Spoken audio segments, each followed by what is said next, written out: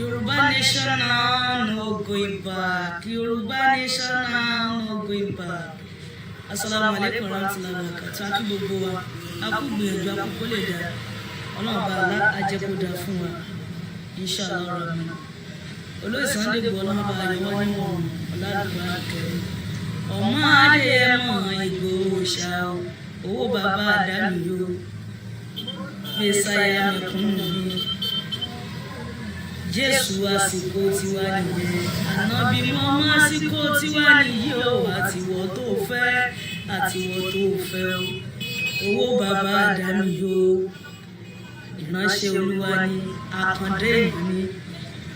Ẹkùn tágìrì gbére ẹni jà ni. À ń lé bọ́ lẹ́yìn jagunlabi lára wájú. Gbogbo ara wájú tún gbèrú kí lè yí o. Bàbá àdámi ni. Ó nífẹ̀ẹ́ mẹ̀kúnnù wo wọn balẹ̀ jẹ́. Ó nífẹ̀ẹ́ mẹ̀kúnnù wo wọn daṣẹ́ rú. Ó nífẹ̀ẹ́ mẹ̀kúnnù wo wọn bà gbogbo nǹkan ẹ̀ jẹ́. Ó sì ń sọ pé no going back kí o. Owó bàbá àdáni o. Gbogbo ọmọ Yorùbá ṣe dédé lẹ́yìn yẹn. Orí bá wà ṣọ́ ẹ̀ dé. Kó dé wá bá wà láyò o. Gbogbo nǹkan ni ẹ tó ti bàjẹ́. Kọ́lọ́mbà wá dá padà ó làdìpèlé àdìpèlé àdìpèlé re. Ọmọ má kú mọ́ ẹ lójú o. Kàyà má kú mọ́ ẹ lójú.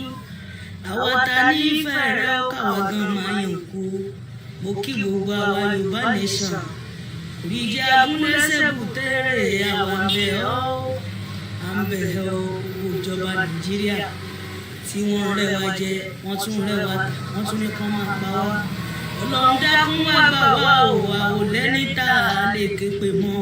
Ìwọ lolùbọ́ tó lè bá wa ṣe. Ọlọ́run wá ṣe ìfún wa o. Ká lékún ọpẹ́, ká lékún ọpẹ́, ká lékún ọpẹ́, ká lékún ọpẹ́ o. Làásán lọ́wọ́ la kù.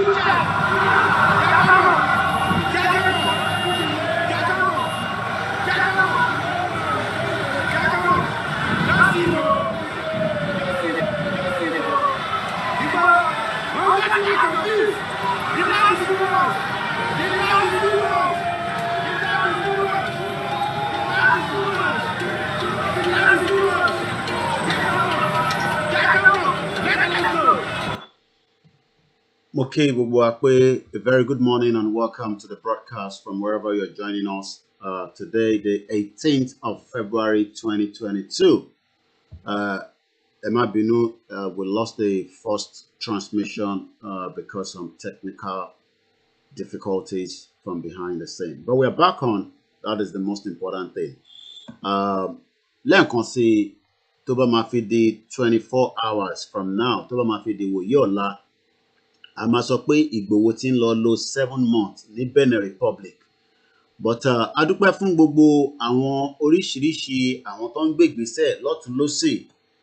Bóyá ní Amẹ́ríkà ni, ní France ni, ní gbogbo bíkíbi tó lúkálukú wà tí à ń gbìyànjú pé gbogbo ohun tí ó bá gbà ni a máa fún, tí Ọlọ́run máa fi bá wa mú bàbá wa kúrò níbi tó wà yẹn, nítorí pé ibẹ̀ kọ́ ni ilé ẹ̀. He hasn't committed any crime, but for whatever reason, the federal government, working with some politicians and probably some royal fathers, believe that as long as Igboho is out of the picture, then there will be peace on the Yoruba land.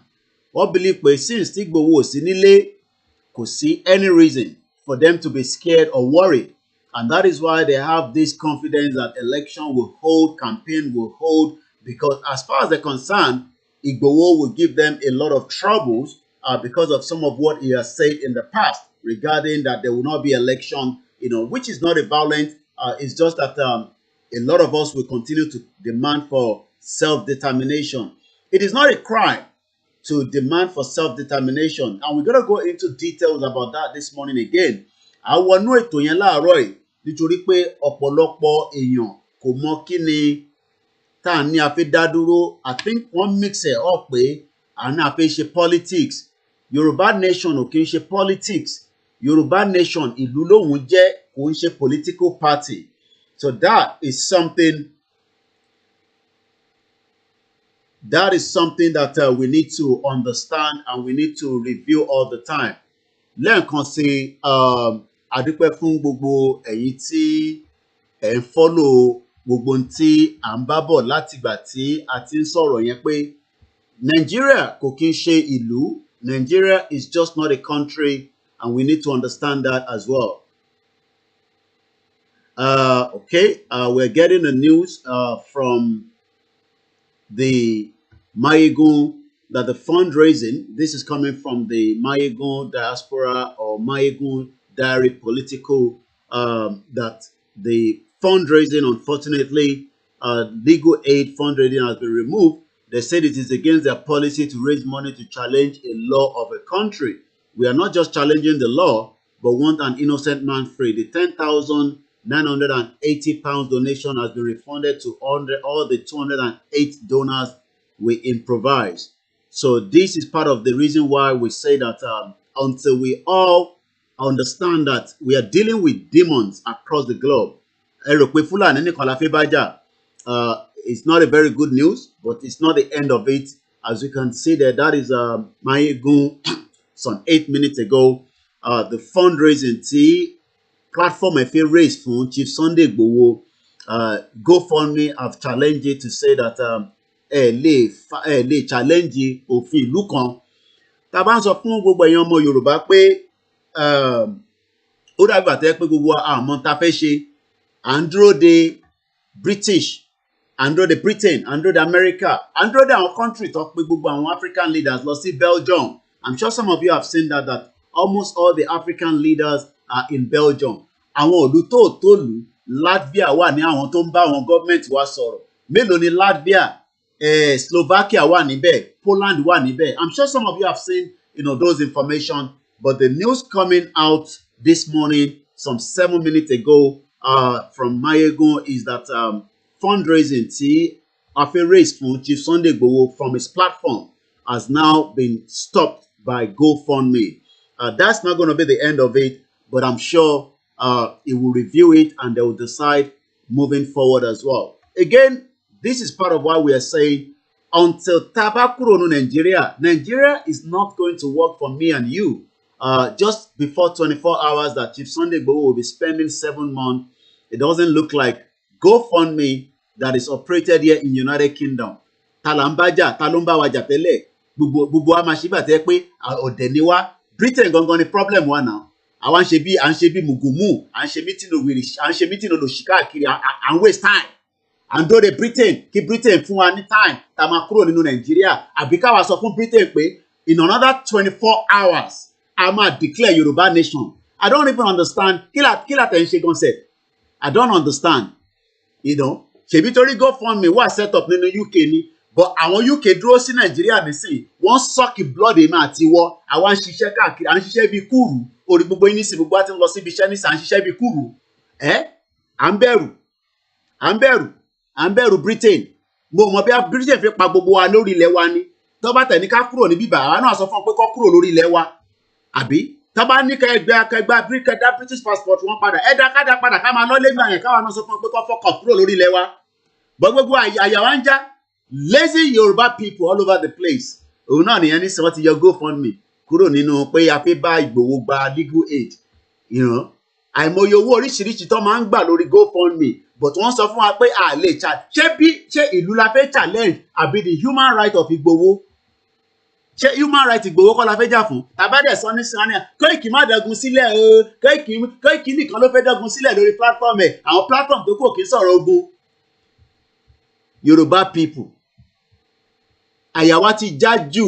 Ẹlòmíì owó tó ń gbà lọ́wọ́ British government òun ni kò ṣe fẹ́ dá sọ̀rọ̀ Yorùbá nation. Ẹlòmíì àwọn ọmọ ẹ̀ tó bí sí lóyìnbó ìyẹn ló ń bà lẹ́rù. Àwọn ọmọ tó ẹgbẹ́ tó bá ti pé 16 ní sáwọn máa dókó káàkiri ni. Sorry for the language. Ọmọ máa jáde kúrò nílé tó máa bá àwọn boys sùn tó máa nà wọ́n nìkan. Ẹ̀rù pé àwọn ọmọ 16 years old tẹ́kọ́ sábẹ́ yín wọ̀ tí bẹ̀rẹ̀ sí nà wọ́n nìkan ní Britain. Ẹ máa tanra yín. Ẹ túbọ̀ máa tanra yín o. Ẹ ṣe jàre ìyá mi gbé mi lékè. Ẹ̀rù ti bà wájú ẹ̀yẹn ọmọ Yorùbá. Get out. You tẹ̀ ń bí mi. Get out. GoFundMe máa dictate fáwa. Ṣé Britain kan ló ń dictate fún wa náà ní Nàìjíríà? Wọ́n fẹ́ kọ̀ raise owó pé ọ̀nà afẹ́ fi bá. Ṣé gọ́ọ̀mẹ̀ntì ìlú yẹn la fẹ́ bá jà? Àbí ẹni innocent person? Anyway, ẹ ṣáà jẹ́ kí n ra dé mọ́bẹ̀. So ẹnu ní gbogbo wa ní gẹ́gẹ́ ẹnu bí àjàkàrà.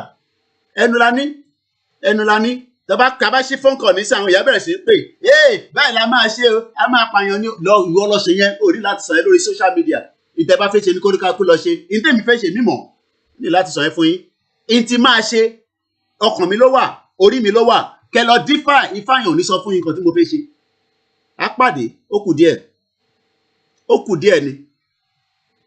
ẹnu la ní gbogbo àwọn ọmọ Yorùbá ẹ̀rọ ní sanfàdọ̀ ọ̀la nísìn àwọn global director wá jáde wá máa sọ̀rọ̀ self determination wá máa ṣe explanation la fẹ́ jẹ́ nísìn àfi kí gbogbo yín kẹ́ sọ fún Britain pa fẹ́ lọ kẹ́ fún wọn ní declaration bó jẹ́ global director ni ẹ declare Yorùbá nation tí lànà bá lè ṣe ẹ̀ ń dúró de bàbá 86 kí ni bàbá Akíntóyè fẹ́ ṣe bàbá àgbàlagbà bàbá tó ti try ẹnu la ní kẹgbẹgbẹgbẹnu wábì kan jókòó járe ẹ bá lọ máa wo ẹ bá kúrò níbẹ̀ kẹ lọ sí another program kẹ tún lọ kẹ máa lọ káàkiri ẹnu la ní kẹkẹ bó ṣe ń jẹ kájọ fi ti lọ ẹnu la ní ẹ mọ̀ pé British government gangan ló wà behind ilé ni ẹ̀yàn mọ̀ ni tí wọ́n ṣe máa sọ fún wa pé British government ló wà behind that àwọn nílà sọ fún wa tá a bá ṣojú òpó nísìn olúkálùkù máa rí sọ ni olúkálùkù a máa rí sọ ṣáá ni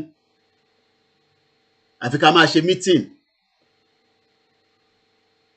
ẹnu la ní gbogbo get out ẹnu la ní àti global director àti YSM àti fẹ́ fọ́kọ̀ gbogbo ní kẹ́ get out ẹnu la ní à ń bá British jà ẹ ní fẹ́ dárúkọ British ẹ ní fẹ́ dárúkọ Britain government ẹ mọ̀ pé Queen gangan wà lára problem wa ni tó bá fẹ́ gbàwé tán fún gbogbo àkọ́gbà lọ́wọ́ wa ká fọ́kọ̀ fẹ́ kúrò nílùú wọn káwọn náà sọ fún kókó fọ́kọ̀ kúrò nílùú wa ká ní kó fọ́kọ̀ kúrò nílùú wa táwọn bá ní ká fọ́kọ̀ àwọn náà sọ fún ọgbẹ́ kó fọ́kọ̀ kúrò lórí ilẹ̀ wa ẹnu la níbi àjàkàrà Ìgbòho wà ń bẹ̀ ní sí 7 months àárín kankan ṣe sí àfi kọ́ máa dìbéètì ó bá dọ̀la ní olúkálùkù wọn bẹ̀rẹ̀ sí ṣe mítìnì wọn máa ṣe mítìnì káàkiri la máa ṣe mítìnì kọ́ fún wọn láàkáǹtì ká fi rézò owó wọn ò rákáǹtì mú jáde láti jẹ́ rákáǹtì mú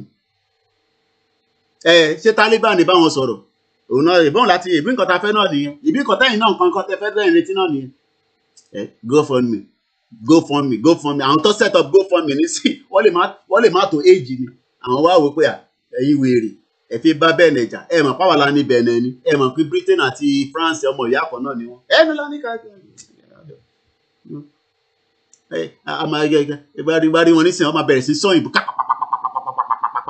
Yorùbá ló gbọ́n jù ọgbọ́n ìbọ̀lágbọ́n náà wà ìtàtẹ̀fẹ́ sọ láàárọ̀ ìgan nísìnyí ti divert conversation nísìnyí bó tẹ̀ jẹ́ pé lórí ti Ìgbòho nìkan la bá ń sọ̀rọ̀ yẹn náà tó àwọn politician wa láyà àní Yorùbá la fẹ́ gbà àwọn káàkiri wọ́n fẹ́ ṣe election wọ́n ṣe campaign àárín kankan ṣe sí àní kọ́ ṣe awareness o kọ́ jẹ́ ká ṣe awareness ìwòyí last November last year àná a fẹ́ raise 100 million ní bíbá ẹ̀ríwó la ń pa Yayi ló kó material jáde yẹn nísìn ṣé ntí Yayi ṣé ẹ máa náà rí Yayi àbó nǹkan lélẹ̀ Yayi kọ́ ni ṣé gbogbo ẹ máa náà rí ṣé máa náà rí tó kó jáde ṣẹfẹ náà rí mo nídìí ọdí ẹ Yayi ló ń lọ yẹn Senator Yayi Senator ṣẹrí gbogbo tó kó bọ́ta ṣẹrí gbogbo tó kó bọ́ta ṣé gbogbo tó kó bọ́ta ìsísì ṣé ó ju 100 million lọ àbó máa jù lọ ẹ wò nísì ẹ wo tó kó bọ́ta wọ́n fẹ́ ṣe empowerment ẹ̀rọ ọlọ́ta wọ́n bẹ̀rẹ̀ sí fún àwọn èèyàn nísìn àwọn èèyàn jáde ẹ̀rí márúwá ọkọ̀ márúwá síta Koiki sọ pé ká raise 100 million ní bíbá ní last year November ọkẹ́ yín síta bí góòlù ni àwọn ọ̀dẹ̀ ní jáde nísìn kọ́ lọ mákàntì wá ká bá wọn raise owó síbẹ̀ ká lè rówó lò ṣẹ́rí sewing machine ó dẹ̀ fún wọn ní bus nígbà tí election dé lọ́kọ́ gbogbo ilé ìbọ́ta wọ́n ti tọ́jú ẹ̀ pamọ́ ẹnu láni ká jẹ́ ká lọ wábì kan jókòó sí jàre wábì kan jókòó sí àgbáyé má gba Yorùbá nation náà nìyẹn àníjà àwọn tó ń ṣe dresser ṣẹ́rí ṣé táwa náà bá jáde nísìn ká bẹ̀rẹ̀ sí kún kan jáde táwọn sọ fáwọn èèyàn pé Yorùbá nation yìí máa dùn ó máa dùn ó ṣé ẹ̀mọ́ ẹ̀ tó ń ta mọ́tò kankan tó kó bọ́tà yìí ṣé ẹ̀mọ́ ẹ̀ tó ń ta mọ́tò Hilux yẹn kankan ṣèbẹ́ gbogbo alájọ́ ń rí nísìn ibo lòun ti rówó wọ́n fowó àbúṣàbù lálejò ẹnu lání ká lọ wábì kan jókòó síjọ ẹnu lání àwọn Latvia wá jókòó pẹ̀lú àwọn prime minister àwọn jókòó pẹ̀lú àwọn African leader ní Belgium mélòó ni Latvia àwọn olùjágbàjàgbà àwọn olù tó ìbọn gbogbo náà ìbọn ẹ̀rí yẹn nísìn kẹ́kẹ́kẹ́kẹ́ lọ wábì kan jókòó sí jàre wọ́n máa ṣe mítìnì káàkiri àwọn ṣe mítìnì àwọn máa sọ òyìnbó wọ́n máa sọ òyìnbó la máa sọ ìbọn náà lẹ́rí yẹn ẹ̀yin tẹ́ dáwó fún ti Mayegun I'm sure Mayegun will come out and see what they can do to move forward for the legal aid ẹnu la ní jàre ìyá mi Pastor Mo ẹnu la ní jàre àwọn Yorùbá ẹnu la ní à ṣe rally ní London àwọn èèyàn ní àwọn ọ̀ráyè ó ń lọ síbi iṣẹ́ ọ̀dẹ̀ ẹ lọ síbi iṣẹ́ tó yẹ pé tó bá déjọ́ kan báyìí tó bá sick pẹ́ẹ́nẹ́ báyìí wọ́n máa gbọ́n dànù náà máa wá agency tó máa fi síbẹ̀ èmi tí mo ẹ ti pẹ́ ẹnu la ní jà ẹnu la ní àwa Yorùbá. Global Directorate ẹ fún wa ẹ declare Yorùbá nation kẹrò bí àní support yìí ìlànà ẹ declare Yorùbá nation àwa kan máa padà lọ sílé ní àní láti wà ní UK a máa padà lọ sílé ní ẹ rò pé máa jókòó síbẹ̀ máa fẹ́ jókòó síbẹ̀ 20 years láti wà nílùú kí láti fẹ́ máa ṣe nílùú kí là ń ṣe náà àwọn jeans àwọn jákẹ́ẹ̀tì ìyẹn ṣe big boy nínú Mercedes nínú Lexus nínú Jeep bá ṣe máa gba Yorùbá nation náà nìyẹn Yorùbá nation yẹn ó ń bọ̀ wá bá wa bá ṣe fẹ́ gbà gangan náà nìyẹn òun náà la ṣe ń ṣe Yorùbá ṣe máa gbà náà nìyẹn wọ́n ti Ìgbòho mọ́nulé tẹ́ kí ló máa bí wa burúkú lójoojúmọ́ àtúndí káwọn èèyàn jáde tàbá ní kọ́ jáde ní Trafalgar Square ẹlòmíràn ní òtútù yìí máa ti pọ̀ ju ó jẹ́ máa wẹ̀ lórí social media Koiki àwọn ìyá àgbàlagbà jáde àwọn ọ̀dọ́ ò jáde mo wá rí kan náà ó ní òun máa ka story yẹn fún yín mo ti share lórí timeline wa sójà gẹrun ẹ̀ lójú títì wọ́n ti tíṣọ́ọ̀sì bọ̀ ìyá jẹ ṣé gèsì lára ká tó cross over a máa cross over má dáwọn olóhùn jáde James Lincoln jẹ́ kó máa parọ́ fúnra wọn máa ká máa ṣe presentation nìkan bá ṣe máa lọ léléyìí diplomacy la máa fi lọ diplomacy náà ni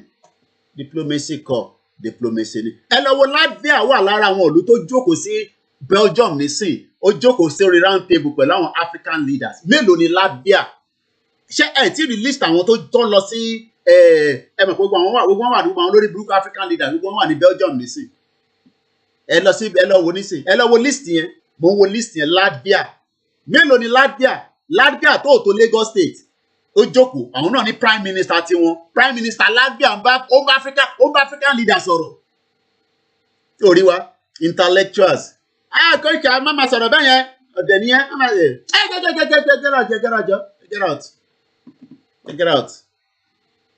get out. I contribute to Mayegun and receive an alert for a fund. Okay. I'm sure pé Mayegun awọ́ náà mi. Ẹnu la níjà Estonia mélòó ni Estonia jókòó pẹ̀lú àwọn African leaders Latvia jàtìjà bẹ́ẹ̀ ni ìyá mi Latvia mo tẹ̀ rí lísìn inú tẹ̀ ń bí mi àwọn Yorùbá tẹ́bá Koiki ọ̀nà báyìí la máa gbà ẹ lọ kí ẹ lọ ṣe gbogbo ẹ̀ ní láti sọ fún mi orúkọ kó lọ ṣe tọ̀dọ̀ tiẹ̀ á da gbogbo ẹ̀rù kí gbogbo ẹ̀ kó fọ́ lójú dànù káàkà sọ di placard kí gbogbo foreigner kọ́ get out kúrò lórí ilẹ̀ wa gọ́sẹ̀ ká tó bẹ̀rẹ̀ sí kọ́ ní káwọn náà get out káwọn náà ní kọ́ get out ká da gbogbo ẹ̀rù. Latvia àwọn òdu tí yà ń jẹ burúkú ọpẹ́lọpẹ́ pọ wà lábẹ́ EU ní EU lọ abẹ́ EU làwọn sásì àwọn sásábẹ́ EU ẹ mọ̀ pé tí Yorùbá nation bá dá dúró bó bá wù ìlú míì tó bá jáde lára Nàìjíríà tó ju 1.1 mú lọ àwa máa protect wọn àwọn máa fún wọn ní ààbò nǹkan mì nìyẹn if we like let us break into 20 countries àwa la máa fún wọn ní ààbò látòkè.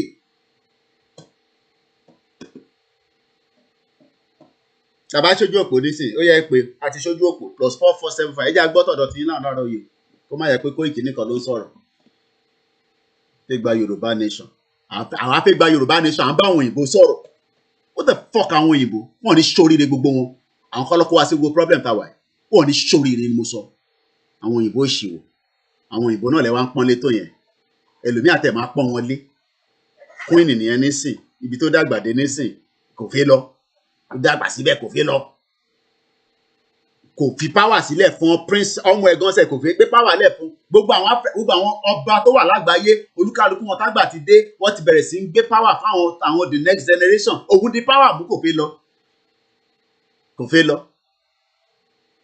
ìgbà wo ni kúkú ò ní má dé tó máa lọ gbẹ̀ngbẹ̀ng náà ni kókó tó lọ máa rí Yorùbá nation because òun ló wà lára àwọn tó dá problem sílẹ̀ tó dá sí wa lọ́rùn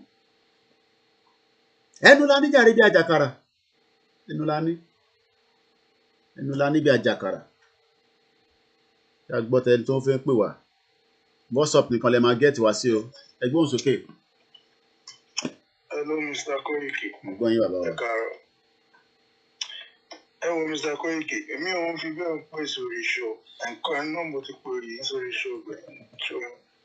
Mr. Koiki, I live in London, you live in London. We have to be truthful with ourselves, sir.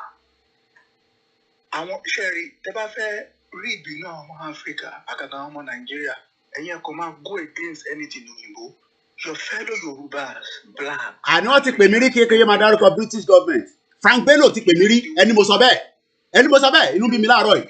Ẹni tí rẹ̀ gbọ́ mi, ẹ sọ bẹ́ẹ̀ pé mo sọ lórí show pé Frank Bello ti pè mí rí pé kí yé máa dárúkọ British government rí, kí yé máa dárúkọ Queen, ẹni kò ìkì sọ bẹ́ẹ̀ tó bá yẹ pé rọ́ ni mo pa mọ́ kó jáde kó ṣe show lórí mi. Okay, good. That's Frank Bello. Àrẹ jáde ní Sàmánà àwọn ṣe Yorùbá nation. Yorùbá nation ṣíwọ́ lẹ́yìn ṣe gbogbo yín. Lẹ́pọ̀ kankan tẹ́lẹ̀ fi sọ̀rọ̀. Somebody like that. Frank Bello ti pè mí rí. Ó ní kí ẹ máa dárúkọ àwọn royal family mo ti bá ṣe program. I believe you. I believe somebody like Frank Bello is a sellout to you. He can't fight for us. You get what I'm saying? Ṣé àwọn tó wà ní àwọn bá dákẹ́ akọ̀dákẹ́ ni. Tó wà ní parliament. Àwọn dúdú tó wà ń bẹ̀ gan wọn ò lè jà fún wa. Dúdú oṣù kí ni kan. Olùfàgbẹ́dọ̀ yẹn sì yẹn a máa rò pé àwọn ní pé breaking fún un òun wà ní UK. And they saw what? That is what the majority of them think.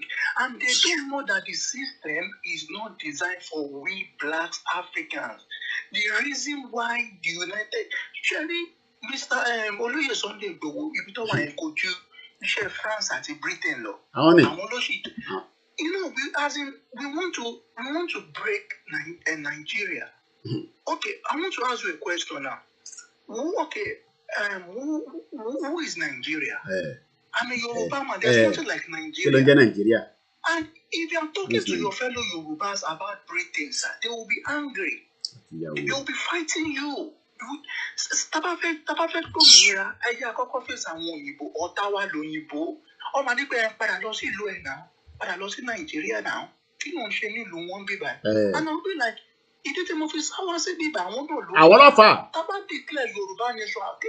I will be the first person to go to Ikro and go back to my land. Kí ni ọ̀tẹ̀ ń wá kiri?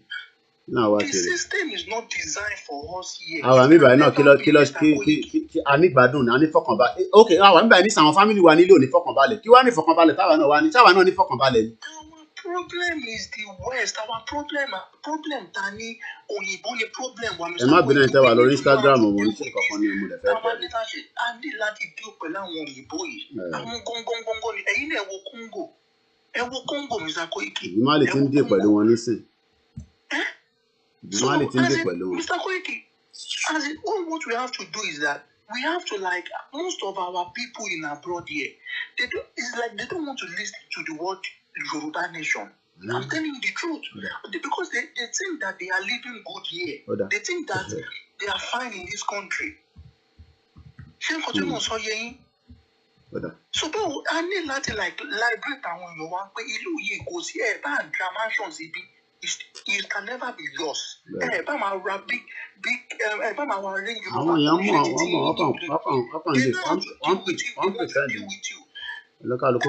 is not our country. It can never be our country. They are just tolerating us in this place. They are so biased. They are wicked. Wá dí pẹ̀lú ẹ níbi iṣẹ́ báyìí. Systematically lọ ṣe máa dí pẹ̀lú ẹ níbi iṣẹ́. Exactly. Wá dí pẹ̀lú ẹ báyìí. Wá kọ́ máa wò pé kí ló ṣe gan sẹ́.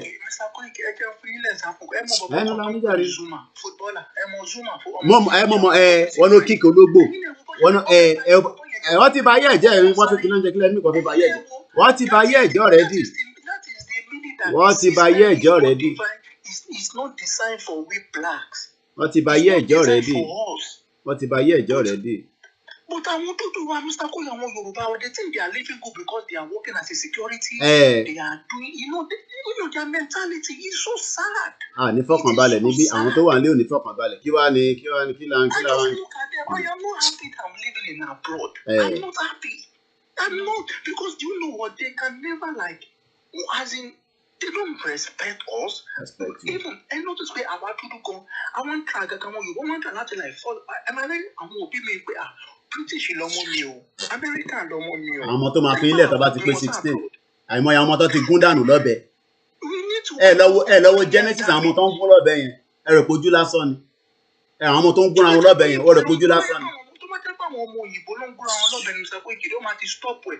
But wọ́n rí pé àwọn ọmọ dúdú ló ń gún. Wọ́n mọ̀ fún ṣe ọ́fíń ṣe gbogbo wọn fi ń ṣe tutù ni ẹni tó bá yé lóye wọ́n fi ń ṣe tutù ni ẹni tó bá yé lóye. Ìyàn kíkì ológbò ó kíkì ológbò wọ́n pọ̀ ológbò nílé ṣífù Ìgbòho ìyàn kọ́ kíkì ológbò ní bíbà ó ti ba tiẹ̀ jẹ́ wọ́n dẹ̀ ọ̀pọ̀ ológbò láfíríkà ṣé ológbò tó pa láfíríkà yẹn ṣó yàtọ̀ sí ológbò tó pa ní Yúróòpù ni ológbò tó kàn kíkì ní Yúróòpù nìyẹn. sẹ́ẹ̀mù òyìnbó ṣe báwọn lọ́ wá ń gun ẹṣin níbi ìgbà tó wá ń nu ẹṣin tó wá ń fáwọn ẹṣin ní drug ní steroid kọ́ tó lò wọ́n. àwọn òyìnbó yìí they use whipla so nǹkan tí wọ́n understand wípé a cat a dog life really matters than me and you in this country. And if you tell your fellow Yorubas, they will be angry with you. They will be fighting you. Mr. Koike, we need to liberate our people. Mr. Koike, a lot of them are still living in colonial damage.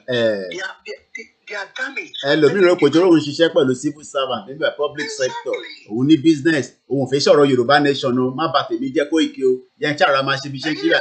Àwọn ọmọ abata àwọn ọmọ yín jẹ́ ní Nàìjíríà. Wọ́n máa bá ti family yìí jẹ́ ní Nàìjíríà ẹ máa sunkún lójoojúmọ́ ni torí Nàìjíríà á máa pààyàn lẹ́kún lójoojúmọ́ ni ojoojúmọ́ ni. Mr. Koike, they are not teaching our children what they have done to our ancestors. They are teaching our children now how to respect, lesbianism and gays. In schools. This is what they do. Kò tí ìyá wọn yan. Ẹ máa wo cartoon.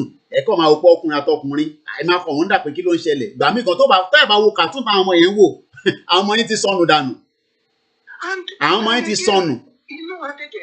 àwọn ọmọ Yorùbá ẹsẹ̀ kan sọ ma nípa ọlọ́mọ fún Mr. Sunday Igboho lórúkọ Jésù níṣẹ́ àlá. What is the meaning of Jésù and Allah? Who gave us these religions? We need to go back to our heritage, our bloodline. No problem. Because I'm telling you, Mr. Koike, most of our Yorubas in abroad. What's the mess up brain gbogbo wa jare?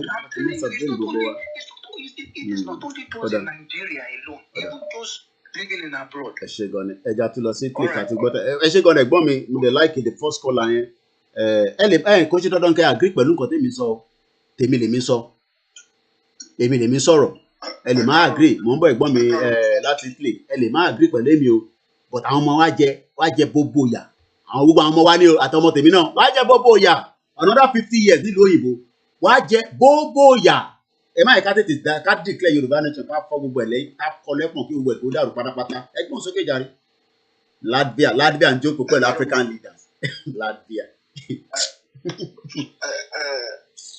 Káàárọ̀ Mr. Koike ṣe rí ọ̀rọ̀ tẹ́ sọ láàárọ̀ yìí tí n bá sọ fún pé mi gan èmi fúnra personally mo ti ń rò ó ti sú mi nítorí ó ti sú mi ní kí n máa jókòó sínú òtútù lọ́dọọdún tí gbogbo ọmọ mi máa kákò ó ti sú mi ṣe rí mo rojọ́ kan pé òkè Yorùbá ó dàbí torí pé kọ́ṣọ́ wa àfẹ́ nǹkan bí ẹ̀jẹ̀ òun ló wá ti ń gba eré ọlọ́mọ ẹ̀kọ́ gba eré ayọ̀ wa dànù tán àfẹ́ jẹ́ o tó wà síjà kò lè sí nígbà míì wà ikọ̀ tí sùúrù máa ṣe ikọ̀ tí ìbínú máa ṣe sùúrù ò lè ṣe o ikọ̀ tí sùúrù máa ṣe ìbínú ò lè ṣe o olùkálẹ̀ Ọlọ́run dá ìkọ̀ọ̀kan ni ṣé rí ọ̀rọ̀ tẹ́ sọ láàárọ̀ yìí ó ti sú mi àbí ká máa rojọ́ ká máa sọ̀rọ̀ ká máa ṣe báyìí ní action rárá lórí ìkọ̀kan but ibi tí mi ń ròde nǹkan tí mi kàn kú dì sí ni pé ọ̀rọ̀ bàbá wa Sunday Igboho òun ló fẹ́ fi sọ̀rọ̀ yìí nítorí èmi ò believe pé ẹnìkan lè jáde bí bàbá wa Sunday Igboho tó lè check Nigerian government tó máa jẹ́ láti ilẹ̀ Yorùbá tó máa sọ pé láti ilẹ̀ Igbo ilẹ̀ Haúsá máa ń ó lè àkùn but tó máa sọ pé láti ilẹ̀ Yorùbá ó jẹ́ kó tó ṣọ́ọ̀kì mi so òun ló mẹ́ni bí kan kú ọ̀rọ̀ ti tèmi ṣé rí ikọ̀ tó máa ṣẹlẹ̀ tó máa mú Yorùbá nation tó máa mú stable pátápátá ó máa tó gbogbo jáde. Ọlọ́run tó lè gbé bàbá Sunday Igboho jáde nígbà tí gbogbo wa ò respect Ọlọ́run ò tí ì dáwọ́ iṣẹ́ dúró nǹkan tí máa ká kọ́ èsì nìyẹn nítorí tá a bá sọ pé lómi lè wà tó tún lè jáde láti gbà tó ti mú bàbá Sunday Igboho yìí tẹ́ bá rántí pé mo ti sọ̀rọ̀ yìí fún yín mo ní kò yẹ kí ilẹ̀ Yorùbá settle down débi pé àwọn kan máa ráyè gbọ́ wọn campaign láti sọ pé wọ́n fẹ́ ṣe election. Arẹ́gbẹ́ṣọlá mú ká kò yẹ kó sí pé nísìnyí ó yẹ kí láyọ̀ ti máa wà káàkiri ni ibẹ̀ yẹn ti máa mọ̀ pé àwọn tó sọ pé ìjà Yorùbá ṣòro jà mo ò lè bá wọn wí. So ọlọ́wà fún wa lọ́wọ́ ṣe ọlọ́wà ṣe àánú fún wa. Lágbára Ọlọ́run àmọ́ tán ẹ̀yẹn náà ni mo ṣe ń bínú jáde báyìí bí a ti bá bínú ìbínú yẹn lè wọnú ẹ̀mí tẹ̀yìn náà ẹ̀gbọ́n sókè. Sálàfíà lẹ́wà. Àdúpẹ́. Lórí mo like gbogbo ọ̀rọ̀ tẹ́ sọ lẹ́nu Yorùbá á ti wà too fearful. ẹnu la níbi àjàkárà. ẹnu ni ẹ wo kánú náà mú sínú ilé yẹn ẹ wá tọ̀ tọ̀ àwọn ọmọ Ìgbò ẹ wá tọ̀ tọ̀ ń tèkì síta tó. ṣéyàn tẹ̀lé no ẹtẹ ṣẹ́ríta àwọn ọmọ Ìgbò yẹn ṣéyàn tẹ̀lé believe pé ESN ni operate nínú South East.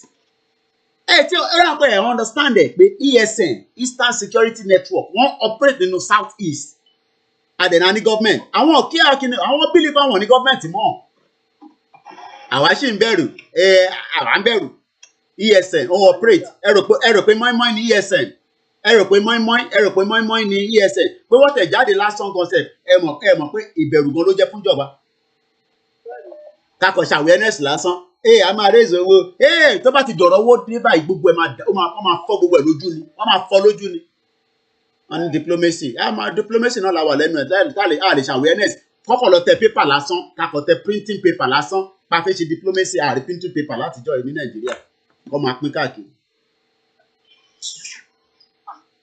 a ti wà tún fẹ́ fún jọ ó ti pọ̀ jù ẹnu la kò máa ní òyìnbó ní big grammar ní big grammar àwọn tó tẹ̀ á wà lé they are nothing to write home about àwọn tó wà lé wọn àti fẹnu sọ ìtọ́nà ń pera mi mọ́ nǹkan tó ń pera ẹ̀ náà pásítọ̀ kìnnìkan ẹnu la rí àrásọ̀ àwọn tó kìnnìkan tó kìnnìkan àwọn tó kìnnìkan àrásọ̀ kankan the only person that ever rí òun náà ní Sunday Igboho àwọn olùkọ́ṣe la rí tó sọ̀rọ̀ tó tún dá sọ̀ pẹ̀lú ẹ̀ gbogbo àwọn tó kù ẹnu lásán ni.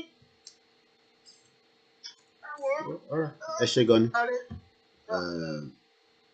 èmi kúkú máa ń sọ bẹ́yìn bá ń bẹ̀rù ẹni mo sọ bẹ́ẹ̀ ẹ sọ pé Frank Bello ó pè mí rí nígbà tá a kọ́kọ́ bẹ̀rẹ̀ some 2.5 years ago pé tí bá ń ṣe program kì í máa dárúkọ Queen kì í máa dárúkọ àwọn royal family kí ló fẹ́ ṣe fún yàn kí ló fẹ́ ṣe fún yàn wá tì mí mọ́lé wá pààyàn kí ló tún wá kù lè jọ ká máa ṣe analysis ọ̀rọ̀ ìṣìkan gẹ́gẹ́ gbogbo àmọ́ problem tẹ́ ká máa point fingers sí British government pé tẹ́ ẹ̀ bá ṣe ń ta fẹ́ ẹ̀yin gan ní nísìnyí wọ́n fún wa nísìnyí báyìí nísìnyí ṣé gbogbo àwọn táwa ní UK ká tẹ̀sán fáwọn tó tẹ̀ sí ní UK olúkálukú tó wà nílùú mi àwa táwa ní UK ṣá nísìnyí ni wàhálà nìyẹn nísìnyí ó ti ń gbéra nísìnyí á drive láti ọjọ́ tó ti ṣiṣẹ́ ó yẹ kí wàhálà nílùú rẹ kó jẹ́ bí ọ̀gá ńlá ni mò ń bọ̀ láti South Africa wàhálà cousin mi ó yẹ kó jẹ́ big ọ̀gá nílùú yìí wọ́n á ní píjà ọ̀gá kankan ọ̀gá ọ̀dọ́ máa fi ṣe á wà lábẹ́ òyìnbó títí ni. Mr. Koiki, in fact, Jerry, the world power all together, the world power put together, are not against Yoruba nation. And àwọn Hausa yìí dẹ́kẹ̀rẹ́ àwọn náà tẹ bọ́tìnì yìí àwọn Fúlàní ló tẹ bọ́tìnì yìí bóyá àwọn èèyàn wá bìlíìfù àbáwọn èèyàn wá bìlíìfù o bọ́tìnì táwọn Fúlàní tẹ̀ fún wa nìyẹn. wọ́n stop go fund me mayegun kí lẹ tún expect. ṣé ẹ kọ́ sà. mo ń gbọ́ yín. ṣé ẹ kọ́ sà they have gone all over the world láti silence wa. ṣé you understand. So the only solution tí a lè fi gbára wa sílẹ̀ òun ni kí everything turn violence. tí kò bá ti sí yẹn kò síbi tá à ń lọ o. so nǹkan advice tí mo fẹ́ give ni pé ẹ pé àwọn tó ń pera wọn ní leader wa yìí ìlànà global directorate. bọ́ọ̀ pé ẹ kọ́kọ́ màá náà ẹ bẹ́ẹ̀ mo pẹ́ anybody ẹ̀yìn náà pé wọ́n mo ò pẹ́ anybody bí mo fẹ́ pé wọ́n fún mo ò pẹ́ anybody jọ gbogbo wọn ló ń gbọ́ program bí mo fẹ́ pé wọ́n fún mo pẹ́ anybody ẹ̀yìn náà pé wọ́n. ìpè ṣé wọ́n tiẹ̀ ní plan láti pé kíkiní kó di ogun kó di ọ̀tẹ̀ because gbogbo ìlú tó wà ní àgbáyé pátápátá dé Britain tẹ wà yẹn dé America kò síbi tí wọn ò ti jà láti gbára wọn sílẹ̀ o. mi bá ní support wọn à ń ṣe máa support wọn but mi ò pẹ́ anybody bó bá fẹ́ ṣe ìgbọ̀kan máa bá wọn polówó ẹ̀. táwọn bíbí tó bá ní plan pé kíkiní kó di ogun kó di ọ̀tẹ̀ kó ṣe within 6 months and by let me say by October this year kí gbogbo ẹ̀ kó di àtàyànyàn. That is the only solution. Tí kò bá sí violence tí a bá bẹ̀rẹ̀ ìjà tí a bẹ̀rẹ̀ ogun kò síbi tí yóò bá lọ o. Àwọn Hausa wọ́n ti rà wá. Mo kẹ́hìn tẹ́ wà lórí big seller. Addition yìí àwọn politician ti rà wọ́n pa. Ṣé ẹ pé wọ́n kàn fojú ṣe Yorùbá nation ni irọ́ pátápátá ni wọ́n pa fún wa ẹ̀tàn orí ẹ̀tàn náà gbé wa sí orí scale.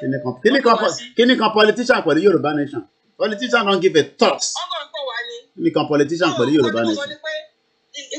nǹkan tí mo sọ ni pé àwọn politician ti ra àwọn èèyàn wa ti di sell out fún wa. Wọ́n ní di sell out ṣé ebi ò pa wọ́n àwọn tó wà ní ebi pa àwọn èèyàn náà nígbà tá a bá da gbogbo ẹ̀rù tíyan kan rí kankan ṣe mọ́ politician gan ìtorí politician ṣì move around ni. ẹ wo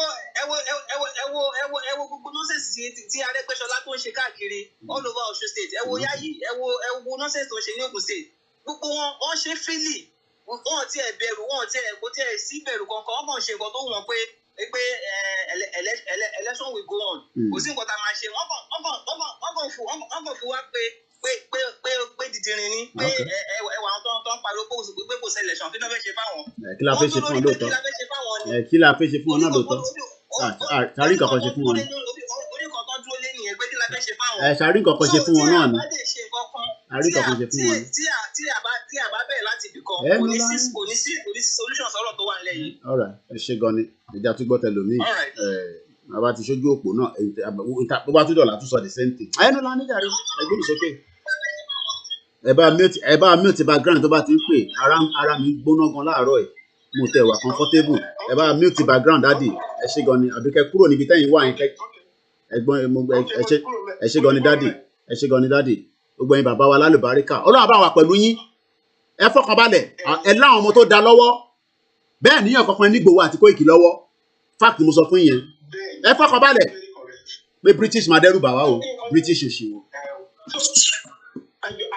àfikún ohun tí mo fẹ́ sọ mo ti text you ní nǹkan bí ọjọ́ mélòó kan sẹ́yìn. ok. lórí ọ̀rọ̀ pásọ Bánkọ́lé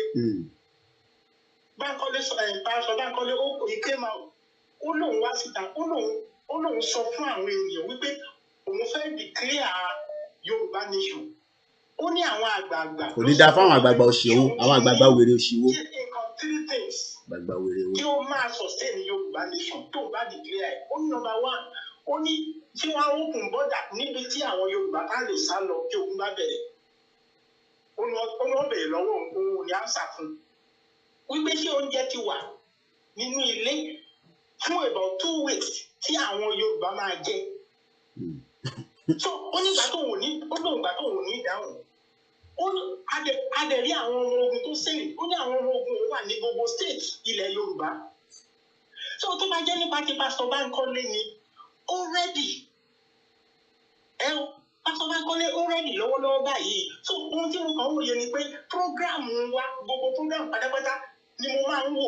so wá ìlú ṣó yẹ kó rí bẹ́ẹ̀ àti gbogbo wọn ni mo máa ń wò. so mo wá rí pé ohun tí mo mọ̀ kó kù fún wa ní àkókò yìí ni pé ẹ jọ gẹ́gẹ́ bí aṣáájú wa Kóìkì aṣáájú ló jẹ́ fún wa jọ coordinate gbogbo àwọn wọ̀nyí yìí àwọn tó rẹ́ẹ̀dì ti wà ìgbà tí màmá wa ẹ̀kẹ́ wa mọ́mí wa Abíọ́lá òun náà sọ pé ó lóun ò fógun ó ní èwo ni ká wá ṣe gan ọ̀rọ̀ kóòtù náà wà ń bẹ̀ láti stop election ó wà ń bẹ̀ èwo ibo ni ká wá yà sí báyìí tó lè mí wòye wípé àti diplomacy àti ti pásítọ̀ Bánkọ́lé kí gbogbo ẹ̀ka kó pọ̀. àti gbọ́ yín. kó pọ̀. no problem. ìdí ni pé bí ọ̀rọ̀ ṣe ń lọ yìí kò gbọ́ àjọ aṣáájú ni ẹ ò ṣàkóyè torí mo gbọ́ ìgbà tí máa ń kàn báyìí ní Ìbàdàn lọ́jọ́ yẹn tó ṣe fídíò kan síta tó bẹ̀ sí iṣẹ́ ìpè fún ẹ̀sìn sọ pé eré Kóìkì tó wà ní kinní yẹn tá máa sọ̀sọ̀ kú sọ mo láti reply ẹ̀ nínú text mi pé ṣé òun ǹjẹ́ lóòótọ́ ṣé nǹkan tí Kóìkì sọ ẹni tí Ìgbòho sọ pé spokesperson òun ṣé ó wá ń parọ́ ni mo kọ́ sínú text yẹn. ẹ ṣe gbọ́n ní sá thank you. so mo kàn wá rí wípé àwọn bíi mélòó kan èèyàn kékeré ló máa ń ṣèlú bí àwọn èèyàn bíi mélòó kan irú bàbá Professor Akíntóyè and you yourself àwọn bẹ́ẹ̀ ibi tó bá kàn fẹ́ fẹnu kò sí mo fi ọ̀nà Ọlọ́run bẹ̀yìn wẹ̀ kò gbọ́dọ̀ ṣe òní sàkó ìdí ní pé mo ṣe ta wájú ó lé o. ẹ ṣe gan ni daddy thank you very much baba mi. the way you are welcome. ẹ ṣe gan ni sir thank you sir. so please search their mind. kí ni the best way. Can forge ahead. The Lord is in the support. Amen. Ẹ ṣé gan ni. Thank you very much. Ẹ ṣé gan ni. Mo kí gbogbo ẹ̀yin àgbàlagbà tí Ọlọ́run jẹ́ kẹ́ jẹ́ bàbá fún wa. Ọmọ yín ni mo sì máa jẹ́. Ẹ lọ gbọ́ broadcast mi ní 2.5 years ago. Mo ní kí diaspora máa prepare láti máa send container oúnjẹ máa bọ̀ nílé tó bá tó stage kan. Kí ni mo ṣe fi máa sọ nísìnyí pọ̀ ọ̀rọ̀ oúnjẹ? Ṣé mi ò mọ̀ pé tí wàhálà bá dé oúnjẹ máa jẹ́ problem? Mo ní kí diaspora máa lọ prepare. Ẹ kàn máa lọ sí warehouse kan ni. Ẹni kan bá yín lò pálí ni kò ń ṣe páṣẹ máa lọ yẹ máa lọ sí bẹ́ẹ̀ mi ṣe máa lọ sí dídùn. Ó láwọn ibì kan tẹ máa lọ. Container ni méjì ẹja síbì kan. Wọ́n á máa load baked beans, wọ́n á máa load oúnjẹ ẹgbẹ́ sórí ọkọ̀, á máa bọ̀. Àjà sí the nearest border àbí kájà sórí omi wa náà nígbà tí wàhálà bá dé. 2 years ago ni mo ti san yẹn. Ó tẹ̀ ti pé ó ti kọjá ó ti lọ pé 3 years nísìn. 3 years ago lèmi ti san yẹn. Tíyàn kan ṣe ń sọ pé kí la máa jẹ kí la máa mú. Eré palẹ̀ rẹ̀ pa à ń ṣe. Ó dà pé a fẹ́ gba Yorùbá nation bí ṣe ń wò yìí gbogbo wa. Bí àwa díẹ̀ chinchin ní lárílì ló mú wa ló wọnú àyà wa gangan. Ká sọ̀rọ̀ títí ká àní Latvia ń bá African leaders jókòó. Ẹ mọ̀ tó ń pè ní Latvia ni. Mélòó ni Latvia? Mélòó ni Poland? Mélòó ni understand nǹkan tí mò ń sọ ni. Latvia ó jókòó pẹ̀lú àwọn African leaders. Prime minister wọ́n ń bá wọn ṣe meeting. How ni president Latvia ṣojú mi lọ ni. Ìjókòó sí bíbá mò ń wọ jeans mò ń wọ polo mò ń ṣe big boy káàkiri. Àná ń ṣe big boy ní London ṣe big boy l'Amẹ́ríkà. Torí o ti ní mọ́tò kékeré kan tó ra ń push káàkiri l'Amẹ́ríkà. Ìyẹn náà ti wá wọ ìyẹn o ti fi kò ti wọ òkè tán o ti arrive. Ẹ já lọ sí Dubai ká gbọ́ tẹ̀lómi. À ń gbọ́ yín. Ẹ káàárọ̀. Mr. Kweke, ẹ káàárọ̀ ẹ kú program. Mo ti sọ̀rọ̀ yìí nígbà kan rí. Ṣé rí àwọn directorate àwọn gangan ní problem? It's not as if they support Yoruba nation. Àwọn tó tẹ̀lé directorate they are all politicians. And you see, go for me, Mayegun, wọ́n wà behind them. Because ó ní nǹkan tí ó jẹ́ kí àwọn náà di olóyè mọ́lẹ̀ síbẹ̀. Ó ní nǹkan tó yẹ kán di olóyè mọ́lẹ̀ síbẹ̀. Ọwọ́ wọn wà nínú GoFundMe yẹn because wọ́n rí wọn pé situation kìíní movement ó ti fẹ́ take another dimension of which tí àwọn ò dẹ̀ fẹ́. Ṣé ti yé yín? Wọ́n kàn fẹ́ máa push wa kọ́kọ́ bọ́ síta kọ́ máa sọ̀rọ̀ òṣì kọ́ máa sọ ní Zoom meeting yẹn kọ́ máa sọ̀rọ̀ kọ́ gbégbé òṣì sójú títí tó máa fi di 2023 táà ní option mọ́. And tó bá ti ń létí kọ́ máa gbọ́ we will tell them that we have option and this generation will break Nigeria. Yes, to confirm here. This generation will break Nigeria either they like it or not. Nígbà tí mo ń ṣe Ọbásanjọ́. Brother mi kan ti sọ̀rọ̀ lẹ́ẹ̀kan pé tó bá máa fi di October kí gbogbo ẹ̀. Before October ó máa di yam scatter. Nobody kò sẹ́ni tó máa lè dúró di October because people are suffering every day. People are dying in Nigeria. They rape, they kidnap, they demand for ransom every day. Ṣé ìyẹn la fẹ́ máa ṣe di 2023? No, Nigeria will break. Gbogbo ẹ̀ máa tó scatter, ó máa scatter. And Mayegun wọ́n lè wá. I'll jáde padà sọ. I'll tell us what next thing. So, sure that. Yes, no problem, yeah. No. And one more thing, kí Mayegun ó má tiẹ̀ sọ pé àwọn fẹ́ gba àwọn stupid lawyer tó wà ní UK yẹn o because. Ẹ imagine ṣe ẹ jẹ́ ká gbọ́ àmọ̀ pé tá bá mú lọ mú bọ̀ náà ìbá pé àwọn èèyàn fẹ́ movement ṣe lọ́rọ̀ movement àwọn kankan wà tó yẹ pé tẹ bá ti ṣe wọn too much wọ́n máa nọ́ọ̀kẹ̀ lẹ́sẹ̀kẹsẹ̀ òun lọ̀rọ̀ ti Mayegun yìí. Ẹ ti understand me sin because we are dealing with kò ń ṣe Nigerian government nìkan là ń deal pẹ̀lú èmi ti sọ yẹn tipẹ́tipẹ́. We are dealing with multiple different people that are following all the àwọn òyìnbó jókòó báyìí wọ́n wò wá báyìí ẹ̀yin ibi tèmi ti ń make owó ẹ mọ crude oil owó tó nígbà tó ń gbé crude oil lọ sí Belgium ṣe é rò pé Belgium stupid mélòó ni Belgium wọ́n lọ ń refine crude oil Nigeria ní Belgium èyí wọn ẹ fẹ́ break in Nigeria. Belgium kan ló host gbogbo African leaders nísìn kí ni Belgium lè máa mélòó ni Belgium tó host African leaders mélòó ni wọ́n Ọlọ́run àmà tí wàá rògbò báyìí torí Ọlọ́run mélòó ni Belgium host African leaders. country wọ́n sọ di mess wọ́n ti mọ̀ Belgium. bọ́dẹ̀ ní Africa náà. àwọn gbọ́ epo káàkiri ni no company kan náà ló máa bá wọn ṣe gbogbo refinery tó bá ti gba ti Nàìjíríà ship yẹn á dúró sórí dock wàá refine ti Nàìjíríà wàá refine ti Congo wàá refine ti gbogbo ẹ̀ wàá tún dá padà á tún padà sórí omi.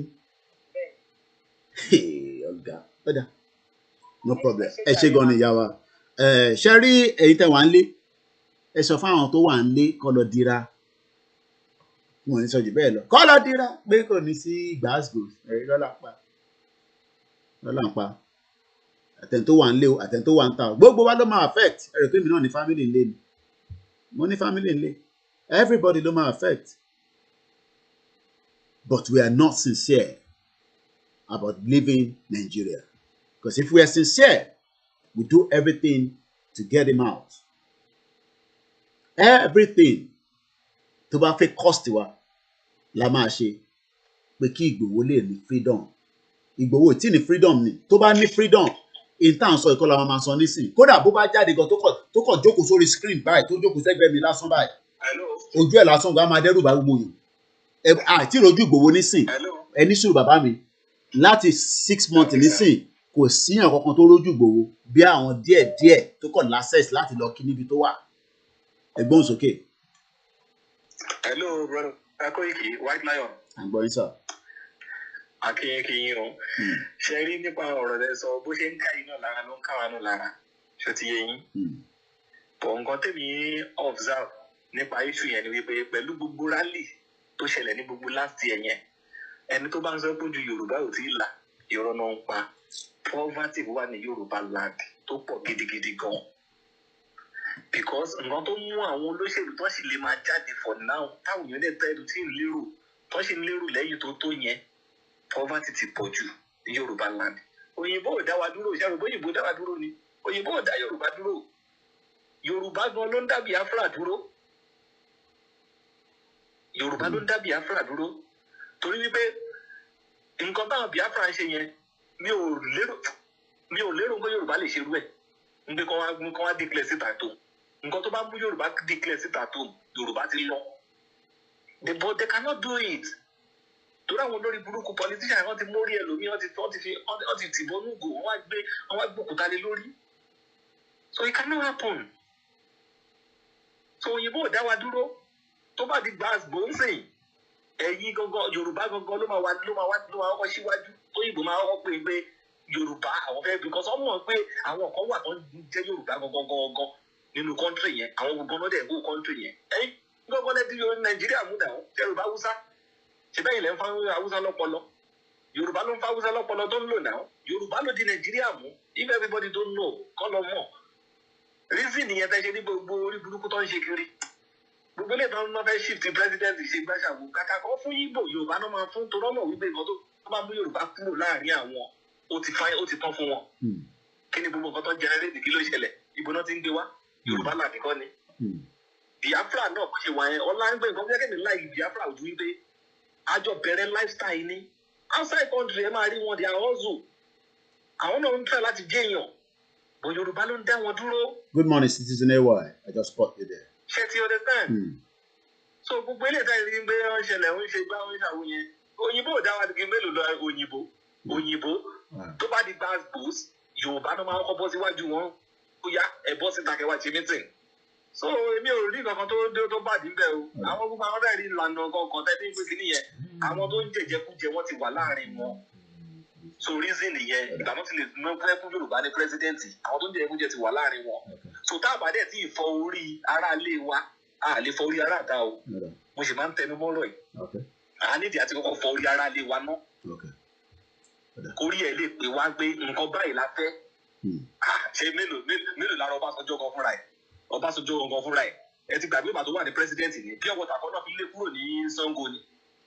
Ọbásanjọ́ tẹ̀ disturb àwọn náà ti ní ká lọ slug ẹ̀ out àwa ní ká lọ slug ẹ̀ out Ọbásanjọ́ disturb ẹ̀ so àwa là ti fẹ́ lọ tàbá ti fẹ́ lọ tó bá yá tàbá fẹ́ lọ àmọ́ tá máa ṣe. tẹ́ bá wo poverty tó wà ní kinní yẹn ó ní 80 million plus Yorùbá ó ní Yorùbá nù wọn ó ní almost 30 something ní poverty because nǹkan tó lè mú Ìgbò kán lè declare pé síta tó tí Igbo dẹ̀ dúró lé mélòó ni ẹjọ́ nǹkan tó mú Igbo declare síta tó tó ń dúró lé every Monday ẹjọ́ kí lè kò sí you so what are you now saying?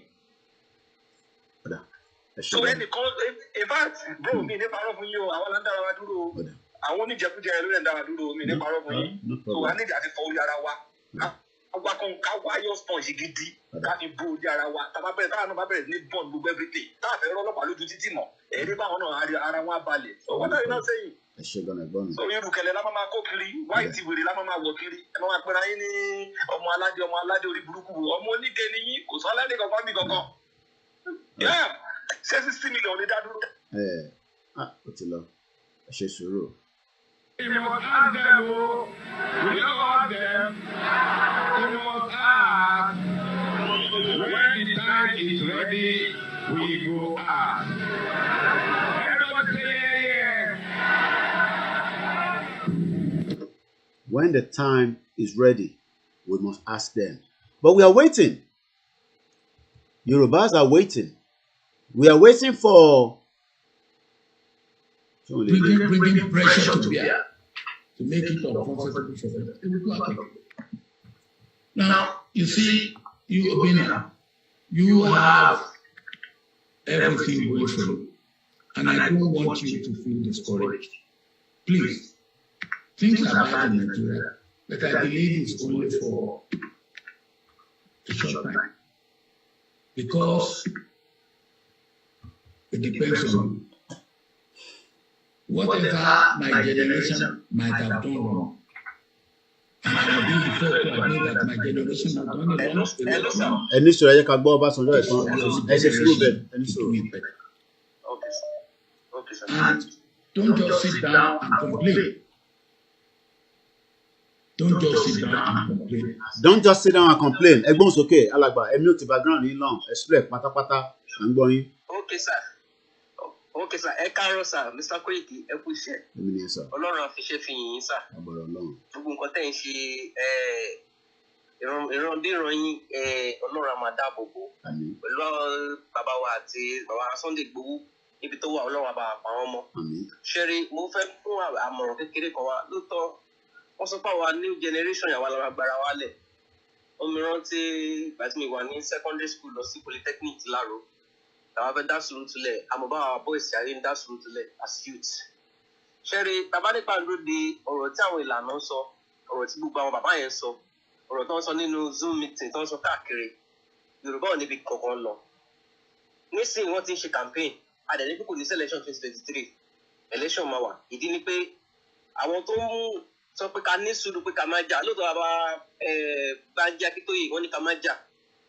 Ní sísẹ́ Abíọ́lá náà wọ́n ní pé ká má jà kò sí ọ̀nà tá nígbà fi jà because ìrẹ́jẹ yẹn ti pọ̀ jù. Tá bá ní pé àníjà pé ọ̀nà tá fẹ́ gbà lélẹ̀ pé nǹkan tá fẹ́ lélẹ̀ kò ní ṣeé ṣe. Èyí tí kò ní fi ṣeé ṣe ni pé àwọn làwọn fẹ́ lọ ọ̀nà ọ̀mọ̀wé pé kó fi gba Yorùbá nation. United Nations tó lọ sá lọ ń bá wọn ò ní dá sọ̀rọ̀ tó wà lẹ́yìn o. Tí àwọn èèyàn bá ti di wàhálà bíi ti Afghanistan wọn ò ní dá sí ọ̀rọ̀ tó wà lẹ́yìn. Because wọ́n fojú ara wọn náà fi ń rí tó bá ti di wàhálà tí olóko ò lọ sóko mọ́ tó lódò ò lọ sódò mọ́ they will come in. They will come sit on round table they will ask for rest pé kí lẹ̀yin fẹ́ ìgbà náà jẹ́ lè come in. But tí a ṣe bẹ́ẹ̀ yẹn kò síbi tá à ń lọ ẹ kọ lẹ́tà lọ sí United Nations 100 times kò sí ọ̀nà bẹ̀ ṣùgbọ́n wọ́n rí gbogbo rally tẹ̀ ń ṣe tẹ̀ lọ síwájú White House tẹ̀ lọ káàkiri ṣùgbọ́n wọ́n rí wọ́n ní já sọ̀rọ̀ tó wọn lẹ̀ kọ́ Nàìjíríà jẹ́ kókó ọbẹ̀ fún wọn. Wọ́n bá dẹ̀ fọ́ kókó ọbẹ̀ yẹn kò síbi tá à ń lọ. Ká máa jókòó meet 300 times. Ẹ̀sà, everybody just waste his time pẹ̀lú meeting tó ń ṣe. Gbogbo kọ́mẹ̀ntì Mr. Abiola sọ, kọ́mẹ̀ntì awareness kan. Okay now, people that are hungry in Nigeria, kí ọ̀gbìn tó bá ti rí owó kọ́ náà máa tẹ̀lé ni. Kò sí ọ̀rọ̀ tẹ̀lé sọ́sọ́ ọ̀dọ̀ ìgbìlábírètì tí wọ́n tó máa gbọ́. Bọ́tà bá da gbogbo ẹ̀rú. Okay. Oníkálùkù wa túṣùkòtò ẹ̀sán gbà yẹn pé àwọn ti máa tẹ̀lé ilé. Because every 4 years wọ́n máa fi gàrí àti 1,000 àti rice fi kówó lómi ọbẹ̀ lọ. Kò dẹ̀ yí ọ̀pọ̀lọpọ̀ ènìyàn. Àwọn èèyàn fẹ́ tẹ̀lé Yorùbá nation wọ́n wọ̀ ráì dájú wọ́n rí ẹ̀rí. Bọ́tà bá dá gbogbo ẹ̀rú pé kí ni yóò dá sẹ́ àwọn èèyàn náà ṣe kí ni wọ́n á dìde. Àmọ̀ràn mi kékeré kan tí mo fẹ́ sọ pé Jerry ẹ̀sà bẹ́ẹ̀ jẹ́ ọ̀dọ́ ẹ̀mí náà jẹ́ ọ̀dọ́ ẹ jẹ́ kí ọ̀rọ̀ ẹ̀kọ́ jẹ́ bí secret oníkàlùkù mobilize sójà kéékèèké bíi pásítọ̀ Bankole. ẹ lọ máa prepare àwọn èèyàn nílé kólúkálukú lọ prepare tiẹ̀ ẹ ṣe gan ni èmi á máa prepare tèmi fún kan tí máa ṣe tí mo ní láti sọ kẹ́yìn náà máa lọ ṣe tiyín. Let me read this quickly. These I picked up this morning. Mo ń bọ̀ èyí tẹ́ ń pè. I picked up this from this Twitter account this morning. Well, that's what I normally do when I wake up. I go on Twitter, and this article, this particular thread popped up. Very, very painful one, but this is what Nigerians are facing on a daily basis. Let me allow this next call, but after, okay, I'll just let that call be for now, because if not, I will not read through this. Ashimagba call says Shisuru. And it is 18th, $2, ó máa pé 7 months tí Ìgbòho ti wà ní Benin Republic. Arákùnrin ń béèrè pé, do we still have rights in Nigeria? Question mark. Ó dà ń pé bí àwọn ò mọ̀ tẹ́lẹ̀. But let's find out what has happened to this particular young Nigerian that was embarrassed and his life was also at stake. Lẹ́ẹ̀kan sí Mori Citizen AY, I say good morning to you, my dear brother. And don't expect every one of us to speak like Koiki. Some will continue to talk about the advantage, which we are doing as well. But the question I'm asking is, are we truly ready to leave, or are we all just deceiving ourselves? We have 1 million Yorubas out today in Nigeria. We lock the whole country to stand still. In every part of Yoruba land, we will lock it completely. Do we still have rights in Nigeria? Ìbéèrè tí arákùnrin ń béèrè nìyẹn. I have always been a patriotic Nigerian in speech and in action, just like so many of you. Gbogbo yín náà, at some point, including myself, we love Nigerians because we love the way they were playing the football. You know, we were loyal. But now we start realizing that truly, we are not Nigerians. Nigerians are not Nigerians because it is a fake country that was created by the British government in 1914. That we cannot hide away. That the British government cannot hide away. That the British government cannot deny it. So why are you now trying to deceive yourself? Just like this person. The question is asking is, let me highlight it so that you can say, do we still have rights in Nigeria? So some Nigerians still believe that they have rights. Because our course don't want we don't want to miss them, especially the ones from Nigeria because of the but if for me just another 10 minutes. Okay, money lati gbe call you our mommy. I don't know what they're calling. Could be urgent. Kilo shele. Yeah. Just on your later more live show nisin.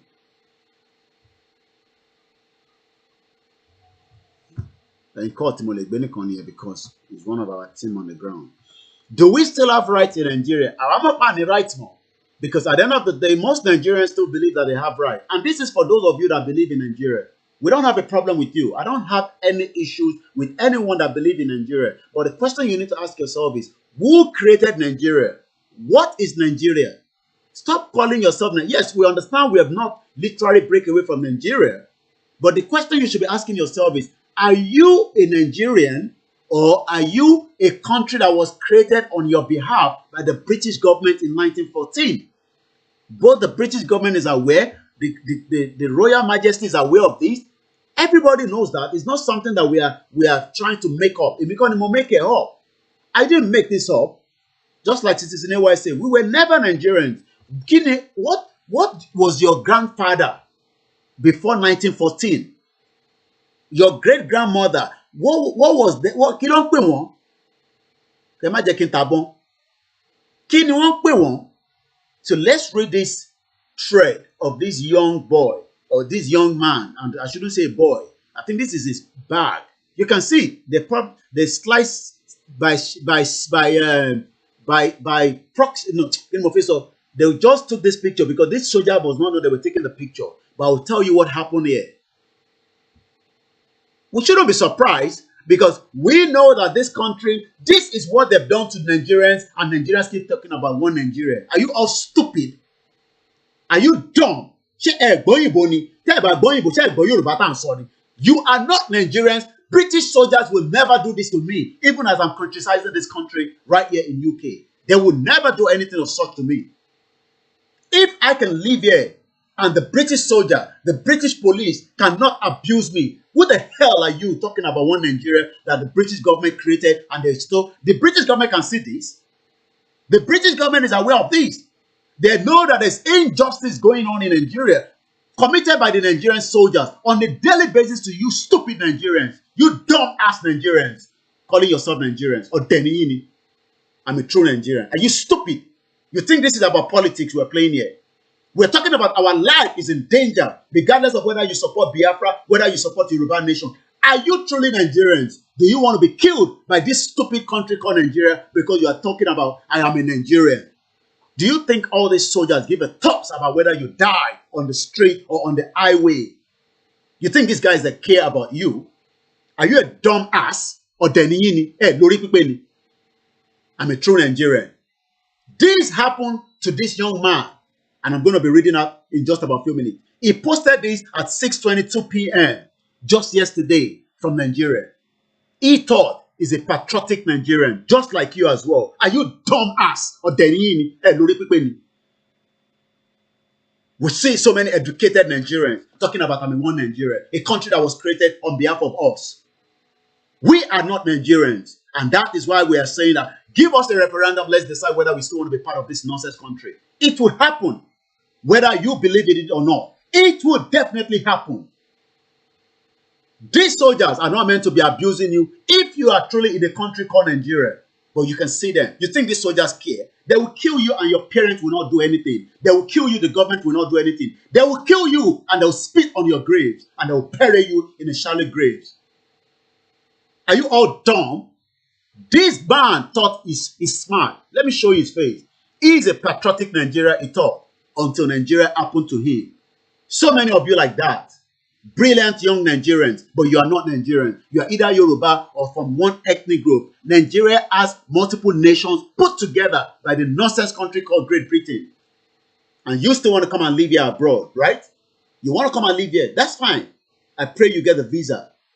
But at some point, you get tired, just like we are tired already. I have lived here for more than 20 years. He thought he was a patriotic Nigerian until they told him that your hairstyle does not allow you to travel any longer. We will cut it, and they did so. What gay rorie? What gay in rorie? In was ori? What gay? Do you understand what that means? It was abused. His right was abused. He's now asking you, he's asking me, do we still have right in Nigeria? Are you stupid? How many times do we have to tell you that you don't have any right in Nigeria because Nigeria is not a country? What do you want me to explain? How do you want us to explain it to you? Do you want me to explain it in another language? Broken English, check you know they understand. And then you go and listen to some stupid people like this man called himself, Mr. Jollof Rice, that is already promoting Tinubu. You think this one cares about you? Or you probably start looking about e-money. Oh, you want to become like e-money. He's going to celebrate his birthday. He's going to splash millions of naira. Good for him. But that does not make you a true Nigerian. He could be talking about true Nigeria because he's making part of the deal. We don't know what he does. They might say he's doing a business. Until they start exposing, we start understanding that they are doing some shady things. I'm not accusing him yet because there's no evidence base. But we know that every one of them are part of the Abba Taylor, the nonsense policeman that was killing the Igbo, killing the Yorubas, naming them as criminals while he was the real criminal. Are you all stupid? I'm a true Nigerian. Who the hell are you talking about true Nigeria? Go and see what Mr. Jollof Rice is putting out there. I'm coming back to that. You can see him. Because they think they have, all these fake followers that they created. This impromptu Instagram that they created thinking that, they become a social influencer. This is what he has to post.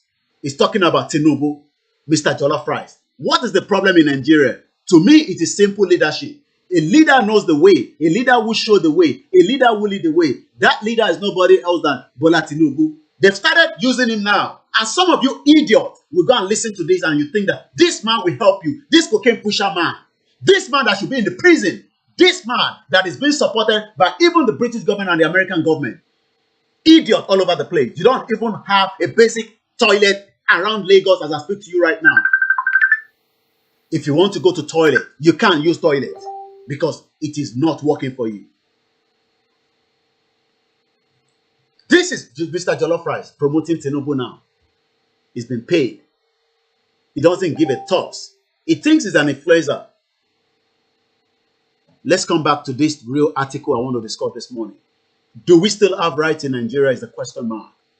I have always been a patriotic Nigerian in speech and in action. But today, I experienced the most embarrassing and humiliating thing in my life. I have had this happen to people, but it became real to me. Are you going to wait until Nigeria happen to you? So, I won't wait until Nigeria happen to you before you start talking, before you start understanding that we do not hate you. What we hate is to be part of that country called Nigeria. That is what we hate. But some of you are not ready to listen to us. Let's continue. I, at PD Sugar, and I think these are the two people that were traveling with him, were coming to Jos from Kaduna. They were coming to Jos from Kaduna. We have passed several checkpoints, but on arriving at a checkpoint at Kuma in Edom, a military man asked us all to come down, which is normal, probably for security reasons. I agree with that to start with. Okay, we know that there's danger in the country. We don't know who is who. We don't know who is carrying arms. We don't know who is a terrorist among every one of you. You don't even know who you are sleeping with. You don't even know who you are living with. You are all living in danger. You are living in danger because for each time you go home, you don't know who is who anymore. Even your family has become terrorists. Even your family have become terrorists. Now let's continue with this conversation here. They say they passed several checkpoints. But when they got to a particular checkpoint called Kumi in Edom, a military man asked all of them to come down. He told my friends to take off their caps. It's like somebody telling me now, why do you want to know what is underneath my head? Why are you asking me to take off my hat? This is what they do in Nigeria. He told all my friends to take off their caps. And I was the only one with much air. It's going to cause a problem for him now. Let's continue. So he insulted me and called me irresponsible. I was not on low court, comparing me with my friends. Can you imagine? A military man is telling a Nigerian that you don't have a low court like your friend. You are idiot. Your mama no born you well. Do you understand what that means? And then you are there talking about one Nigeria. Are you stupid? Are you dumb? Or Denini? He went further to say I should go to a nearby barbing salon. He's telling him to go back to a nearby salon around the checkpoint on their way traveling. That means they are using what they call a veto on them. He went further to say I should go to a nearby barbing salon to cut my hair. If not, he won't let us go, which I wasn't ready to do. He thought he could prove to him that I'm a true Nigerian. I'm a patriotic Nigerian. I can sing the national anthem. Which national anthem? The one that was created on our behalf. Let's continue. So he asked his other colleague to cut my hair with scissors. Show no money or denier. Whether this one are Biafra, whether na middle belt, it doesn't matter. This one will be in the nation now. Will the soldier be disrespecting him? Can a soldier in Latvia tell you to cut your hair? And you see Latvia sitting down with your president, dead or alive, in Belgium. You see Poland sitting with your president. Can a soldier in Poland take your hair and cut it? Do you know that we have 80s in those countries? Do you know we have people that do not believe in that your nonsense country called or your religion that you think that, hey, I'm a true religious man. I'm a Muslim. I'm a Christian. In Latvia, they don't believe in that nonsense. But their soldier will never cut their hair.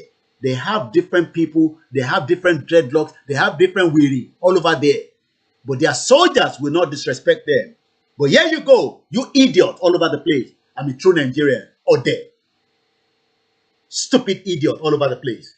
And we are talking every day. This one is saying, oh, he thinks he's still right in Nigeria. What right do you have in Nigeria? There's not fucking right in Nigeria. Mbodotini right? No. You don't have any right.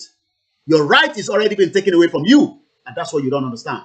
They've taken away your right from you. Because the media, that's what I'm picking up. More already live, more already program at the moment. More already program. Yeah. Clearly, I saw already to be happy. I saw already to be later. It's even gone.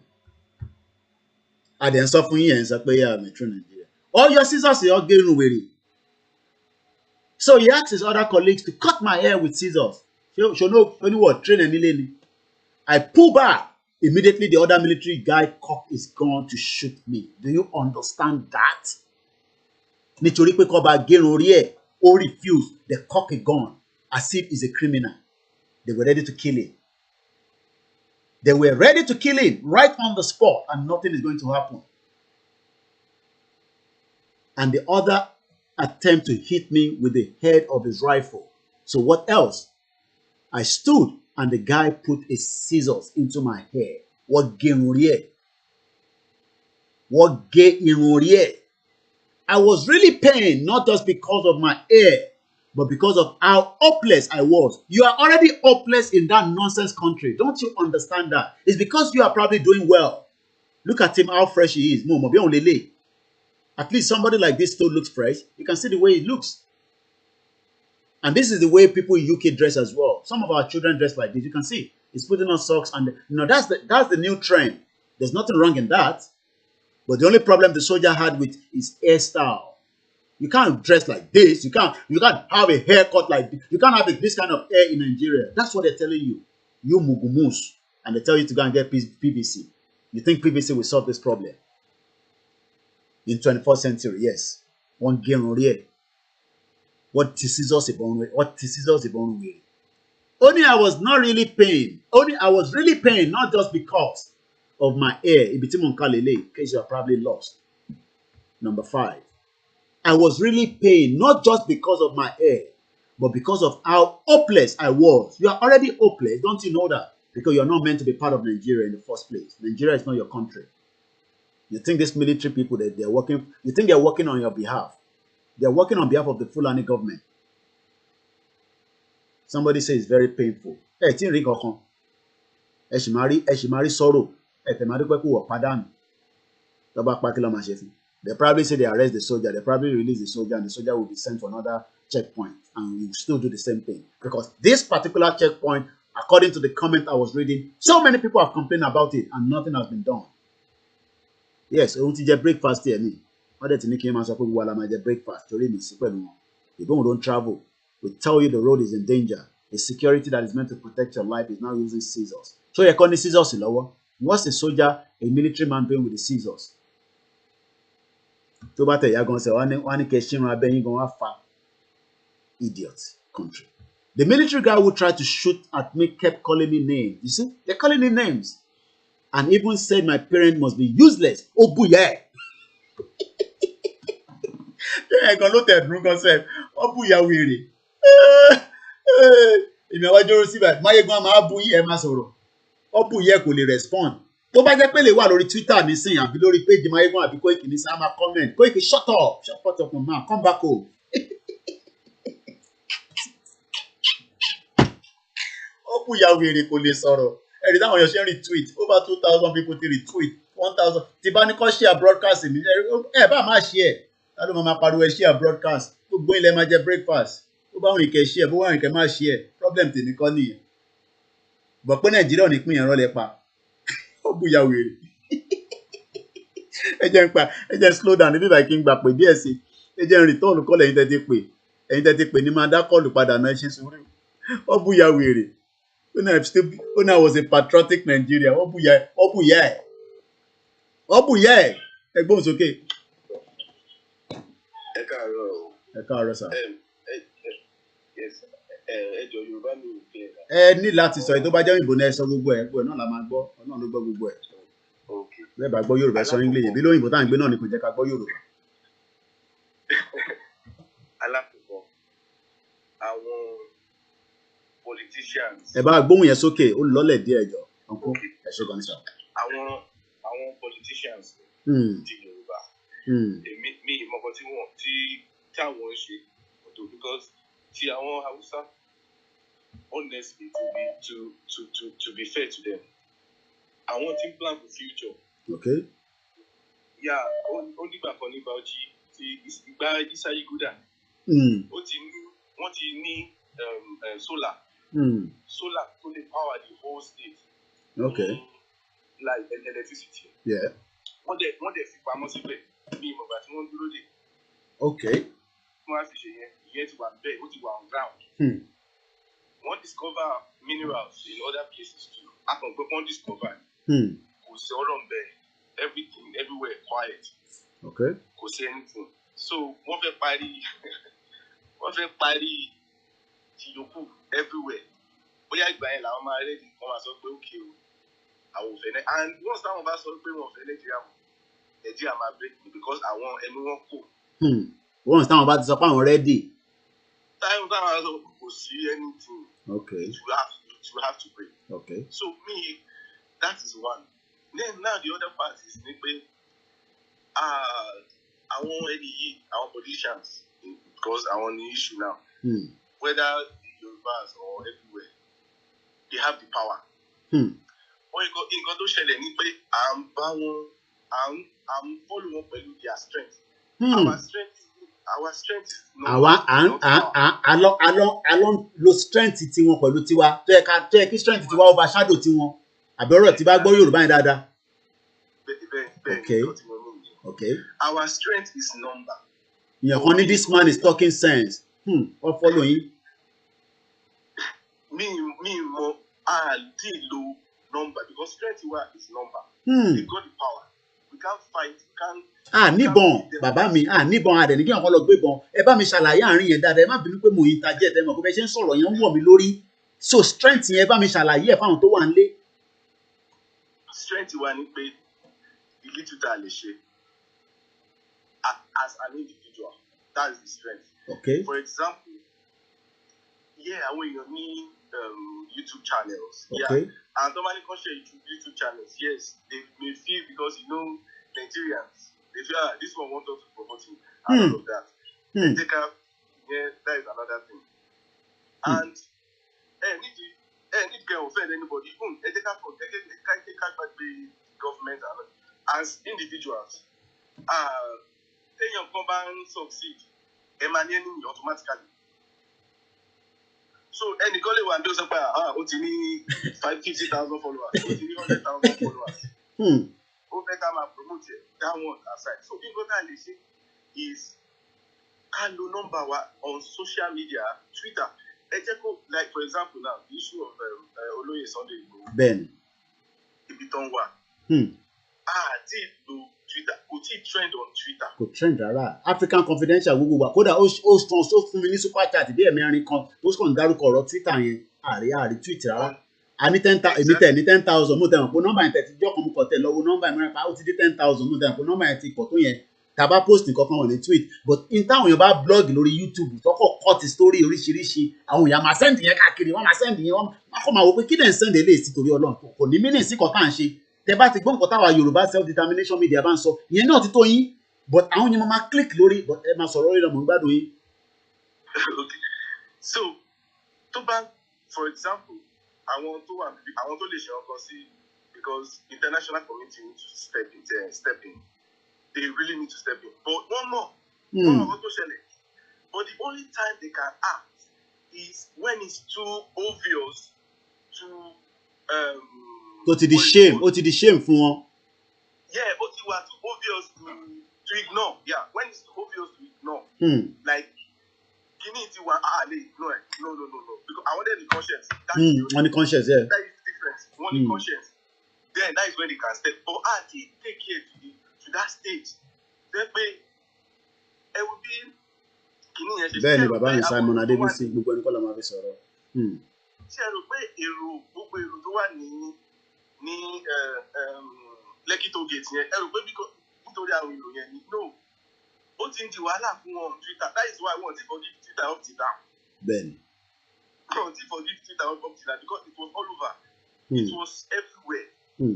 Now as everybody hold their channel àwọn tó ní channel tó ní àwọn agitators wọ́n sọ everything wọ́n sọ̀rọ̀ everyday but everybody will think work together to say, okay, this is what we want to do now.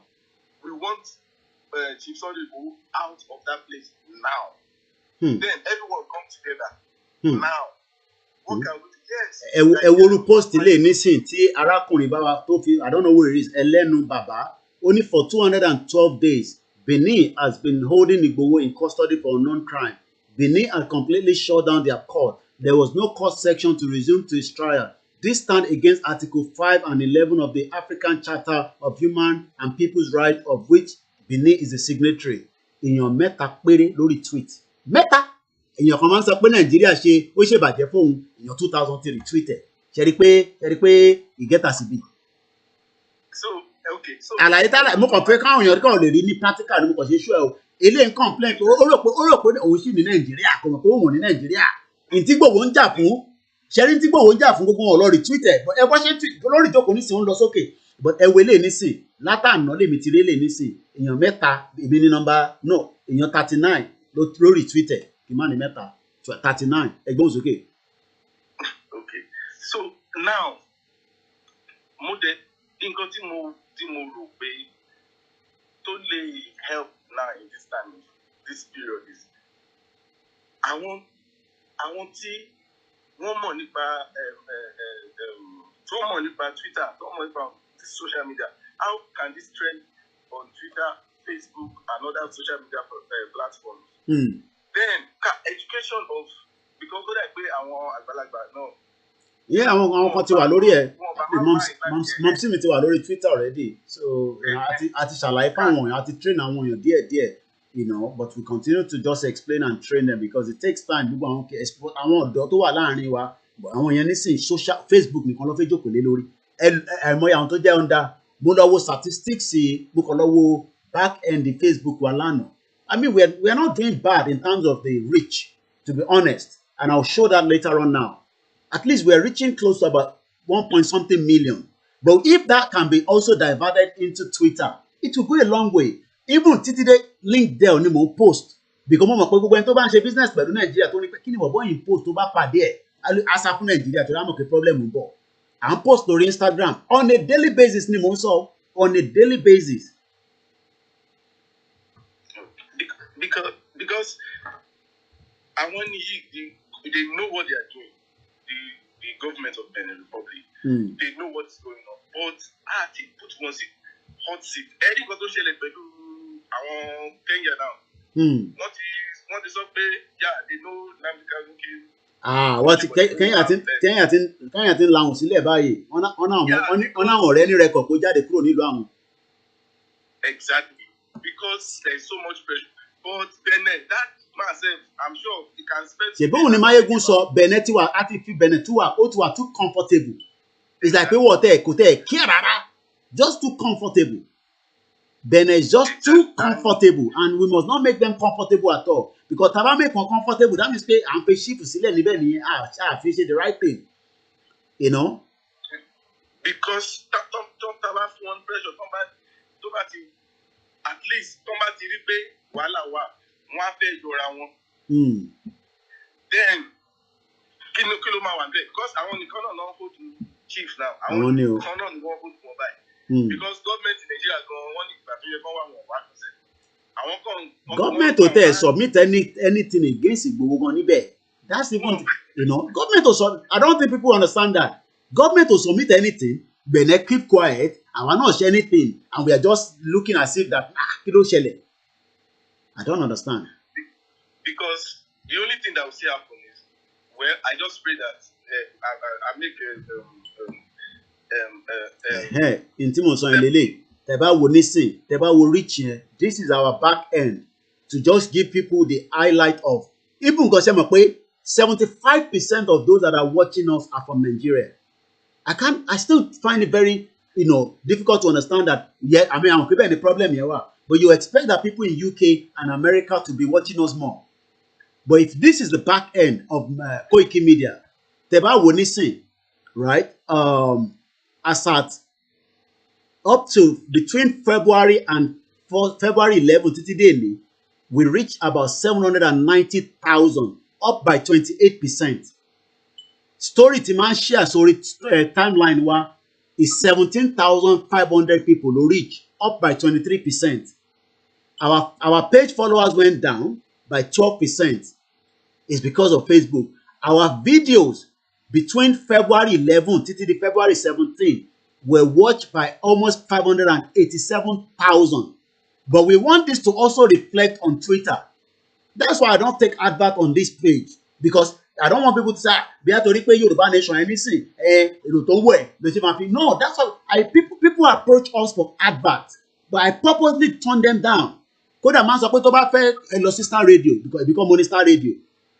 And if you look at it, this is the back end of what we do.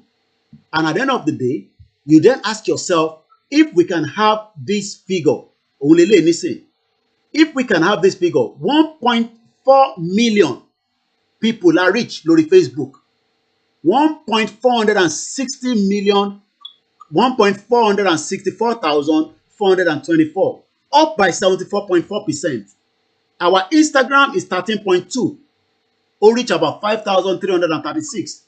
But ẹ bá lọ wo Mr. Jollof nísìn, right? Mr. Jollof tó sọ̀rọ̀ Yorùbá Nation, video to post nísìn, about 100,000 people have watched it. And then you ask yourself, ẹni àwa jáde nísìn á ní bàbá á ní wọ́n gérun òun. But ẹ máa sọ̀rọ̀ lọ ẹ̀gbọ́n mi mò ń gbọ́ yín. Honest, on your part, honest, try, share. But what I'm saying now is, now the numbers that we have now, like you said you have reached about over 1 million. It's the number now that needs to people to let them know what they can do on their end, even when they don't have to drop a dime. Like what you can do with your Twitter, what you can do with your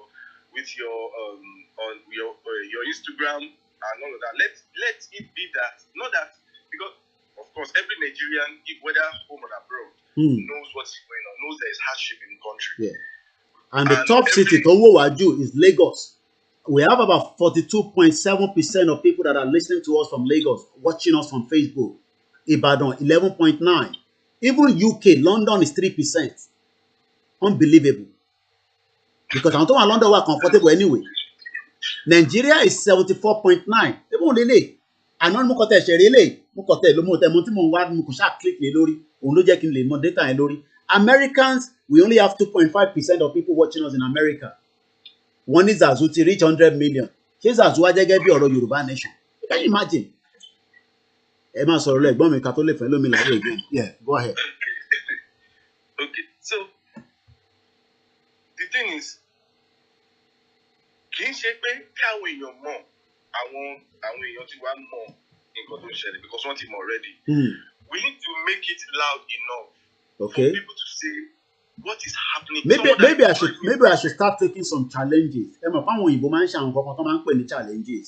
I think I might start taking some challenges to bring on board this, I'm saying white man now, because we also need them on board to listen to what we are saying.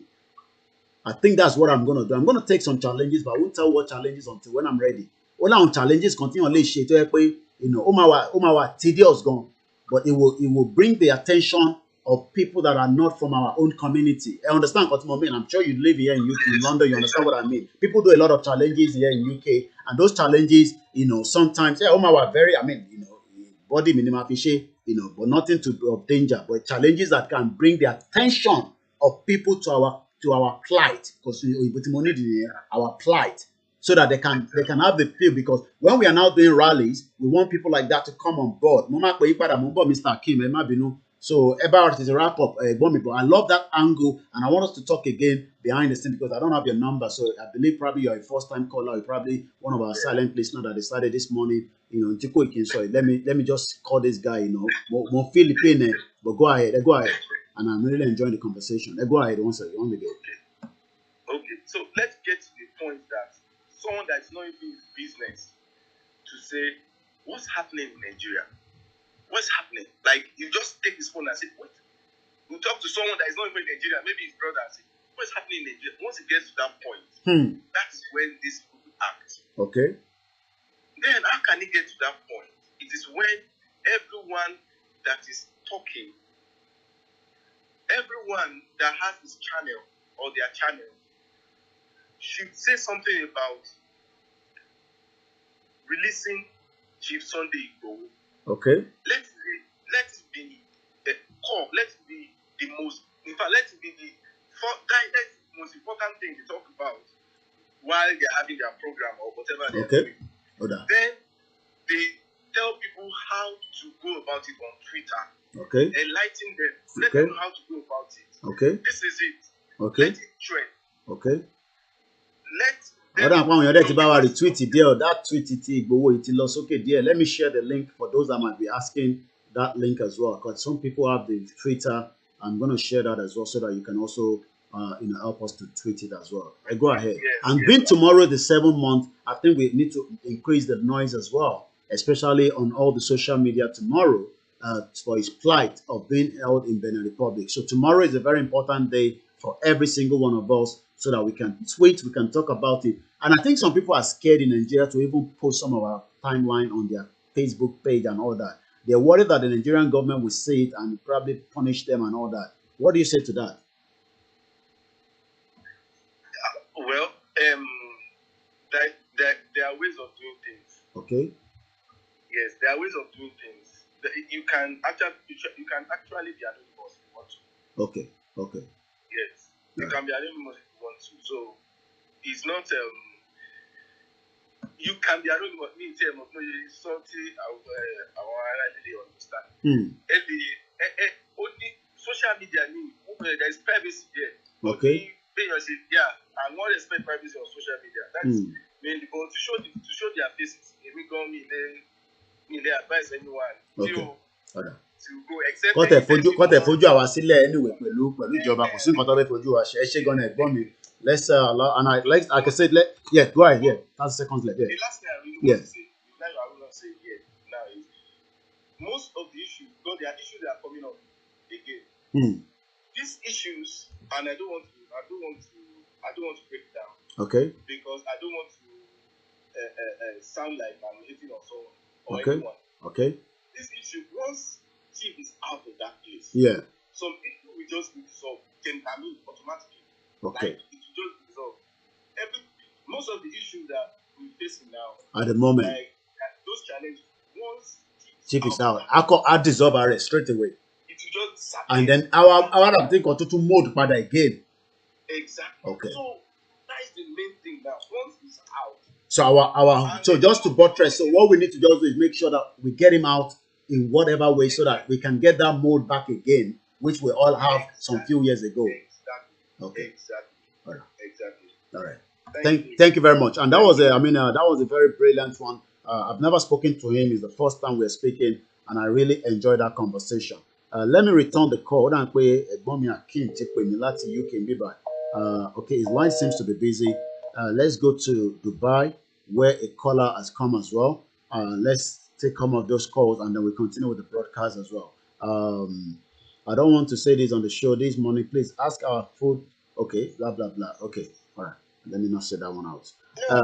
Ẹ káàbọ̀ sórí ètò. Máa pè yín mọ́ bọ̀ mọ́mí wa Chief Modúpẹ́ Ọlá mo máa pè yín ní sùúrù. Ẹ go ahead ẹni tó wà lórí ètò. Ẹlẹ́run ṣàgbéjì ẹ káàárọ̀. Ẹ kú ètò. Ètò ni ẹ mà.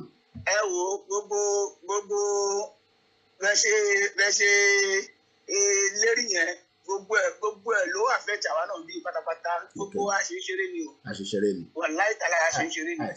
Níbi kankan lọ sẹ́ẹ̀rì kò ń ṣe òyìnbó gangan ló ní bá progress wa. Sẹ́ẹ̀rì nǹkan tí mo ti rí láàárọ̀ yìí yẹn pé wọ́n lè stop GoFundMe. Bẹ́ẹ̀ni, wọ́n ti stop ẹ̀.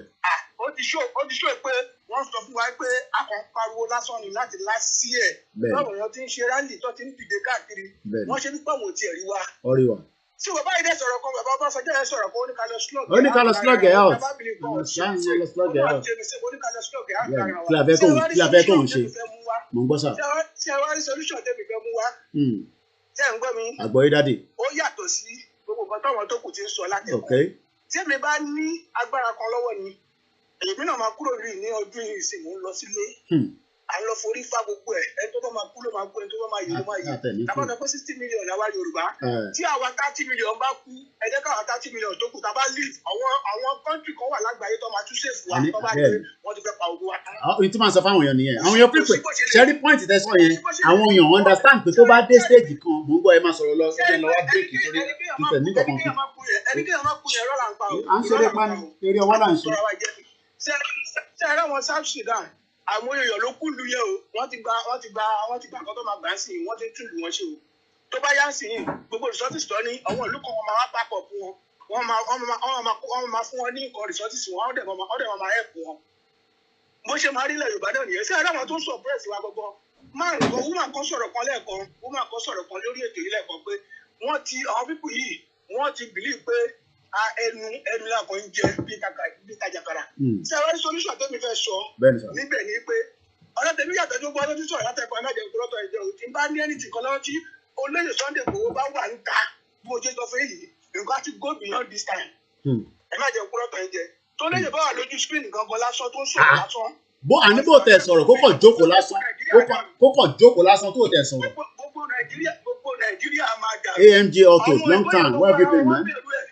gbogbo Hausa yẹn wọ́n bẹ̀rù ẹ̀ gbogbo àwọn Yorùbá leader èmi mọ̀ yẹn mo mọ̀ bẹ́ẹ̀ ni. ẹni tó ń jẹ́ odidi orúkọ ìlú ẹnì pọ́lọ́ ló gbé dìde ní.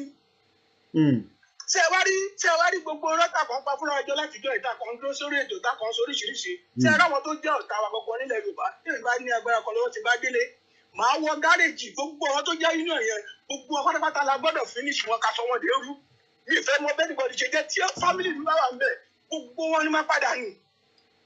òótọ́ rẹ̀ ni mo sọ fún yín tí family mi bá wà lára wọn wàá pa ogun ọ̀dà dáhà fẹ́ gbúrò wọn mọ́ táwọn bá gbúrò gbogbo wọn mọ́ ìyẹn ló máa àwọn gómìnà mi gan máa sá lọ tábà wọn.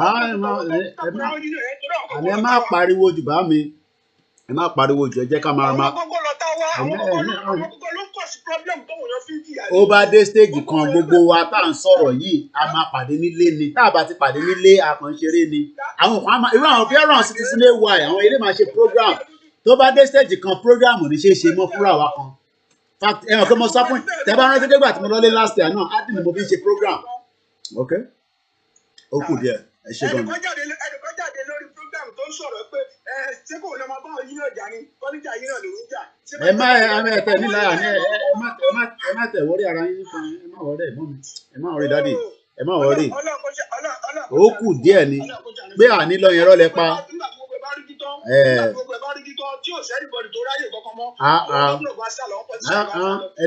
Helicopter ló máa fi gbéra wọn kúrò Nàìjíríà.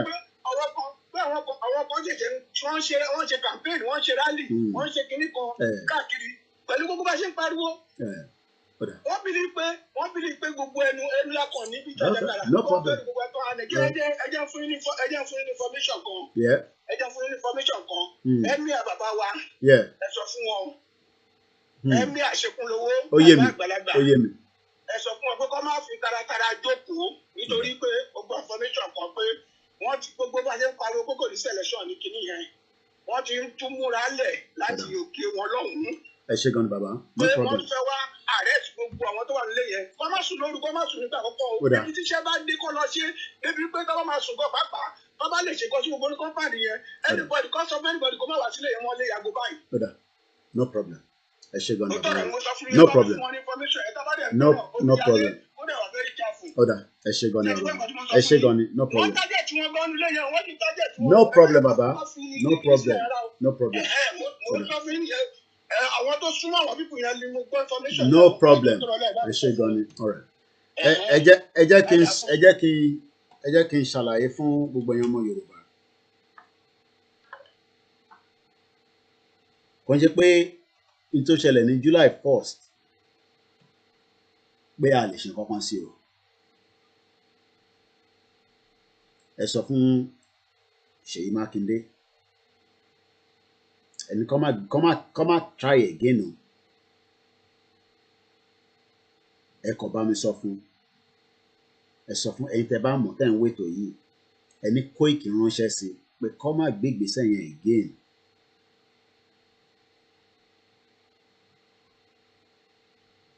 Kò bá jẹ́ federal government fi ó bá yẹ federal government ló fi wá ní ẹ̀yẹn má wọlé jẹ́ kí federal government tún wá. When tí kan máa sọ fún ẹ̀mọ Yorùbá ni pé tẹ́ bá mọ̀ pé ti ready dáadáa, ẹ̀yin tẹ́ bá mọ̀ pé ti ready, tẹ́ fẹ́ support dáadáa, ó yẹ yín nísìn ẹ pè lẹ́yìn ètò. Mo sọ̀rọ̀ social media. Ẹ̀yin tẹ́ bá ní nǹkan tẹ́ fẹ́ fi support dáadáa, ẹ pè lẹ́yìn ètò. Kò ń ṣe wọ tó ní kankan, ẹ̀yin tẹ́ bá ní nǹkan tẹ́ fẹ́ fi support. Ìbọn lọ ti close the Mayegun GoFundMe nísìn. Ìjà tá ń jà yìí, ẹlòmíràn tí understand ẹ̀. Media la máa kọ́kọ́ fi bà tí wọn jẹ́. Media tá ń lò yìí. Ṣẹ̀rí four square media tí mo jókòó báyìí, ibi mo kọ́ ra jókòó báyìí. Ibi ṣe ra jókòó báyìí. Màá kọ́ fi bà tí wọn jẹ́ náà. Tẹ́yìn náà bá ti ṣe kí ni, tẹ́ bá ti sọ pé Koiki media yẹn, ẹ hàn pé iná lọ lẹ́ẹ̀kan, àbẹ́mọ̀. No, ṣé gbà tẹ́ ń wo program lẹ́ẹ̀kan, ẹ̀yin tẹ́ bẹ́ẹ̀ ẹ̀yin tẹ́ ṣe join ní sí nǹkan àbẹ́wọn tọ́jọ́ bẹ̀rẹ̀ kájọ bẹ̀rẹ̀, ẹ hàn pé gbogbo ẹ̀ shut down. Iná ló lọ, iná máa ń lọ. Tí yàn bá top ẹ̀ up, iná máa ń ṣẹlẹ̀ náà labroad.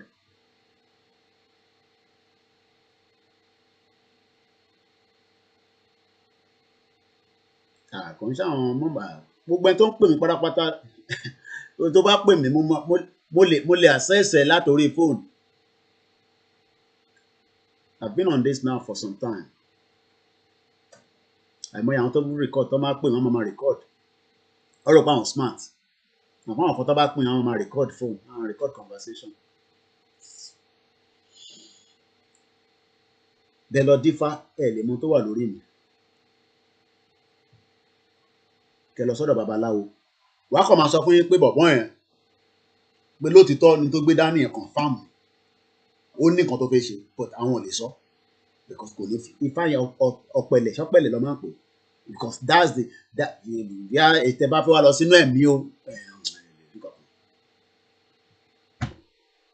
Bó Yorùbá máa lọ. Yorùbá máa lọ. Kò ń ṣe gbogbo wa la máa gbìyànjú tí mò ń ṣe. Ẹ forget it. Kò ń ṣe gbogbo wa. Àwa díẹ̀ péré. But we just need everybody, prayer, support. That's all. Kò ń ṣe gbogbo wa o. Ẹ bá gbọ́ Dr. Aliu nísìn, Dr. Aliu láńgò tó ń lọ nìyẹn o. I don't disagree. Mo ṣe bá wọn sọ̀rọ̀ ní last week. Wọ́n máa wá sórí ètò tó bá ti ní date. Kò ní pé mo disagree pẹ̀lú wọn. Bọ̀ pé àní ṣe à ń ṣeré ọwọ́ ni.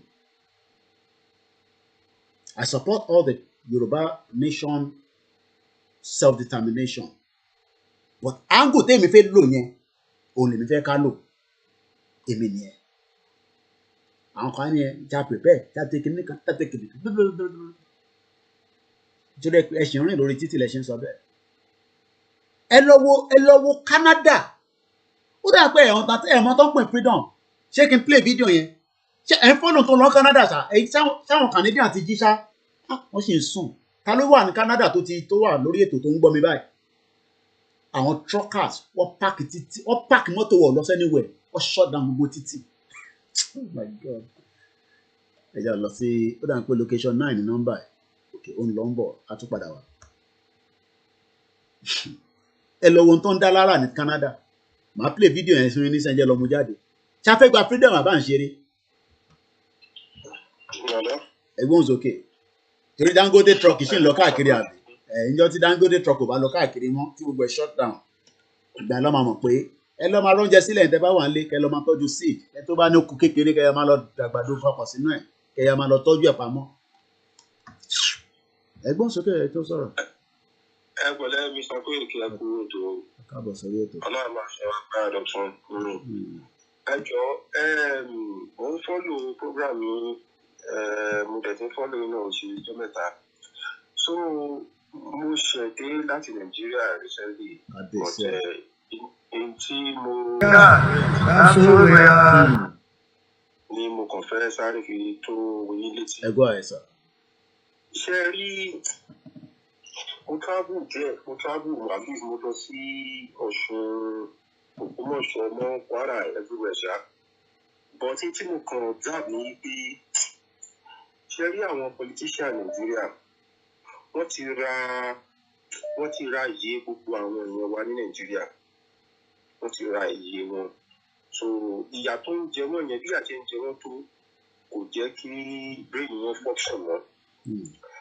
Ohun tí ó ń kàn ń dùn mí lọ́kàn àti moment ni pé ṣé rí bọ́dà wa Sunday Igboho, mo fẹ́ kí àwọn mídíà, mo fẹ́ ká ṣiṣẹ́ mọ́ lórí ọ̀rọ̀ wọn. In fact, mo fẹ́ sọ pé ká kàn tiẹ̀ kọ́kọ́ fi ọ̀rọ̀ mi ò ní kàn fi Yorùbá nation lẹ́lẹ́ o, but ṣé rí máa yẹn ó sì pàtàkì ká kọ́kọ́ wá bó ṣe máa jáde. Ó ti pẹ́ jù. Wọ́n gbé bàbá yẹn wọ́n lọ sí inú ilé ẹ̀. Máa yẹn tún sọ pé sẹ́ẹ̀ bàbá máa pàrọ̀ níṣẹ́. Ibi tó sọ fún mi nìyẹn. Ó ní kí n sọ fún ọmọ Yorùbá pé kẹ́ má wọrí nípa gbogbo tó damage. Nípa tó bá máa ta òun sẹ́, ipe Yorùbá nation yìí sẹ́, tó kò mú kó ibà kiri. Ẹni tó wá dé lórí ọ̀rọ̀ tá a gbé dání, òun náà tì mọ́lé náà tì mẹ́wọ̀n kò ríta. Wọ́n tún lọ sílé ẹ̀rí sẹ́lì, wọ́n tún lọ pa ìyẹn síbẹ̀. Àtẹ̀jókòó àṣe anything. So èmi bí ní gbé iṣẹ́ tó yẹ káká assignment tó yẹ ká kọ́kọ́ ṣe àtìmọ́lẹ̀ tó yẹ káàkiri kọ́kọ́ àgbẹ̀ ní ti máa kan sọ̀rọ̀ kan lánàá nígbà tí mo wo Dr. Ṣù kan lánàá. Ẹni ẹni pé kọ́ máa wípé a máa nídìí owó kankan. Ìpé kódà irú ìyàwó ṣe Sunday Igboho ó yẹ at least monthly ó yẹ ká máa rẹ́mìtì owó kankan fún wúmà yẹn. Ibi iṣẹ́ tí Sunday Igboho ṣe sílẹ̀ ó dì sáàbẹ̀. Ṣùgbọ́n bó la ṣe fẹ́ bówó ẹ̀sùn ó ní kò sí nǹkan tá a lè ṣe nísìn. Tẹ́ bá ń kó pépà, tẹ́ bá ń kó ìdílọ́kọ̀ GoFundMe, ó ní kò lè lọ mọ́. Ó ní cryptocurrency ní nǹkan tó tún lè lò. Ó kàn fún program yẹn ló dẹ̀ ní kò sí bó ṣe lè nǹkan ṣe tó oníwọ̀n lórí cryptocurrency yẹn block. So why tá a gbé ìgbésẹ̀ lórí ìyẹn? And then ṣe rí mo fẹ́ sọ̀rọ̀ kan. Ṣé rí platform tí wọ́n kù lórí ọ̀rọ̀ Yorùbá nation is just too much. Ẹ má wọrí nípa yẹn. Ẹ má stress ara yín nípa yẹn. Ẹ má wọrí, ẹ jẹ́ ká máa pariwo ẹ̀. Ẹ jẹ́ kí gbogbo wa máa pariwo ẹ̀. Wọ́n ò ní fún wa ní one account, bàbá mi ẹ forget about one account. Ìlànà nìkan ní UK, lẹ́yìn ìlànà UK, wọ́n ò ní account kankan. Ẹ má stress ara yín. Tó bá yẹ olúkálukú á lọ máa fọ́ǹdì ibi tó bá fẹ́ fọ́ǹdì sí. Ẹ tó bá fẹ́ fọ́ǹdì Koiki á fọ́ǹdì Koiki. Ibi tó máa dé nìyẹn. Ẹ tó bá fẹ́ fọ́ǹdì platform ẹ má lọ máa fọ́ǹdì platform ní nísìnyí. Rama ní wọn nà kan tiẹ̀. Tó bá jẹ́ pé bẹ́ẹ̀ náà ni, ǹjẹ́ àwọn platform tí wọ́n fọ́ǹdì yẹn ṣì ǹjẹ́ wọ́n jábọ̀ fún bóyá ìlànà UK ní ìlànà Amẹ́ríkà ni ọmọ ẹgbẹ́ ló máa jábọ̀ sí. Tí èmi bá gbọ́ owó ní sì máa jábọ̀ fún un. Ẹ má yẹ kí n bá yín jà mbẹ́ yẹn. Ẹ̀yin á fún mi lówó ní sì máa wá jábọ̀ fún la. Kí ni mo fi jábọ̀ fún la? Ṣé ìlànà UK fẹ́ lọ ní direction tèmi fẹ́ lọ ni? Direction táwọn lọ yàtọ̀ sí direction tèmi fẹ́ lọ. Àbẹ́ ìmọ̀ ni gbogbo ẹ̀ ló mọ direction tí Koiki fẹ́ lọ. Ìyẹn ò mí pa ní promote wọn, but direction táwọn fẹ́ lọ yàtọ̀ sí direction tèmi fẹ́ lọ. But ilẹ̀ direction tẹ́yìn lọ yẹn ìjọ wà ní láì pẹ̀lú àwọn tó kù. Kò lè line pẹ̀lú ra wọn, bàbá yẹn fi yẹn sílẹ̀, kò lè line. Báwo wá la ṣe fẹ́ ṣe? Ẹ̀mí wà mo wà curious láti mọ̀. Ok, báwo la ṣe ẹ jẹ́ n béèrè lọ́wọ́ yìí, báwo la ṣe fi gba Yorùbá nation? Ọ̀nà wo la fẹ́ fi gba Yorùbá nation? Ìṣẹ́rí Mr. Koiki ẹni kan ti gbàgbé mi ìṣẹ́lẹ̀ ìgbà tí àjọ òpinlẹ̀ kìíní yìí láti rẹ̀ ni. Ìyẹn kọ́ ni mò ń béèrè. Ṣé rí ní tí wọ́n sọ ń pa ọ̀rọ̀ Yorùbá wípé ṣé ni wá kò abẹ́nu wọn kò. Ẹ bá rí bí àwọn Igbo ṣe operate, òun kọ́ la ṣe operate. Ṣé I understand? Adé nílà káì, adé lọ́dọ̀ tó. Báwo làwọn Igbo ṣe operate? Because a lot of you always use the I mark of báwọn Igbo. Báwo làwọn Igbo ṣe operate? Okay, ṣé báwọn Igbo ṣe operate? Ẹ bá rí pé most gbogbo àwọn kan, nǹkan bí wà tó jẹ́ pé ó jẹ́ nǹkan tó wà sí pítì tó yẹ pé ó ṣe nǹkan tó yẹ kí á lè máa polongo àbí kí èèyàn lọ ṣe ní social media. Àwa Yorùbá á ní ọkàn láti gbogbo ẹ̀ la máa ń tẹ́sí ta. So àwọn Igbo kì í ṣe yẹn. wọ́n ṣe òtún pé àwọn òṣàbà ń ṣe bá a ṣe. so báwo lẹ ṣe wá ń sọ pé àwọn ọmọ yìí báwo lẹ ṣe òkìlẹ̀ wá ń fi comparison yẹn sí ẹ̀yin follow àwọn Biafra dáadáa. mo ń follow wọn náà. okay so ṣe mọ̀ fáwọn náà ní internal crisis ṣe mọ̀ fáwọn náà ní different so kẹ́yìn máa kí wa pẹ̀lú àwọn ọmọ Ìgbò pé ìgbọ́n ọmọ Ìgbò ò ṣe é ṣe. ṣẹ́rí kò síbi tí ò sí but ṣẹ́rí moment tó tẹ̀mí lọ àdúgbò tẹ̀mí lókun òní pé ẹgbẹ́ ìpínlẹ̀ ṣẹ̀rù kankan ní àárọ̀ nípa Twitter. dẹ̀ kí ló dé tẹ̀ fi UK number yín pè mí bó lẹ ti ń pè ìlú wo lẹ ti ń pè ẹ̀bọ̀ ẹ̀ fi nọ́mbà UK pè mí. nọ́mbà UK mi ni mo lọ òní mo fi ń bá yín sọ̀rọ̀ àbí mo fi ń wo program. so the other phone tí mo lo WhatsApp mi ẹ̀mọ̀ mo kàn lo internet láti fi pè é ní. ṣe I understand. so bó ti máa ṣe ráìsì nǹkan tí máa parí tí máa bá yín sọ̀rọ̀. ṣe rí kíní ọ̀rọ̀ tí mo sọ fún yín nípa ti ṣe sọ́dìbò yẹn ó jẹ́ mi lógún ju ẹgbẹ́ rẹ̀ ti lọ. ọlọ́wọ́ bá gbọ́ because ó ń bá fún mi gan seriously pé kí ló dé ó ti pẹ́ jù káṣẹ̀ kọ́kọ́ focus lórí yẹn pé báwo ni ṣe sọ́dún ìbò ìmọ̀ jáde bẹ́ẹ̀ ṣe bóyá Twitter náà la máa lò ní kíkọ́ ní káṣẹ̀ kọ́kọ́ focus lórí ẹ̀ lọ. so ọlọ́wọ́ fi ń ṣe. ẹ ṣé gan ẹ̀gbọ́n mi thank you very much ẹ ṣé gan. ẹni tí ó bá pè mí tí bá ti ní nọ́mbà yín á jẹ́ pé a ní communication rí nìyẹn. ó dà pé ẹ̀gbọ́n mi Akeem ti pè é gan. mo dúpẹ́ pè mí lẹ́ẹ̀kan chief mo dúpẹ́ ọlá ìyá mi. ọ̀gá ẹ̀gbọ́n sókè. ṣé Ọláyẹmí kú ètò àkùṣẹ́ àkùtàkùn nǹkan tẹ̀mí fẹ́ sọ ò ní wípé a ti protest títí a ti ṣe oríṣiríṣi now ẹni tá a láàbò olórí wa bàbá emeritus bàbá láti wà ní move lọ bá àwọn orílẹ̀-èdè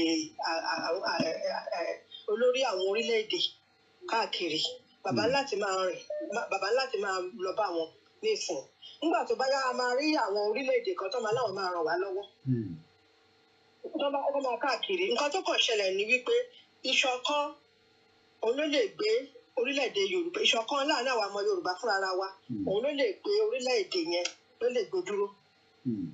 tá bá ti fún wọn ṣọ̀kan à ń láti máa fi owó sọ́pọ̀tì bàbá yìí láti pé kí bàbá kó máa lọ káàkiri àwọn olórí iṣó ti yẹ bẹ́ẹ̀ yẹn so à ń láti fìmọ̀ ṣọ̀kan òtítọ́ kàdé ṣòdodo tó bá yẹ pé lóòótọ́ là ń wá kínní òótọ́ ni wọ́n ti dé àwọn èèyàn wa mọ́lẹ̀ sílẹ̀ àwọn olóṣèlú yẹn ti rí màálù dúdú wọn mọ́lẹ̀ nǹkan tó máa ń ṣe wọ́n ti ṣe torí iye wọn ti ra tí iye wọn ò bá ra ni Tinubu ṣé kò mọ̀ nípa àwọn tó pa àwọn ọmọ EndSARS yẹn ni kí ló sọ títí dè níyì níjọ́ tí wọ́n ti ń pa ìran Yorùbá kí ni Tinubu sọ sí kí ló sọ gbogbo nǹkan tó ń ṣẹlẹ̀ kí ló sọ kò sọ nǹkan kan náà ẹ wá ń ṣe on your mountain we shall stand ẹ wá fẹ́ stand sórí mountain ní Tinubu sọrí pé orí wọn ti tanná sílẹ̀ sọrí pé wọn mọ tí wọ́n ti ráyè wọn jẹ̀bi hypnotized bí àṣà lóyìnbó wọ́n ti hypnotize wọn so wọn mọ nǹkan tó ń ṣe mọ́ tẹ́bá mọ nǹkan tó ń ṣe ní iṣẹ́ mọ̀ gbogbo àwọn ọmọ àìmọye millions of ọmọ graduate ní Nàìjíríà wọn ò ríṣẹ́ ṣe wọ́n ta lúdò kiri ẹ sọ wípé ọ̀yọ́ máa ń tí ẹni tó pé tó ti wà ń bẹ̀ náà ibẹ̀ náà ni ọkùnrin wà tí gbogbo sovereignty wa tí wọ́n ń kó lọ nepotism tó ń ṣẹlẹ̀ tí gbogbo àwọn pípọ̀ tí wọ́n mú gbogbo powerful position tí wọ́n kó fún àwọn ọ̀rọ̀ tí wọ́n tó sọ wá di kinní síbẹ̀síbẹ̀ orí ibi tó rí yín ọ̀pẹ̀dẹ́ ẹ wá sọ pé on his mountain you want to stand ṣé onípọ́nì wọ́n ti yí so nǹkan tí mo sọ ìmọ̀ràn tí mo gbà ẹ́ ni wípé à ń láti sọ́pọ́ọ̀tì olórí ẹ̀ ń tà pẹ̀lú olórí wa kó lè máa lọ káàkiri nǹkan tí mo ìmọ̀ràn tí mo fẹ́ sáré mu wá láàárọ̀ ilé ẹ̀ thank you very much ìyá mi mo kí gbogbo ẹ̀yin tí ẹ wà ní ìlú Èkìtì tó ń wò mí láti Adó Èkìtì mo kí gbogbo ẹ̀yin tí ẹ wà ní Ondo State mo mọ̀ pé owó ná lẹ máa ń ná especially tá a bá ti wà lórí ètò báyìí tí ètò yẹn dẹ̀ máa lọ bí ó ṣe jẹ́ kó lọ. Mo kí gbogbo ẹ̀yin tí ẹ ti wọlé, Bashiru Mustapha, Citizenwa can say Sammy Gregory. Let me take this, my brother, and I know he's gonna give about maybe some couple of minutes, and I'm gonna allow him to speak. But after exactly not less than 10 minutes, I'm gonna let him wind down. Go ahead.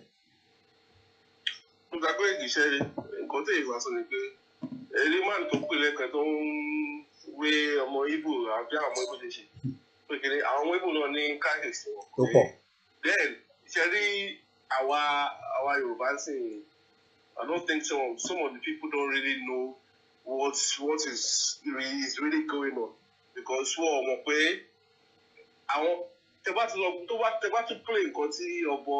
so to the play Carlos slug out for the all that you go on the war so I'm a slug out for looking argument now, because I'm old again, feeling you know, so all of them will just run away from the country, because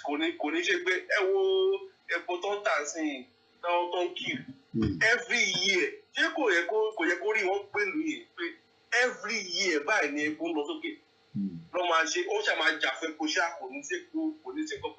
and they are comfortable with that lifestyle.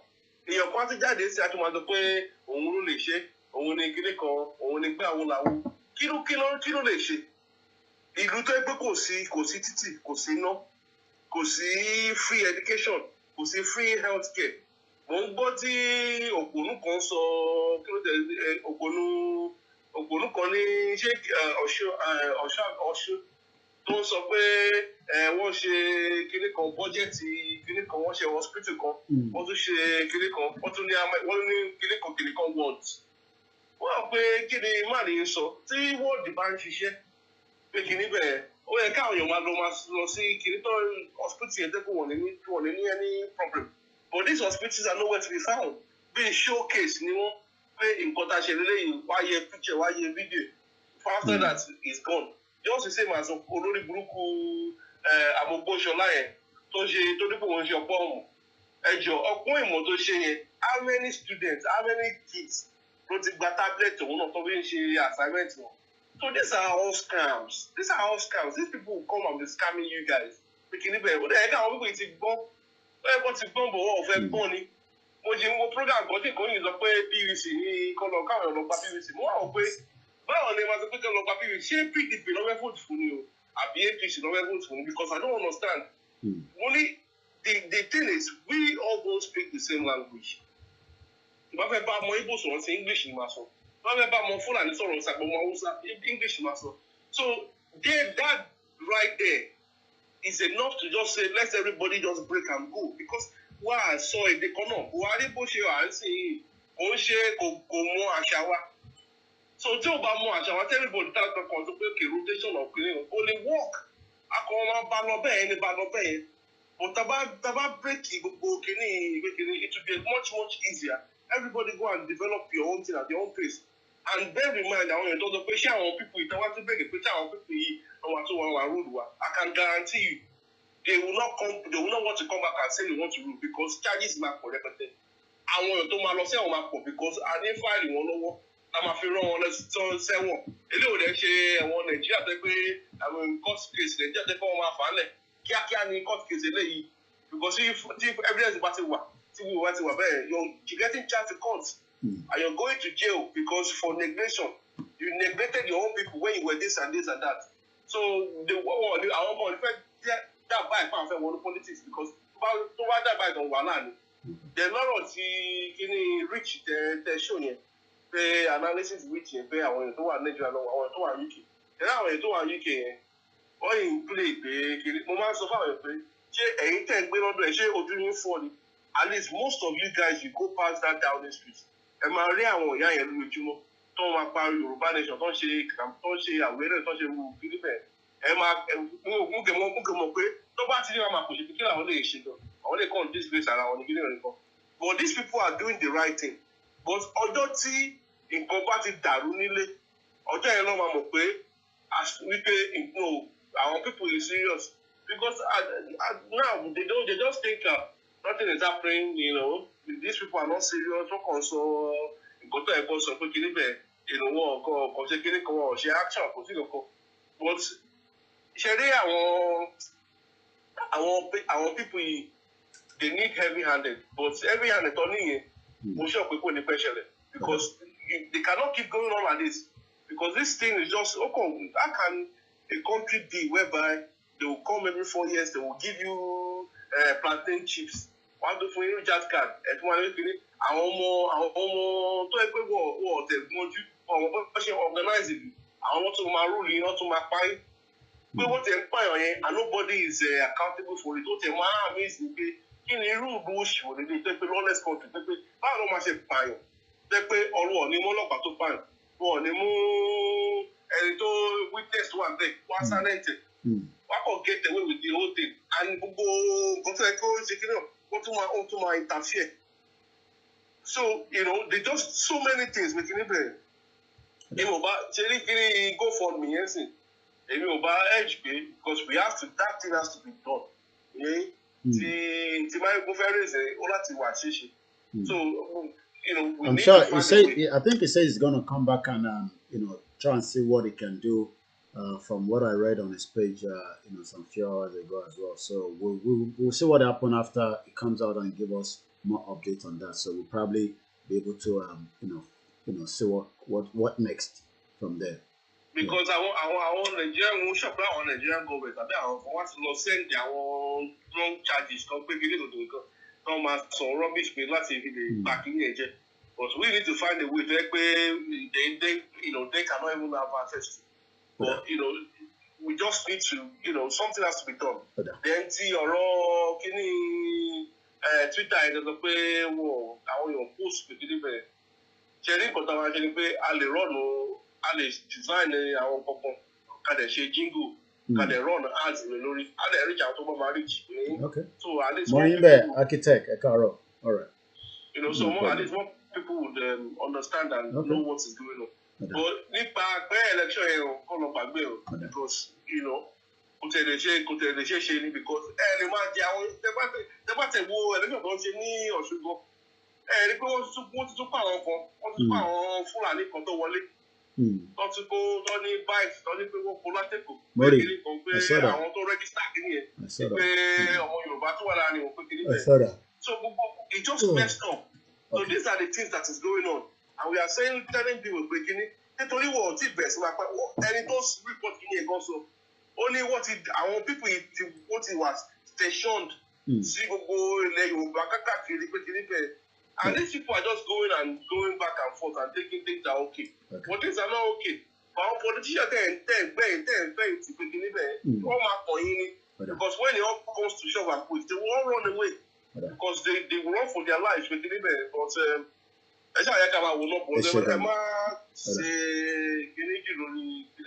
All right.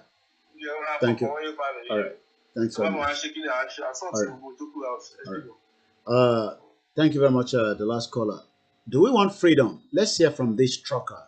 Just put me in jail, sue me, do whatever you gotta do. Are you prepared to lose your truck? Yeah, absolutely. Come take my truck. Are you prepared to lose your truck? Yeah, absolutely. Come take my truck, do whatever you gotta do. That's fine. Well, because it's just a material possession, right? Freedom is. Ṣègbọ́n kan tó sọ material possession ṣèbí nǹkan tí Chief Sunday Igboho náà máa ń sọ nìyẹn àbí nǹkan tí Igboho kan máa ń sọ náà nìkan nìyẹn. I think we have a caller coming +234 mo save number. Hello. Yes. Ẹ káàárọ̀. Ẹjọ́ láti Nàìjíríà ni o. Ẹgbọ́n sókè à ń gbọ́ yín. Yes, èmi náà fẹ́ dá sí ọ̀rọ̀ show tẹ́ ẹ̀ ṣe ni. Because now irú nǹkan tó ń ṣẹlẹ̀ sí filling station tó wà ní ọ̀nà Èkó ní sáìdì Yàyà Bàtàn ní Ìfàkọ̀ road. Queue wà ń bẹ̀. Of which ní àná yẹn ó dùn mí pé mi ò ní bánà Oòduà Nation yẹn bóyá ká mi lára tó kẹ̀kẹ́ ni mò ń gbé lọ síbi iṣẹ́ bóyá ká mi lára tó mo fẹ́ káyọ̀ pé mo ní bánà ni màá wọ vest yẹn màá dé ọ̀rá bọ́ sínú ilé epo yẹn màá dúró sórí bọ́nẹ̀tì wọn àwọn agbé bánà ẹ̀ sókè báyìí máa ní ká break Nàìjíríà ẹ̀ nísinsìnyí torí ó dàbí gbogbo àwọn tó kíw yẹn orí wọn ò pé wọn ní awareness pé kò yẹ káwọn kíw wọ́n ti sí èrè náà kíní ẹ dùn mí pé mi ò ní kíní lọ́wọ́ ó yẹ kí n máa kàn ní kéèyàn kan bá mi bú fóònù mi dání kó dẹ̀ kámẹ́rà ẹ̀ máa dẹ̀ jù sí YouTube everybody rí pé mi náà sọ̀rọ̀ èmi náà já sí pé wọ́n ti yí ó dàbí wọn mọ̀ pé bọ́ọ̀ tẹ̀lé rí wọn ò mọ láìsí ọlọ́nkì. Èmi àlélẹ́ ṣe ń sọ pé ó ní Nàìjíríà ti happen sí bọ̀bọ̀ tó ní ó ní wọn mọ̀ pé Nàìjíríà ó ń béèrè pé a sì ní right a sì lẹ́tọ̀ọ́ Nàìjíríà wọ́n gé sójà gérun ẹ̀ ẹni tó ń travel wọ́n ti. àwọn náà lè kó wọn tún kíw. Tájẹ́ mo ní vest yẹn mo dẹ̀ ní bánà yẹn ni màá wọ bẹ̀ màá kàn ṣe bóyá bí 5-minute video or 10 minutes iye tó bá gbà mí màá dẹ̀ ní kéèyàn kan bá mi shoot ẹ̀ bẹ́ẹ̀ màá jù sórí ẹ̀ rubbish yẹn náà mi ní lọ́wọ́ ó dẹ̀ ń dùn mí. It's a matter of time. Ó kù díẹ̀. It's part of awareness. Wọ́n ò ní awareness. Wọ́n ò ní awareness ní gbogbo ọmọ èkì òye. Wọ́n ò ní awareness. Ó kù díẹ̀ ni. Sáìdì ẹ̀yà bàtàn mọ́ igi agége mọ́ fàkọ̀ bẹ́ẹ̀. Wọ́n ò ní awareness. Awareness mi náà tẹ́lẹ̀ bẹ̀rẹ̀ láti bẹ̀ yẹn ni. Nǹkan tájọ́ máa bá wọn fà ń lù yìí. Tájọ́ máa fà á ni. Ó kù díẹ̀. Ó kù díẹ̀ nìbọn ró ni kólúkálukú lọ́ọ́ máa gbára di dáadáa. Kò sí wàhálà. Ẹ ṣé gan-an alàgbà. Mo kí gbogbo ẹ̀yin tẹ́ wà ní Agége gbogbo ẹ̀yin tẹ́ wà ní different part of location 9 our awareness must reach every part of Yoruba land if truly we are ready to go. Ẹ̀gbọ́n sókè Bishop. Hello, ẹ káàárọ̀. Ẹ káàbọ̀ sá. Ẹ kú iṣẹ́. Lórí ọ̀rọ̀ Yorùbá nation bí gbogbo a ṣe ń gbé mo fẹ́ sọ bínú ṣe ń bí mi tó but ó láwọn nǹkan lábẹ́lẹ̀ tá à ń pe àwọn kan ṣẹ́rí lórí ọ̀rọ̀ account mo ti sọ̀rọ̀ títí mo pe àwọn tí a fún ní iṣẹ́ lórí Yorùbá finance like they are in charge of finance sector ní UK náà wà gbogbo wọn ti da iṣẹ́ lẹ̀ wọ́n ti gbàgbé aspect yẹn àwọn ló yẹ kán create account fún gbogbo wa they are the one to handle the like if Yorùbá nation sábà gbà tán àwọn ló máa wà ní ìjà bíi Central Bank or Bank of Yorùbá land bí nǹkan bẹ́ẹ̀ gbogbo wọn kò gbé ẹgbẹ́ lórí ẹgbẹ́ without responsibility without doing anything. Now gbogbo oníkálukú tó ń ṣiṣẹ́ tiẹ̀ now one way or the other need support or want to support something. So I will just say ẹ̀gbọ́n Koiki ẹ máa bá iṣẹ́ tí yín lọ. The direction you want to go if you need announcement or need announce it mo máa pe ẹnìkan tó jẹ́ general tó ń ṣe kínní lórí armed forces mo fẹ́ dárúkọ ẹ ti máa mọ̀ ó ń ṣe iṣẹ́ takuntakun lábẹ́lẹ̀ àní èèyàn bàbá náà èèyàn chief Sunday Igboho náà ni because he's building a national structure but he's underground and Professor Otini kan máa ń announce ẹ̀ kan máa ń jẹ́ káwọn èèyàn mọ̀ but we cannot be hiding a fẹ́ gba ìlú wọn bẹ̀rù wa because wọn mọ̀. It's time to start showing some things. Kán lè mọ̀ pé àwọn ò lè ṣe nǹkan táwọn people yìí kan jẹ lọ bẹ́ẹ̀. We need account for Yoruba Nation Armed Forces. Yoruba Nation Armed Forces ó ti wà. A ní láti sọ ibi tó wà báwọn wo ló ń train wọn ó ti wà. So people should know that Yoruba are ní ọmọ ogun and any weapon. It's not a hiding thing. So don't think you can do anything to any Yoruba people and go scot-free. Or you can be bringing some intruders into our land.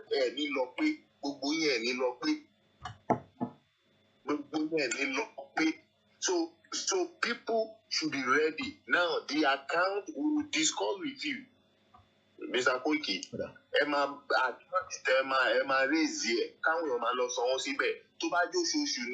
be announcing report on the account. Mande so we pay one should come back to support your man for Sibe. We need people that want to support things, not people that will be querying money to submit more. Nobody is embezzling anything. People use this money, they don't eat money. So, but you need accountability every month. Koiki platform will be giving you report on the accountability. How much entered this month? How much or out of it that was used? Is it for uniform? Is it for this? Is it for that? Then, Ibati unleash Baba Professor Kitoye, you might give. Go ahead but we need that account now. We'll discuss later when you will flash out the account that people should be putting money there. It will be on Koiki platform and the report will be Koiki platform. Thank you. Only kan tí mo fẹ́ show lórí page bàbá confirm ni ọ̀kadà tó fi ń dispatch petrol. Mo dẹ̀ wá rí fídíò yẹn ṣá. Ọlọ́kadà tó ń dispatch petrol. Anyway, let's come back here. Ẹ jẹ́ ká gbọ́n kan tí bọ̀bọ́ yìí sọ, ṣe rí headline yẹn. Ẹ̀gbọ́n kan tó sọ, mo kí gbogbo ẹ̀yin ẹ̀gbọ́n mi tí ẹ wà ní background tí ẹ̀ ń follow ẹ̀. Okay, mo ti fídíò ìyá ẹ̀ ti wà tipẹ́. Ti lélẹ̀ yìí alàgbà tó ń ṣe pé.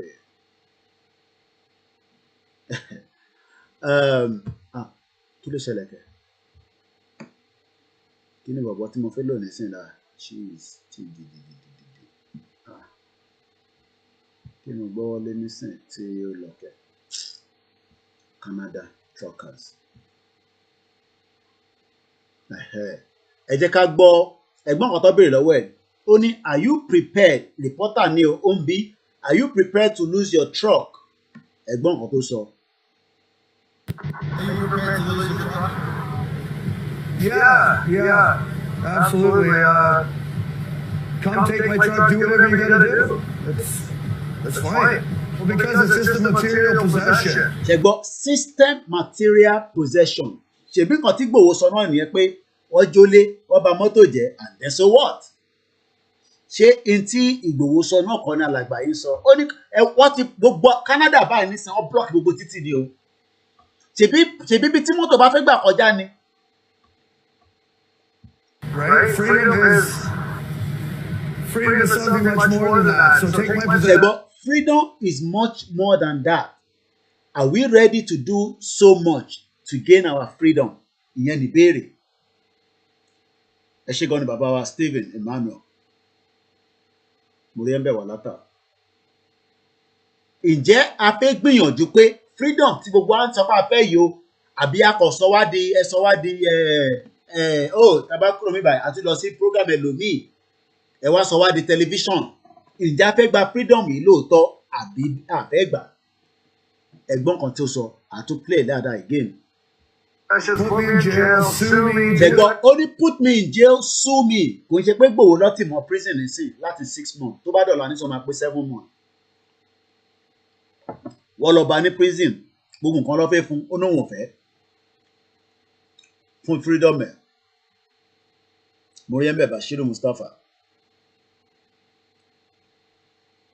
Bẹ́ẹ̀ni, nígbà tó bá donate àwọn èèyàn tún máa béèrè pé kí lẹ fowó ṣe. Ṣé gbogbo tíyàn bá fowó ṣe nìyàn máa sọ ni? Mo rí bẹ́ẹ̀ ìyá wa evangelist Fúnkẹ́ Ìgè. Gbogbo ẹ̀yin evangelist wa ni mò ń kí. Ẹ̀yin bishop. And they are saying the prophecies. Gbogbo àwọn prophecies wọ́n rí. Àwọn èèyàn rí prophecies o. Ẹ lọ gbáradì. Àwọn ọ̀pọ̀ Ọlọ́run ní jẹ́ kí ó le ju bó ṣe yẹ lọ. Ṣé rí ìbẹ̀rù tí àwọn èèyàn understand ni pé ẹ jẹ́ n ká gbọ́ fídíò yìí dáadáa. Whatever you gotta do.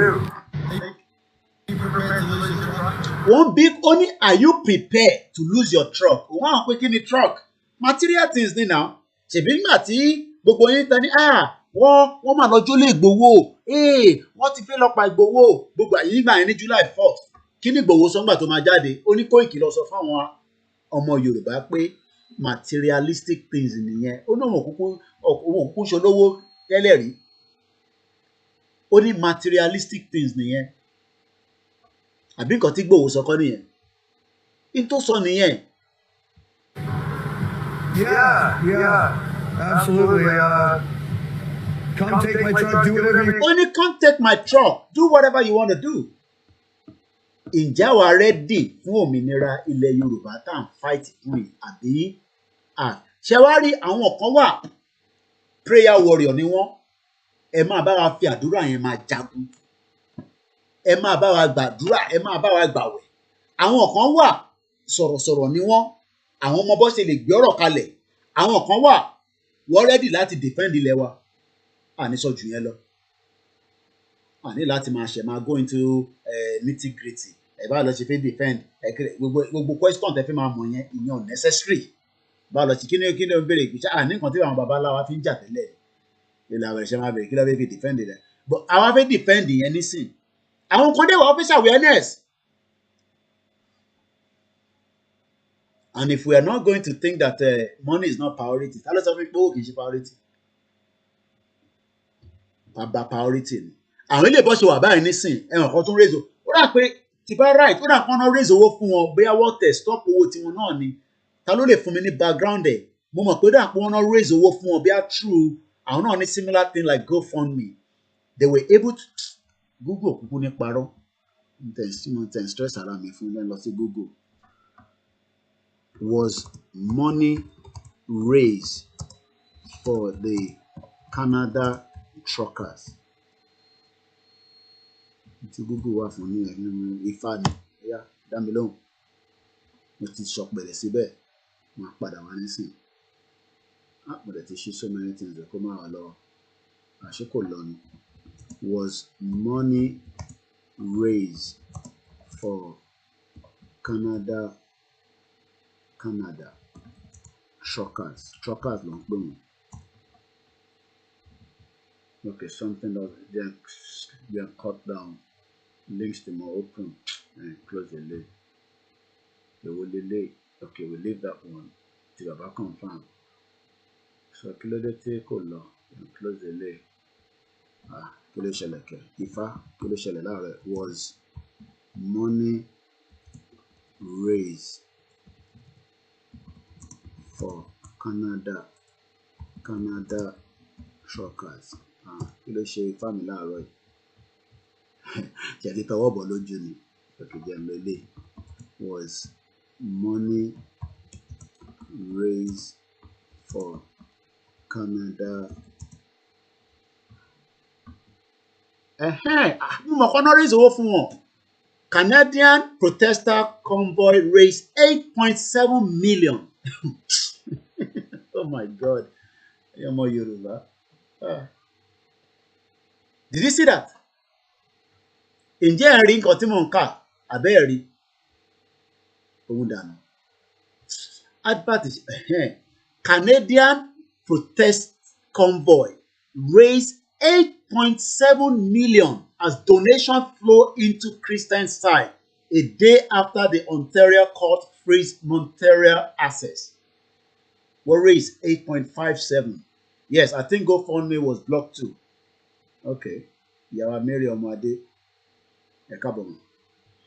What raised $8.7 million? Àwọn tí bá ti raise owó kékeré Kóìkì kílẹ̀ fowó ṣe. Owó náà dà. Kóìkì. Mo fi ra lẹ́nu. Mo dẹ̀ fi kọ́lé. Nínú Nàìjíríà yẹn. Ìbéèrè àgọ́. Ohun tá fowó ṣe náà la máa sọ lórí social media. Bí ti bá fi gbogbo ohun tí mo fowó ṣe tá bá sọ lórí social media. Ṣé inú tẹ̀yìn gan máa dùn? Kì í jáde nísìn. Káwa máa list itinerary nǹkan tá a ṣe leléyìí o. Ẹni sọ pé ṣé ẹ̀yin gan ní sọ pé dẹ̀ ní mí ni? Ẹ rò pé mùgùnmù lẹ́ bá dé. a ní ká raise 100 million èlò 100 million ní dollars 100 million naira ẹ bá mi convert ẹ tẹ́ mọ̀ mass ẹ tẹ́ mọ̀ further mass ẹ bá mi gbé kalẹ̀ kíákíá aago 9 fi lọ lò ní níjọ́ Jímọ̀ 18 lè ní last November mo ní mo fẹ́ raise 100 million ẹ bá mi dá padà sí dollar àwọn ilé nísìnyí wọ́n raise 8.7 million dollars ṣàlàyé tó ń wò wá ṣá àbí gbogbo àti sùn ní ẹ lọ wo platform ní kí n wo kò sí nǹkan tẹ́ fẹ́ ṣe ẹni pẹ́ ní nídòó kí ló ń jẹ́ pẹ́ ní nídòó kí ló ń ṣe pẹ́ ní nídòó ẹ wo Eastern Security Network àkàrà lérò pé wọ́n fi ń káàkiri ẹ kó wọ́n nídòó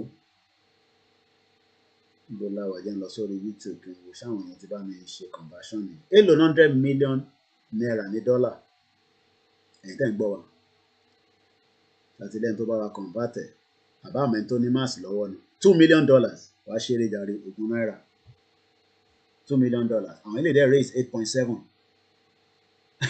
without war leléyò ìyọ̀kan ní without war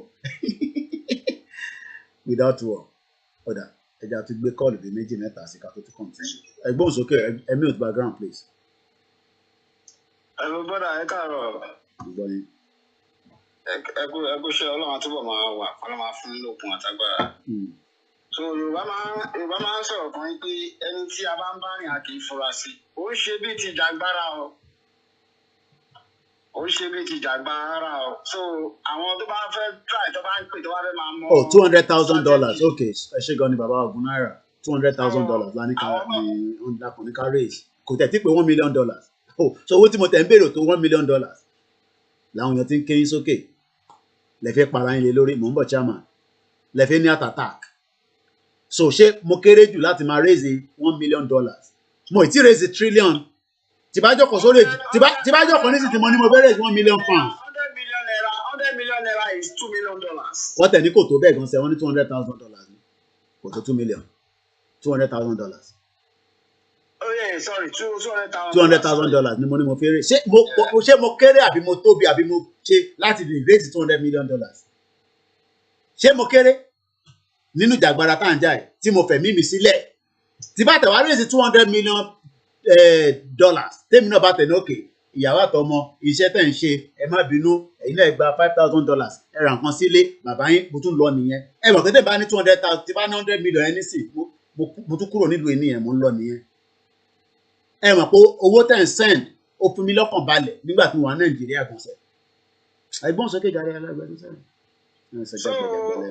so láti máa fi ọ̀rọ̀ sípò bí àgbà díẹ̀díẹ̀ ṣé ti ẹ máa fọ̀rọ̀ so and again ṣẹ́rí anything tó máa ń pè ní fighting for freedom aláti máa ní diversionary tactics ṣe àwọn ọ̀tá wa wọ́n pọ̀ lórí sábà mi tó wà mí tó ń wò ó diversionary tactics àwọn náà láti máa ṣe ṣe pé wọn nílé mọ strategy yẹn. wọ́n tẹ̀lé bàbá mi ẹ forget ẹ lọ ẹ mọ̀ gbọ́. wọ́n rò pé ọ̀nà báyìí lẹ́fẹ̀ẹ́ gbà which is ọ̀nà àárín lẹ́fẹ̀ẹ́ gbà wọ́n nígbà pé ọ̀nà right lẹ́yìn lẹ́fẹ̀ẹ́ gbà. politician tẹ̀lé mọ̀nà tá a fẹ́ gbà ẹ forget ẹ kọ́ wọn kọjọ́ kó sórí program Koiki lójoojúmọ́ ẹ lè mọ̀nà tá a fẹ́ gbà nítorí pé Ọlọ́run ò ní fi ọ̀nà yẹn wọ̀nyí débi pé mi gan máa sọ ọ̀nà yẹn jáde fúnra mi.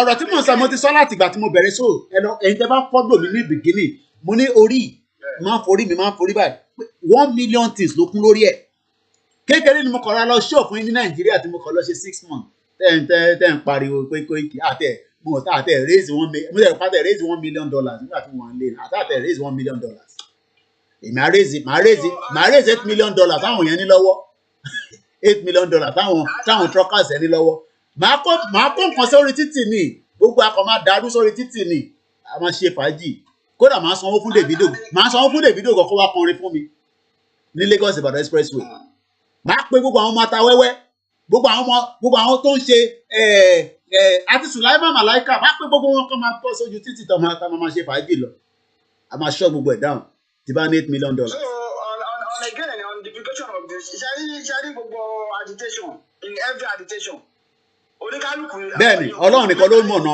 ẹ rò pé Koiki gan mọ̀nà Ọlọ́run nìkan ló mọ̀nà ẹ. Gúúpù mẹ́ta lè ní different plan your own plan will be different from my own plan. My own plan will be different. Bó ṣe máa sọ plan mi fún anybody. Kí lẹ fẹ́ kí n sọ lẹ́yìn Ìgbòho nìkan àtọlọ́run ọba mo ṣe máa sọ plan mi fún anybody. Ṣé mo bá sọ plan tí kò kọ̀ọ̀rọ̀ mú jáde kékeré gan tí a lọ lé gan sẹ̀ gbogbo ẹ̀ náà kọ́ lẹ dàrú mọ́ wa lọ́wọ́. Plan kékeré akọ̀rọ̀ àfi kékeré wọ̀nyí ẹ ti dàrú mọ́ wa lọ́wọ́. Because in agitation oníkálùkù lè ní plan ní mẹ́ta. And one couple code ẹ̀yẹ kan tó gbọ́ wá lé ní pé freedom yẹn. Òun ni à ń pàdé lókè ìbílẹ̀ ti sọ elephant ńlá ní Nàìjíríà bó bá wọn àwọn Dr. Aliu ẹ fún wọn lówó kó máa ṣe awareness bá máa ṣe awareness lọ ní kò disturb ní tèmi fẹ́ ṣe náà ó ṣe lè disturb nínú rẹ. Nígbà tí mo jáde gan tí mo náà fẹ́ gba rédíò ṣé mo ní kí gbogbo platform tó kù náà lọ gbowó kọ́ náà fi ṣe rédíò ó ṣe jẹ́ yẹn nìkan la wá ta kúlé lórí bíi ẹsẹ̀ télọ̀. So bí kíní GoFundMe sí táwọn truckers ẹ̀ tọ́rìs wọ́n sì $10 million wọ́n lè bá ní lẹ́sẹ̀kẹsẹ̀ lọ́jọ́ yẹn wọ́n ṣe crypto wọ́n lè rí sí $7 million. Lẹ́sẹ̀kẹsẹ̀ ìbọn máa dáwó padà ní àwọn yẹn dẹ̀ máa fowó síbẹ̀. Within 5 hours within 1 hour tọ́kùs yẹn tọ́rìs wọ́n lè raise the same amount of money. ló máa dọ́bùlẹ̀. ẹ lọ wọ àkáǹtì yẹn sí ẹ lọ crypto yẹn sí wọ́n lè tún wọ $50 million láàárọ̀. Can you imagine? àwọn ará à ń ṣe Yorùbá nation.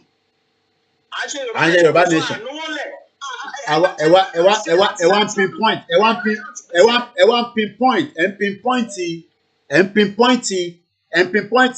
àwọn tó jẹ́ spokesperson tó ń jáde tó ń sọ̀rọ̀ ẹ mọ̀ pé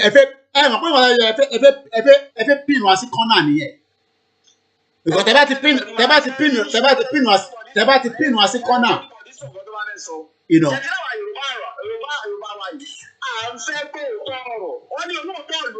Ẹ ṣe dáre architect Adéjúwọ̀n. Ẹni tó bá sọ òótọ́ ọ̀rọ̀ yẹn ló máa attack which is Yorùbá for you. Yorùbá nìyẹn ìwà wọn nìyẹn tó bá ti ń bá wọn sọ òótọ́ ọ̀rọ̀ báyìí ìwọ yẹn gbọ́ngàn lọ́ta wọn kọ́ máa ṣe lọ. No problem. Yorùbá nation yìí náà lájọ fà. Then the last thing ìdíbẹ̀ sọ ni pé gbogbo àtàwọn lórí platform yìí iṣẹ́ wo làwọn jọ ń ṣe individually kò sí pé tàbí àwọn wá sí ìka àwọn àwọn show nìkan. No iṣẹ́ wo every person tó wà lábọ̀ yìí ló ní constituency kọ̀ọ̀kan tó ní kálukú jáde tẹ bá wà lẹ́kọ̀ọ́ kò sí each word kan ọmọ word kan ní local government kan ní gbogbo the whole southwest tí kò sí lábọ̀ yìí àbí bí ọ̀rọ̀ èmi ti àdúgbò mi mímọ̀ nǹkan tí mò ń ṣe ládùúgbò mi tí mi ò lè sọ fún anybody I will never tell anybody mo mọ nǹkan tí mò ń ṣe ní àdúgbò mi in terms of awareness kí ni oníkálukú tó ń wo ṣó yẹn lójoojúmọ́ kí làwọn náà ṣe ní wọ́ọ̀dù tí wọ́n kọ́ lẹ́sẹ̀ pé wọ́ọ̀dù A ni mo ti wá ẹni tó wá láti wọ́ọ̀dù B iṣẹ́ wo lòun ṣe tí ló ní wọ́ọ̀dù tiẹ̀ pẹ̀lú tó dẹ̀ wo ṣó yìí iṣẹ́ wo ló ń ṣe lójú ẹ̀ka kan máa jókòó sórí ìbà yìí program mi lójoojúmọ́ ó jẹ́ ká máa program àánú fi hẹ̀ láìtì láti lè mọ̀ ọ́n máa sọ fáwọn tó wà nílé náà kí ni iṣẹ́ tó ń ṣe nílé lójú ẹ̀ka kan máa jókòó sí ìbà yìí ká máa wo ṣó lójoojúmọ́ so we need to move on. Àṣẹrẹ bàbá mi one love man thank you. Ẹ má bínú ẹ̀yin tẹ́ tí ń pè náà tí ẹ fẹ́ dá sí orí ètò yẹn gbogbo iná tẹ́ ń send message ni mo ní kọ́mẹ́ǹtì àti ewu ẹni tí a jọ wà lórí ètò mo rí ń bẹ̀ yà wá Mary ọkọ ọlá Jímọ̀ fún gbogbo ẹ̀ ṣe rí a lè rú àwọn èèyàn sí títì ta dẹ̀ máa protect ta dẹ̀ máa ṣe guide wọn a lè kó àwọn èèyàn síta sí títì tí a dẹ̀ máa ṣe kí ni a máa protect wọn a dẹ̀ máa ṣe guide wọn ẹ̀mí ò ti background mi ẹ káàárọ̀ mọ́. Ẹ káàárọ̀ sàrọ̀. Ẹ kú iṣẹ́ takuntakun. Olúwa máa fi agbára fún yín ní orúkọ Jésù. Àmín Jésù, àmín Jésù. Ẹ jọ̀ọ́ sà, mo fẹ́ dá sí ètò. Ẹ ti wà lórí ẹ̀ mọ́ mi. Mo ní àwọn nǹkan bíi 2-3 kan tí mo fẹ́ sọ. Àgbọ́là yìí. Ṣé mo wí pé tí mo bá ti pè mo máa ń sọ fún yín pé mo bá yín fi ẹ̀mí rìnrìn àjò yìí ní o.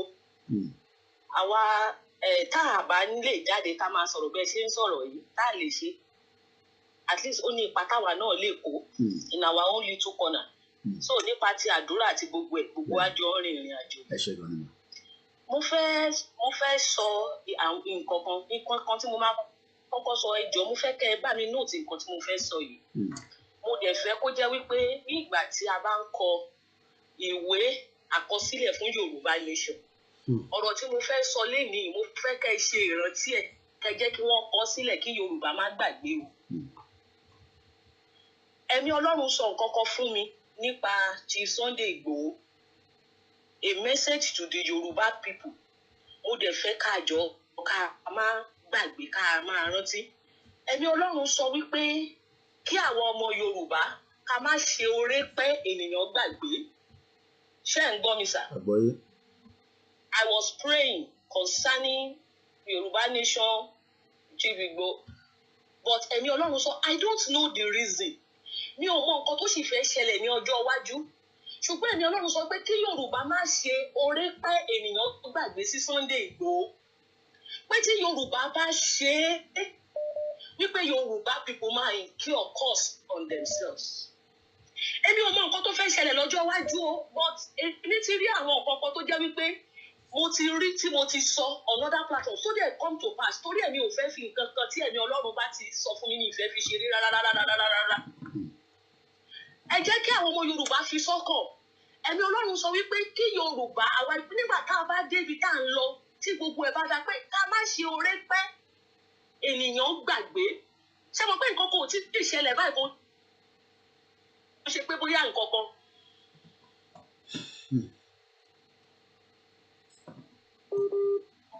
À ń gbọ́ yín mà, ẹ máa ń gbọ́ yín, ẹ máa sọ̀rọ̀ lọ. Network wọn náà máa kọ́ ẹ.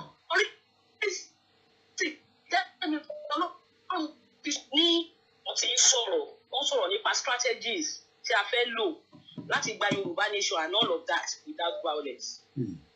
I love the spirit and in fact èmi gẹ́gẹ́ bí ọmọ Yorùbá àtàtà, that is what I really desire and love, that we will go, there will be no violence. Bẹ́ẹ̀ni, kò sẹ́ni tó fẹ́ violence. Ṣùgbọ́n mo rí pé ní orí platform yìí èèyàn kan wá make comment kan ní alẹ́ ọjọ́ yẹn ẹbí ni ó sọ pé if you don't eat flesh for breakfast or if you choose not to eat flesh for breakfast, will a lion do the same? Something like that. Nǹkan tí mo ṣe ń sọ̀rọ̀ yìí ni wípé mo fẹ́ ká prepare mind àwọn èèyàn wa. You can't expect your team to manage well. Kò kí ń ṣe nǹkan tó bá ṣẹlẹ̀ sí èèyàn yẹn ọ̀pọ̀lọpọ̀ èèyàn gan ló máa ń pa wọ́n for the shock wípé wọn expect nǹkan yẹn kó máa ṣẹlẹ̀. Ṣé nǹkan tí mo sọ yé yín sà? Àgbọ́yé mà.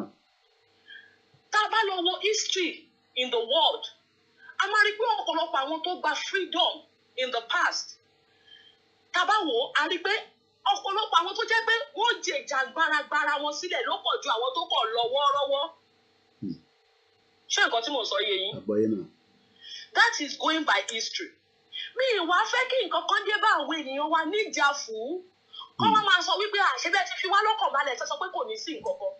Ibi tí mò ń lọ ni wípé èmi ló máa forí ẹ̀ fagbọ̀n mọ́mí ọ̀rọ̀ tẹ́sán yẹn Koiki ló máa forí ẹ̀ fagbọ̀n torí wọn ní bọ̀bọ̀ yẹn ti dán ẹnu jù wọn ẹnu ẹ̀ dùn gan ẹ̀rí nísìnyí àrímọ́ lórí ètò mọ̀. Ẹ jẹ́ ká máa prepare ọkùn àwọn ènìyàn wa. Ẹ jẹ́ ká prepare, ẹ má jẹ́ ká sọ pé ẹ lọ jókòó ẹ sùn. Mi ò gbàdúrà nílá first time tí mo kọ́kọ́ pè é mo sọ. Mo ní ohun tí èmi gbọ́ tí mo rí ni wípé there will be use of force. Ṣé rí pé kò síbi tí mo ti sọ̀rọ̀ ogun? Bẹ́ẹ̀ni. Mo ní bí ò tiẹ̀ kéré ju nǹkan tó ṣẹlẹ̀ ní June 12. Bẹ́ẹ̀ni. Lẹ́nu tí mo sọ bẹ́ẹ̀. Bẹ́ẹ̀ni. Kò síyàn kankan tó gbàdúrà ogun. Kò síyàn kankan tó gbàdúrà ogun. Ṣùgbọ́n ṣé ti rí tí ènìyàn bá wà prepared ṣọ́ọ̀kì lásán ó tó kọ́ńkọ́rùn ọ̀pọ̀lọpọ̀. Bẹ́ẹ̀ni. Ṣùgbọ́n téèyàn bá ti ní ọkàn wípé ó dáa o, wọ́n ti sọ wípé wọ́n ṣètò pàmò lọ. Ṣùgbọ́n a lè sọ tí àwọn wọ̀nyí bá wá sọ wípé àlàáfíà táwọn ń wá àwọn ò fẹ́. Ọ̀rọ̀ lè wá yíwọ́ o. Ẹ máa rí pé nígbà tí mo bá ti ń sọ̀rọ̀ máa sọ wípé Olúwa sọ wípé a máa ja àjàbọ́. Mi ò sọ wípé Olúwa sọ pé a máa ja ogun. Wípé a máa ja àjàbọ́. So ẹ jẹ́ ká máa prepare ọkàn wa.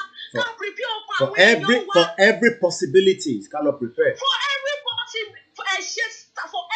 possibility, ẹ jọ̀ọ́. Torí pé tí nǹkan bá dé báyọ̀ níjà fún ìyẹn ló burú jù. Yìnbọn fún yàngàn ṣọ́ọ̀kì lásán gan èèyàn bí aṣubúlù lè á kú. so ẹ jẹ́ ká máa prepare ọkọ̀ àwọn èèyàn wa o. Ìyẹn ni second one. Then ohun àṣírí ìjìnlẹ̀ ni mo fẹ́ sọ yìí. Ó dẹ̀ fẹ́ àwọn tó bá tún jẹ́ ẹni ẹ̀mí nínú ìrìn àjò yìí bóyá nínú ẹ̀yin agitator mo rí táwọn pastors wà láàrin yín at least mo lè rántí pastor ológun lolúwa. So kí wọ́n fi dáadáa ká dẹ̀ máa gbàdúrà. Ṣé ẹ ti rí ọ̀rọ̀ Yorùbá nation tá a fẹ́ gbà yìí? Ó máa tóbi ṣáájú gbogbo nǹkan tí à ń sọ yìí lọ. Ó tóbi ju strategy, ó tóbi ju diplomacy. Ṣé ẹ rí spiritually ogun láti ìjà? Alákànní ọ̀rọ̀ Yorùbá nation yìí. Eré àyẹ̀ ni mo fẹ́ kí àwọn tó bá jẹ́ ìdè ọjọ́ yẹn ni influence of the monarchy. Ó ní bí mo ṣe kọ́ sílẹ̀ níbí báyìí tẹ́ẹ̀mí Ọlọ́run ṣe sọ fún mi tí mo bá lè rí. Ṣé a rí UK monarchy bẹ̀rẹ̀ sí rí? Torí pé ògo ológo tí wọ́n jí lò, ògo ológo tí wọ́n jí, spiritual matter lèmi ń sọ fún yín ìsá. Ó ti yé mi, ẹ ti lọ sí spiritual realm. Ó yé mi tẹ́ ń sọ. A máa gba ògo ológo tí wọ́n jí ní ọwọ́ wọn. Ṣé wá ti rí ogun tí à ń jà yìí kì í ṣe ogun diplomacy, ṣé ní in the spiritual realm. Spiritual realm ni. Ó le gidigidi. Spiritual realm ni. Torí wípé wọn ò ní ever. Jẹ́ ká lọ. Spiritually, the UK will stand. Wọn ò ní ever jẹ́ kí Yorùbá dá dúró. Torí pé lọ́jọ́ tí Yorùbá bá ti lè dá dúró. That's it. Ó ní bí ó ṣe máa lọ affect UK. Bẹ́ẹ̀ni. In the spiritual. Spiritual realm. Ó ní bó ṣe máa àṣírí ìjìnlẹ̀ ni mo sọ fún yín. Ó ní bó ṣe máa affect UK lọ́jọ́ tí ọba lè sọ wípé àgbé àṣẹ Yorùbá nation sókè. Torí pé ọ̀run ti declare Yorùbá nation. Ó máa change ṣẹ́rẹ́ ọ̀rọ̀ tẹ̀sán yẹn mọ́ mi. Ó máa change energy shape àgbáyé but UK máa wà affected more. Ó rí wípé freedom Yorùbá, freedom gbogbo Africa ni sà. Ìjà tá à ń jà lọ́wọ́lọ́wọ́ yìí, ìjà ìgbélékè Africa ni. Ṣé ẹni lọ́gọ́ tí ó bá ti ṣẹlẹ̀ gbàmù báyìí? In the spiritual power change hands nìyẹn. Nítorí náà kò kí ń ṣe ìjà ara nìkan ni ìjà tí à ń jà yìí. Spiritual realm ni. So ẹ bá rò wípé bóyá àwọn Fúlàní gan lásán lẹ́kọ̀ọ́ ń bájà náà, àwọn tí ẹ̀ ń bájà ní àgbáyé, in fact ogun wọn nínú ẹ̀mí ó le ju ogun tẹ́ sọ pé ń dojúkọ ní Nàìjíríà.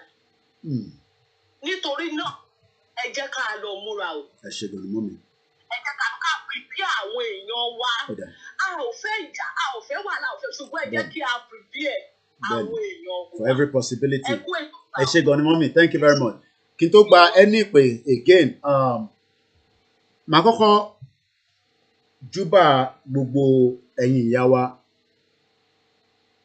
Màá júbà àwọn tó láyé, àwọn tó lọ́run.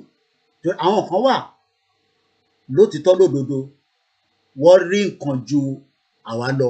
Èmi ò rí nǹkan kan. Wo mi bí ṣe bàbá yìí náà ni mo rí páín. Mò ń sùn mò ń jí ni, mo tẹ̀ pé mo lálàá kọ̀ọ̀kan, mò ń sùn mò ń jí ni. In tó mú mi wọ Yorùbá nation tí mo declare pé Yorùbá nation, fídíò yẹn ṣì wà lórí social media kì í bá lọ wá dáadáa. Wọ́n send image kan sí mi láti Àkúrẹ́, ọmọ tó ṣá orí ẹ̀ tí mo jáde mo fọhùn lẹ́pẹ́ kò sí ọ̀kan tó jẹ́ Nàìjíríà mọ́. Bẹ́ẹ̀ mi ṣe wọnú ẹ̀ nìyẹn o. Mo ra ń gbé ìgbé ayé mi tẹ́lẹ̀ káwọn yes à ń sọ̀rọ̀ pé Nàìjíríà ò dáa, ẹ̀mọ̀kẹta bá wà ní ibi tí mo bá ti ń sọ̀rọ̀ tó bá ti mẹ́nu mọ́ Nàìjíríà kò dáa. Bọ̀ pé mo gbẹ́nu lọ́rọ̀ Yorùbá nation fully was that video tó fi ránṣẹ́ sí mi. Daniel James lórúkọ bọ̀bọ̀ náà jẹ́, kò ń ṣọmọ Yorùbá bí ọmọ bíi Port Harcourt side yẹn ni, but Àkúrẹ́ ló wà tó ti ń fi ọ̀kadà ẹ̀ tó ti fi ń ṣiṣẹ́. Táwọn Fúlàní wá ṣá lórí, wọ́n send picture ẹ̀, mo ní kò jẹ́jẹ́ orí èèyàn lédè bí orí àgbò ni. Bẹ́ẹ̀mi ṣe wọnú ẹ̀ nìyẹn o. N tó wá wọnú ẹ̀ tí mo fi jáde bẹ́ẹ̀ yẹn tí mo fọhùn lẹ̀ gidi gan, ẹ̀yẹn kù sọ́wọ́ the spiritual realm. But mọ́mí wa sọ̀rọ̀ ọkọ̀ lẹ́ẹ̀kan. I don't want us to throw it in the bin. Bí Kristẹni ṣe sọ, bẹ́ẹ̀ náà ni Mùsùlùmí ṣe sọ, àtàwọn oníṣẹ̀ṣe. Àwa gangan ni the main point of the world, Yorùbá gangan. so kíní tá a gbé dání ó ní weight ju báwa gan ṣe ń wò lọ but because àwa fúnra wa gan àìtí mọ weight ẹ̀ òun la ṣe ń ní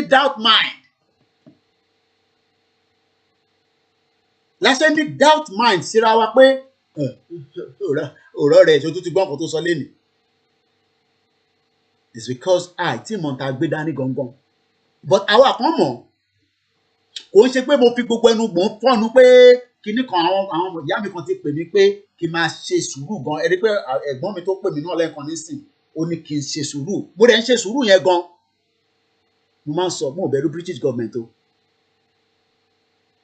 so tó bá yẹ pé British government lẹ́yìn bẹ̀rù lẹ ṣe ń fì síbí lẹ́ ń fì sọ́hùn ẹ jẹ́ ká kúkú mọ̀ wọ́n Ìgbòho wà nínú prison àti lọ Benin kan ló ń bà mí lẹ́rù o ẹ gbọ́ mi dáadáa o àti lọ sí Benin Republic kan ló ń bà mí lẹ́rù o àti lọ Benin Nàìjíríà bá fẹ́ wọ Nàìjíríà nígbà ńlá lè wọ Nàìjíríà àti lọ Benin kan ló ń bà mí lẹ́rù o but à ń ṣe kí ni à ń listen sí inner self not àwọn àgbàlagbà kankan kò sí pọ̀rọ̀ àgbàlagbà lélẹ́yìí.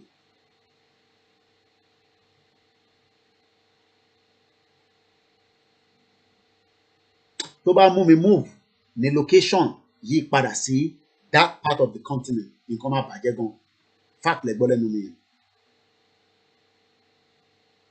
ẹ kọ́tẹ̀ ní tí mo sọ yìí tó bá ti lè move mi kúrò nínú UK again jáde padà again lọ sí that part of the continent nǹkan máa bàjẹ́ gan and that's why I'm trying to hold back for now.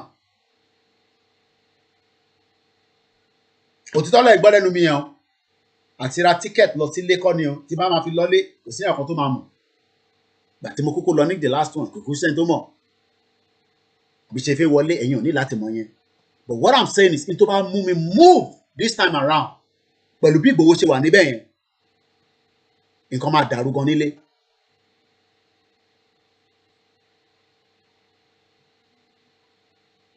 ẹ̀yin lè má ní gut yẹn èmi ti ní gut yẹn because I've already looked at the whole thing as ẹ̀ǹkan náà ni kò dẹ̀ sí tó ń bọ̀ lókè tí ilé ọgbà I will not be the first and I will not be the last. òtítọ́ lẹ gbọ́ lẹ́nu mi yẹn àwọn kan ní ẹ̀ come back home but n tó bá mú mi move this time around kékeré ni mo kọ̀ra lọ ṣe nílé tariwo kàn ta tó ń ta èyí tí mo fẹ́ ṣe gangan nílé tí mo lọ yẹn Ìgbòho ló stop ẹ o Ìgbòho tẹ́ ń wò yẹn ilé Ìgbòho tí mo lọ jókòó sí Ìgbòho mọ̀ọ́mọ̀ mú mi mọ́lẹ̀ mọ́ bẹ́ẹ̀ torí tí mo fẹ́ ṣe ò dáa rárá òtítọ́ lẹ gbọ́ lẹ́nu mi o òtítọ́ lẹ ń gbọ́ lẹ́nu mi Ìgbòho gangan ló dì mí mú because intention tí mo bá lọ lé ò dáa rárá Ìgbòho ọ̀hún lọ́wọ́ mú nísìn sí Benin Republic ṣe rí pé ọ̀rọ̀ yẹn ó máa le gan.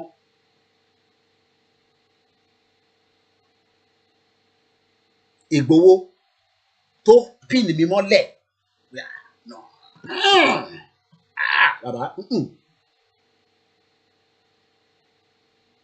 ẹ rò pé tí Ìgbòho bá fi sá lọ láti joy tí à ń gbọ́ ẹ rò pé àgbọ̀ information pé gọ́ọ̀mẹ̀ntì ń bọ̀ ni a gbọ́ mo sọ fún Ìgbòho mo ní bàbá ṣé ká ebi àti akúkú ní ìwé tá a fi lè travel kò yẹ pé mo ṣe fẹ́ lọ gba visa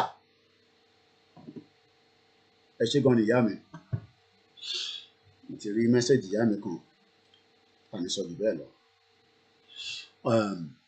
ẹ jẹ́ ká padà sí bá a ṣe ń bẹ́tò yẹn lọ Ọlọ́run dúró tì wá bọ́n tí mo kàn fẹ́ kí gbogbo wa mọ̀ ni pé ìjẹ̀mí wà nínú nǹkan tá à ń jà yìí o ìjà kí ni mo pè ìjà ẹ̀mí àwọn kan ń jàjà ẹ̀mí yẹn on our behalf táwa ò rí o kò ń ṣèmi ni mò ń jàjà yẹn o àwọn kan ń jà ìjà yẹn láyìíká wa tó ń protect because nǹkan kò bá ti kọjá AY not the citizen AY o but àwọn kan ló ń defend the spiritual realm. And they're not literally in Nigeria. They are all over the world.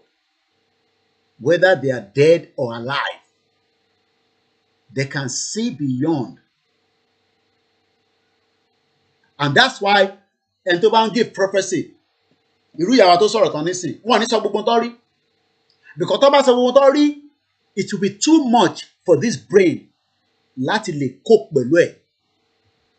Ẹ mọ̀ pé brain yìí, nǹkan tá a kọ ránṣọ nísìn, ó move brain ẹlòmíì náà. And that's why sometimes we control it down. Ẹ̀rí pé nígbà mi ti bá jáde, màá tún rọra wálẹ̀. Because tá a bá react too much, á tètè lọ bà nǹkan jẹ́. There's things that we can be saying, even with code. Tá a dẹ̀ máa deliver message yẹn sísàlẹ̀.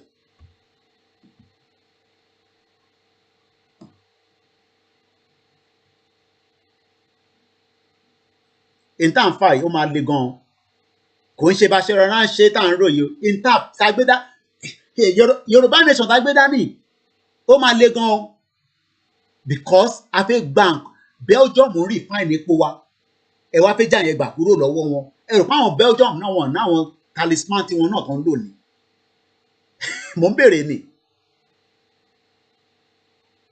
Ẹ fi ìpàrọ̀ Yorùbá nation is just about the social media conversation. Ó le jù yẹn lọ.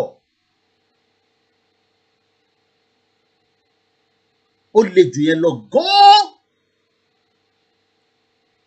It's beyond the conversation of Nigeria is not good. Ó ti kọjá stage yẹn. Pin kékeré ni ìyàwó kọ̀ ra sọ nínú ẹ̀. Because we're about to liberate something that àwa gan-an yìí Yorùbá nation ló liberate ọ̀nà yẹn. Àwọn ọmọ tẹ́lẹ̀ Yorùbá nation ló ṣínà yẹn. Bó ṣe máa rí nìyẹn. That's what we are holding. That's what we are fighting for. So it's beyond the magnitude of báwa ṣe ń ròyìn. The magnitude of it cannot go on a scale.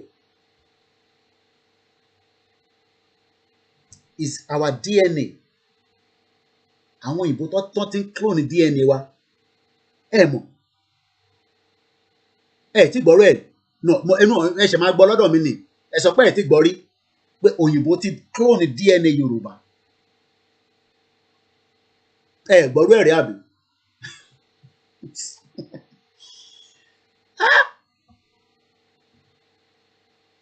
Rántí ọ̀rẹ́ mi Clyde. Astrology ni Clyde. I've known him for àti máa lọ bí 15 years nísìn. Ẹ máa tán pè ní astrology.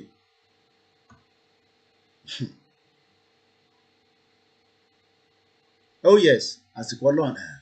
Èmi kọ́ ni máa move. Ọlọ́run fúnra ẹ̀ ló máa move. Gbogbo dáa ọwọ́ Ọlọ́run ni. Mo ò dẹ̀ ní kankan. Ọlọ́run náà la gbọ́kànlé. Ẹ máa tán pè láwọn astrology. Mo lọ́rẹ̀ẹ́ kan Clyde. Tí bá kọ̀ jókòó nígbà míì nísìn. Ó sọ fún mi nígbà yẹn pé ó láwọn kankan tó sọ. Ó ní by the time tí bá fi padà lọ sí Nàìjíríà after so many years 2015 ni mo kọ́kọ́ máa lọ Nàìjíríà after 14 years.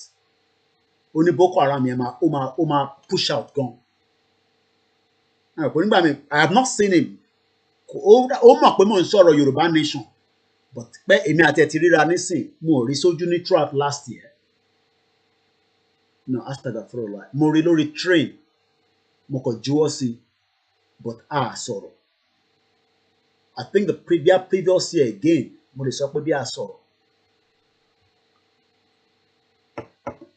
Àwọn tó bá understand nìkan, ọmọ Montserrat ni. Ẹ mọ̀ ló tán pè ní Montserrat. Àwọn bíi Caribbean Island yẹn ni, ọmọ Montserrat. He's a builder.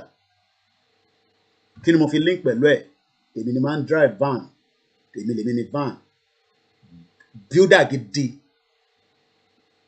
Very àti 15 years old ní bàbá ẹ̀ ti fi sí ọwọ́ àwọn top builder bàbá ẹ̀ náà builder ní Montserrat kó tó di pé ó lọ sí America.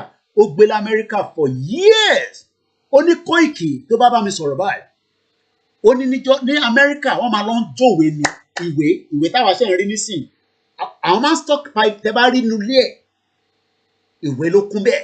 Ó ní because back then wọ́n ní wọ́n máa ń sun ìwé ni ìwé tó bá rí pé ó máa wúlò fún human thought wọ́n máa lọ jó so they used to buy books and keep it now ta kan lọ sórí Google ní síta kan máa punch kankan máa gbé jáde wọ́n ní it was not like that in the back then because láti Montserrat tó gba abẹ lọ sí America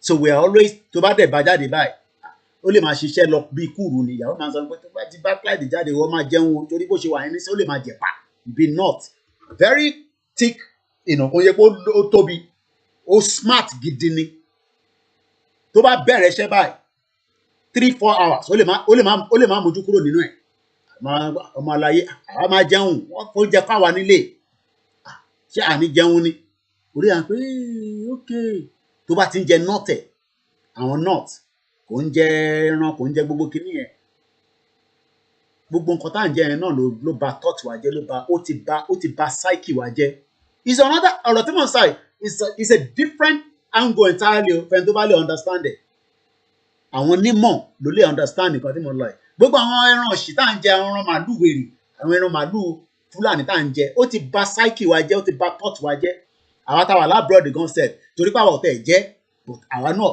àwọn kankan wà nílùú yìí tá à ń jẹ tó ń damage psyche wa àbẹ́ẹ̀ ti gbọ́ rí ẹkùn lọ ẹran akọ ń jẹ gbogbo ẹ̀ London láwà I feel alright akọ ń jẹ gbogbo ẹ̀ yànyànyànyàn òyìnbó oúnjẹ tá à ń jẹ wọ́n ti fi ba psyche wa jẹ́ kò jẹ́ ká lè rí vision dáadáa ìyẹn làwọn ẹ wo statistics àwọn tó ń wo Yorùbá nation wọ́n pọ̀ ju àwọn tó ń wò lọ ní UK you can tell ó ti ba UK ó ti ba psyche wa jẹ́ UK yìí ṣe rí gbogbo tá à ń ṣe yìí wọ́n ti fọ̀ sí ẹ̀ wọ́n ti sọ fún wọn pé ó máa wáyé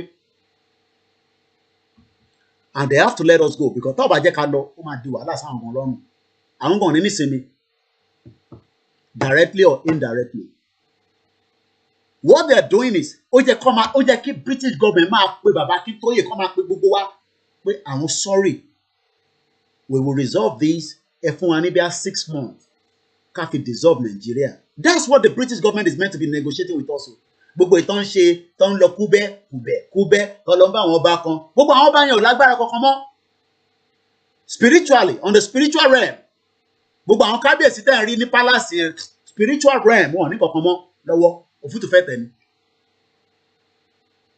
àwa alákọ̀ọ́ṣe ń rí wọn as àwọn ọba wa àwọn baálẹ̀ wa wọn ò ní goddamn anything lọ́wọ́ òfútù fẹ́ tẹ̀ ní gbogbo wọn. Wọ́n ti gba sátọdé lọ́wọ́ wọn kò ń ṣe politician náà gba sátọdé lọ́wọ́ wọn àwọn tó ní gangan àwọn òní ilẹ̀ ti gbà nǹkan lọ́wọ́ wọn gbà kúrò lọ́wọ́ wọn because wọ́n ti balẹ̀ jẹ́ ìjọ ọ̀rọ̀ àwa gbọ́ tẹ́lẹ̀ rí pé nílẹ̀ Yorùbá wọ́n ń gé ọyàn èèyàn wọ́n ń gé orí èèyàn ọmọ ń ṣe kinní kan ìjọ ọ̀rọ̀ àgbọ́ gbogbo ẹ̀ rí àwọn òní ilẹ̀ ń bínú ni wọ́n tú gbogbo kinní ẹ̀ síta ni because àwọn tó yẹ kó protect interest wa ìjà tá à ń jà àwọn tó yẹ kó protect interest wa àwọn onílẹ̀ gangan ti bínú sí wọn.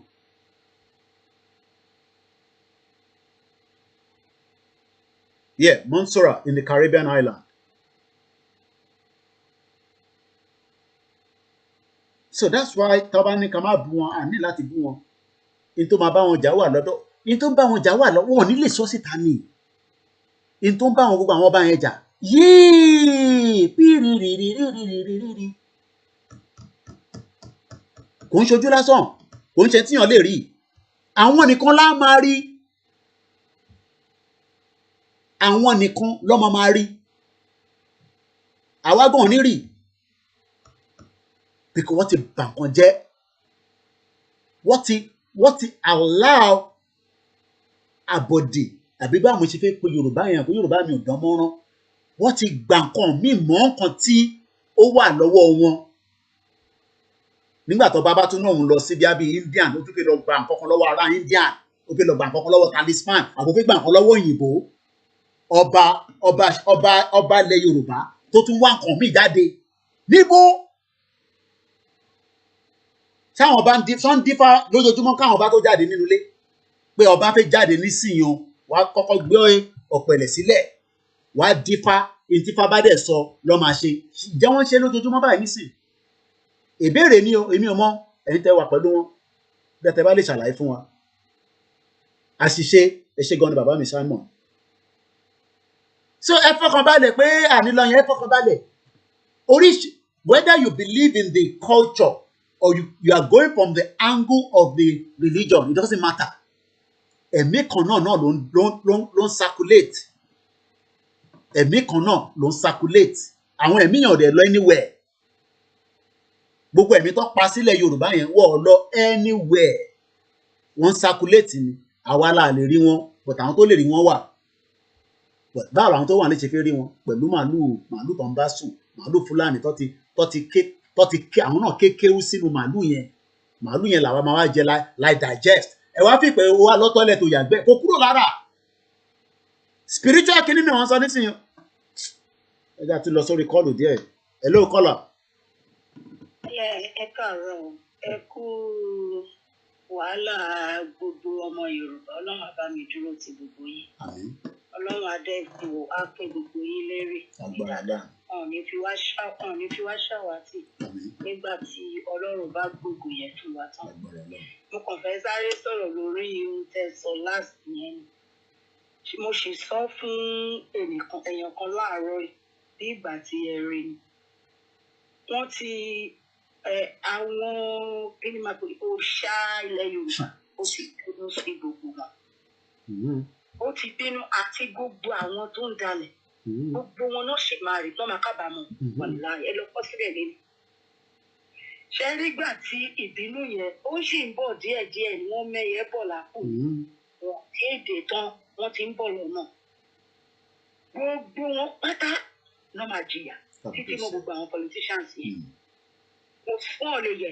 ẹ lọ kọ sílẹ̀ wọn lè yẹ mo ti sọ darí lẹ́nu wàlá ìjọ máa jẹ ìyà torí pé kí ni gbogbo ìyà tó fi jẹ àwọn aláìmọ̀dí ẹ̀jẹ̀ àwọn aláìmọ̀dí tí gbogbo wọn ti gbé sọ̀rọ̀ àtàwọn ọmọ tó ń bẹ́ sómi nígbà tó ń rò mí o àtàwọn ọmọ tí wọ́n ń febi pa ní o àti àwọn táwọn fúnra wọn lọ ń pa torí wọ́n fẹ́ dépò nígbà tí gbogbo wọn bá pawọ́ pọ̀ tó bá dé tán wọ́n máa ṣẹlẹ́yà kù ni kò jẹ́ ṣe pé ikú yẹn máa pa wọ́n lẹ́sẹ̀kẹsẹ̀ ẹ̀rí mi inú wọn báyìí á lè máa ṣe ẹlẹ́yà ojú wọn máa láre kù ni tó jẹ́ wípé àwọn ọmọ wọn gan ìtìjú yẹn ló máa gbé wọn kúrò nílẹ̀ Yorùbá lágbára Ọlọ́run lágbára Èdùmàrè ó ti dé tán fún wọn ó kù díẹ̀ torí mo ń yẹ tani wọn pẹ̀lú àdúrà àwa fàdúrà ràn yín lọ́wọ́ èmi náà dé èkó tẹ̀ ń ṣe ìsinmi wa láì wọ́n máa jẹyà.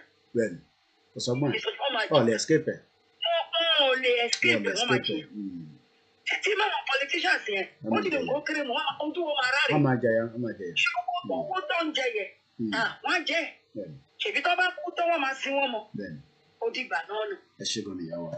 ẹlòmíì àròwó kan kò nílè náà ojú á ti owó ojú máa ti owó ní ara ẹ̀ báyìí ṣèbí tó ń gbà tó bá jẹ́ pé tójú bá towó ńgbà tó bá rí mi fi ṣe tí ò rí wòsàn fìrà wọ́n máa jẹyà láì wọ́n á jẹyà yẹn àti ìrántí ìran wọn náà máa jẹ lágbára Ọlọ́run lágbára Èdùmàrè àdàbí tó bá jẹ́ pé ohun tó ń ṣe ó tọ́ kí wọ́n ṣe ni àmọ́ tí ò bá tọ́ kí wọ́n ṣe àdàbí yẹn máa bí wọ́n ilẹ̀ Yorùbá yẹn máa bí wọ́n gbogbo àwọn tó ti jìyà nílẹ̀ Yorùbá tí wọ́n ti kú lẹ́yìn gbogbo wọn náà máa bá wọn jà lágbára Ọlọ́run lágbára Ọlọ́run àbá mi lọ́rẹ̀ ní bàbá wa Akíntóyè alọ́rẹ̀ ní Ìgbòho náà lágbára Ọlọ́run àti gbogbo wa pátá inshallah òkè kújìrà tó náà. ẹ ṣe gan-an thank you very much.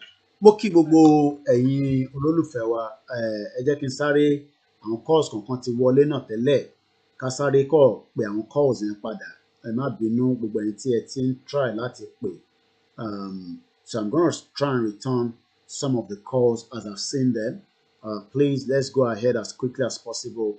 All hail our Biafra brothers and sisters. There's no reason for us to be upset or angry with them. They are not our enemies.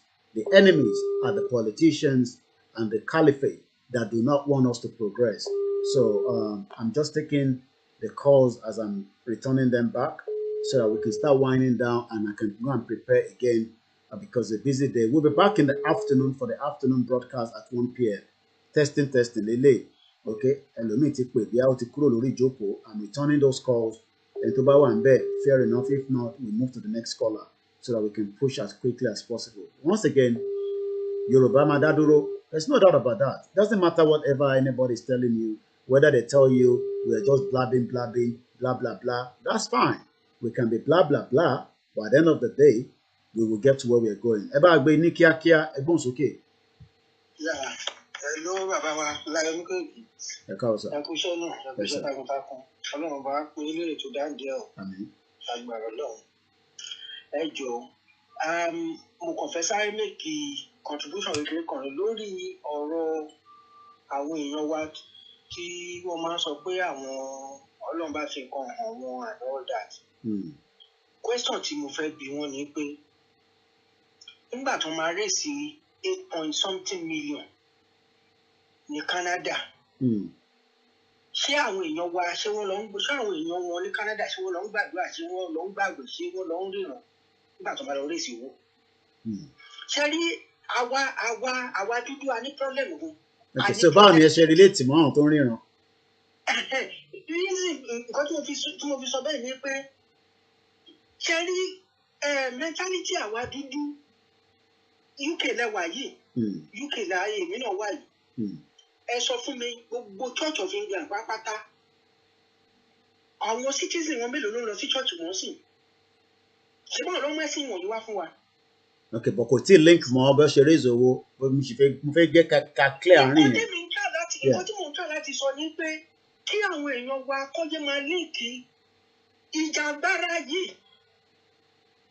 Àwọn èèyàn wa ló àwọn ẹni sùúrù ìyẹn prophecy is a different thing. Àwọn èèyàn wa ló fa owó aago sẹ́yìn because tí Koiki bá jáde example nísìn tí mo ní mo fẹ́ raise owó nísìn prophecies àwọn prophetess kan ló sọ pé ẹ má believe Koiki àwọn èèyàn tó ń wò wá báyìí àwọn náà lọ máa sọ pé Koiki fẹ́ raise owó nǹkan so nígbà táwọn èèyàn náà fẹ́ raise owó wọ́n lọ sí church èmi náà dẹ̀ lọ sí mọ́ṣáláṣí mo lọ sí church even as at last year November mo ní ká raise 100 million ká fi ṣe awareness àti wà ní February nísìn as at today bí ṣe máa ń sọ̀rọ̀ nísìn àwọn nǹkan tí mo dé sórí kò sí nílẹ̀ Yorùbá àdènà fẹ́ gba Yorùbá nation àfi ṣe awareness ibo la ti fẹ́ raise owó yẹn so ẹ má ká mix it up.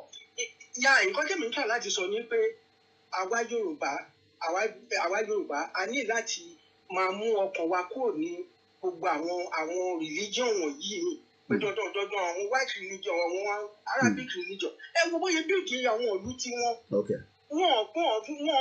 gbàdúrà lù kọ́ tó bíìdì ìlú wọn. Oh yeah, definitely we agree on that. Definitely yeah. Okay. Kọ́jú kan máa ń gbogbo wọn kọ́ yẹn kúrò ká bẹ̀rẹ̀ sí ní take action. ìyẹn kan sì rẹ̀ kí n sọ̀rọ̀ lórí astrology friend mi. Okay, I'll see if I can give you a little bit more view. Bẹ́ẹ̀ni ẹ parọ́.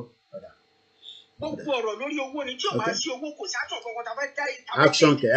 Action máa wá lórí ẹnu báyìí náà ni a máa wá lórí ẹnu náà ni a sì máa fi media wọ̀ jà. It doesn't solve anything. Bẹ́ẹ̀ni ẹ parọ́. I don't agree with that. Definitely.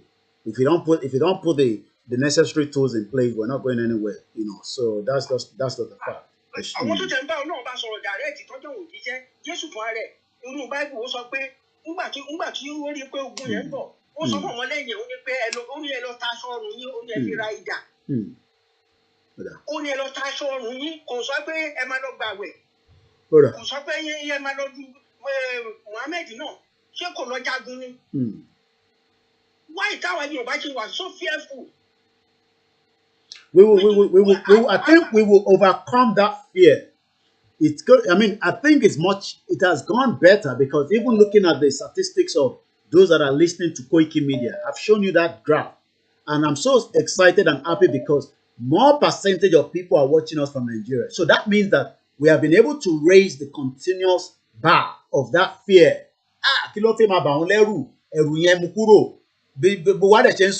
Even if crisis starts in Nigeria today, the world is not going to sit back. No matter how they hate us and allow the Nigerian government to wipe us all out. They cannot. Yorùbá pọ̀ kàn ṣe tá bá jáde sí títì rí sí kàn ṣe pé máa wá ìgbogbo wa yẹ mọ̀ ń gbọ́ ìsà. Ẹ jọ tó rọ lọ́wọ́ ọba.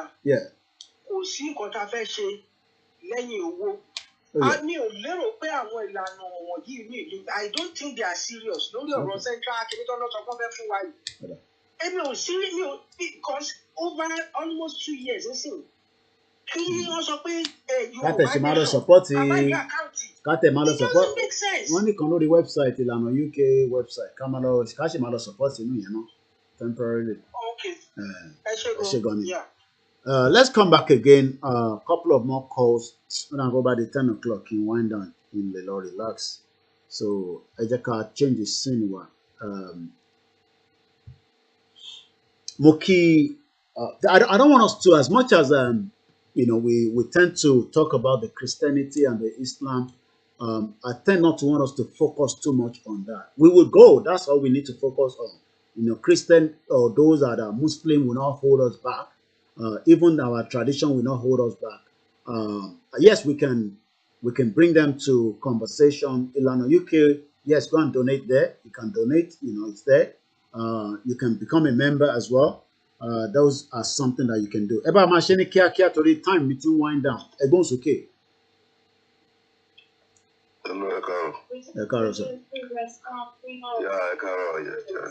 Yeah. Gẹ́gẹ́ bí ẹni tó sọ̀rọ̀ sí ẹ pé àwọn kan ríran àwọn kò ríran then is part of the ot náà irú èmi báyìí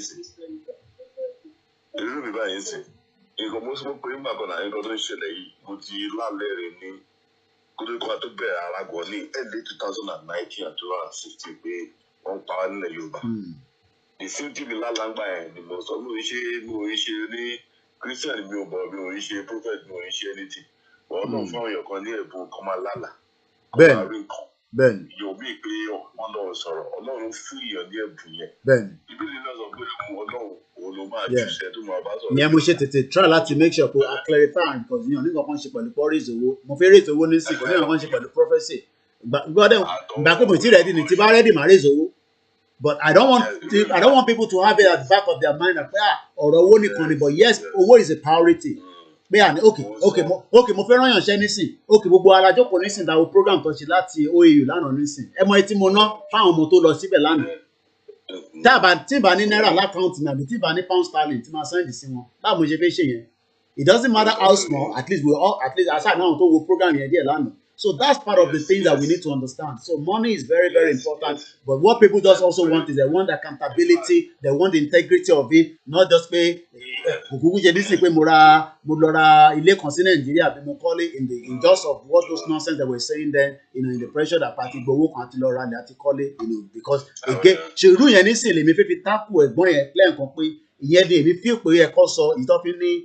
prophecy kò ní kankan ṣe pẹ̀lú bó ṣe dáwó ní Canada.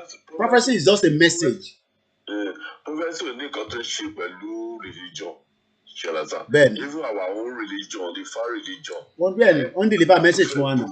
Wọ́n deliver message. Bẹ́ẹ̀ni. Because àwọn èèyàn máa wà tó ẹ pé Ifá máa fún àwọn èèyàn kan ọkọ láti lè fa láìjẹ́ kí wọ́n gbé fálù lẹ́gọ́. Bẹ́ẹ̀ni. Wọ́n máa lálàdé àwọn kan bó ṣe máa ṣe gángan. Bẹ́ẹ̀ni. Mi nípa fún èmi máa ń bẹ̀rù àlá tèmi èmi máa ń rí àlá nǹkan lè máa ń ṣẹlẹ̀ bó ṣe ṣẹlẹ̀. Ṣé kò yẹ? Bẹ́ẹ̀ni. Ọlọ́mọ kan nílùú yìí tí ọlọ́pàá mú gbà kan ọ̀rọ̀ ẹ̀ wà lọ́wọ́ àwọn ọlọ́pàá ó ti tó múkẹ́ lálàá pé àwọn ọlọ́pàá pè wọ́n dẹ̀ ní kó wá gba gbogbo nǹkan ẹ̀tọ́ 6 nílùú yìí o. Mo dẹ̀ sọ pé ọlọ́pàá pè ọ̀rọ̀ ní kó wá gba gbogbo nǹkan ẹ̀ Ọlọ́run kò ju 2 weeks lọ bí mo ṣe lálàá ẹ̀ gan lórí ìṣẹ̀lẹ̀. Ṣé ẹ máa pè mí ní prophet? Mo ń ṣe prophet náà. Ọlọ́run fún lẹ́gùn àlá rẹ̀. Ní 2019 September lèmi lálàá pé Fúlàní invade Yorùbá land. Lọ́sàn-án gangan. Mo pè yín náà mo sọ fún yín náà ẹ̀mẹ́ta ọlọ́mọlálá ẹ̀ tí bá sọ wọn pé a prophet mi ní I'm not doing a prophet mi ò ń ṣe tó mi ò ń ṣẹ̀sì kan tó sọ mi ò lè kó dábì gan. Ṣé pé so àwọn kéèyàn máa ríran ó yàtọ̀ sí religion pátápátá. Ẹ jẹ́ kí promote ìlànà náà wọ́n ní kí n bá promote ìlànà ẹ lọ́ máa fowó síbẹ̀ ẹ̀bí so I'm sure they will do what they have to do. Wọ́n náà fi lọ sí court. Plan ìlànà yàtọ̀ sí tèmi but does not mean that even global directorate I will support them and promote them but I'm sure if people think that we need to do the needful then people will come and tell us not on this call not on the comment that yes we believe in what you want to do and I'm sure but what people want me to come out and say Adupe raise the wall like I said we'll leave that for now. I'm sure when the time comes people will also have to do the needful as well. ẹ ṣé gan ni ẹ̀gbọ́n mi, thank you very much. Ẹ ṣé gan ni. Mo kí gbogbo ẹ̀yin tí ẹ ti jọ wà lórí ètò pẹ̀lú mi. Ẹ jẹ́ ká lọ sí nọ́mbà ò lè lè ná +994 ìlú wo nìyẹn ná? Oríṣiríṣi ìlú ló wà lágbàáyé, Ọlọ́run tóbi lọ́ba. Ìlú wo lẹ́wà ìyá wa àbí bàbá wa dẹ̀ ni?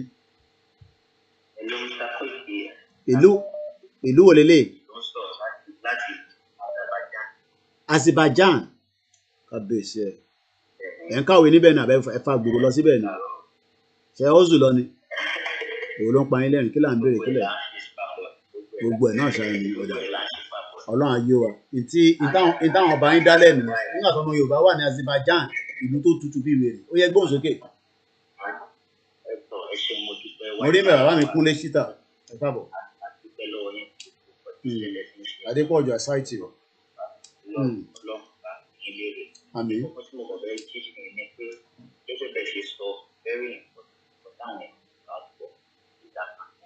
Ẹgbọ́n sókè díẹ̀ ẹ̀gbọ́n mi láti Azerbaijan.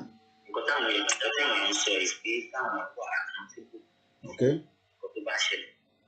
Of course, ẹ sọ ọkọ̀ tó wà very very ẹni wípé ó láwọn ọkọ̀ tẹ́lẹ̀ téèyàn lè máa ẹ bá dá wọn lẹ ọbẹ kíkó ìkí wá sórí program kí n bá ṣe àkáǹtì gbogbo bá ṣe ná gbogbo owó báwo lọ ti ṣe ẹ̀yin gan ní fi òkò lé ní láti orí screen ní pé ṣé ọ̀dẹ̀ ní ẹni kó ìkí ló ṣe lè máa jáde kó máa sọ̀kọ báyìí àwọn olóòpó gbọ́n ni àwọn èèyàn máa pọ́ìntì pé mo gbọ́.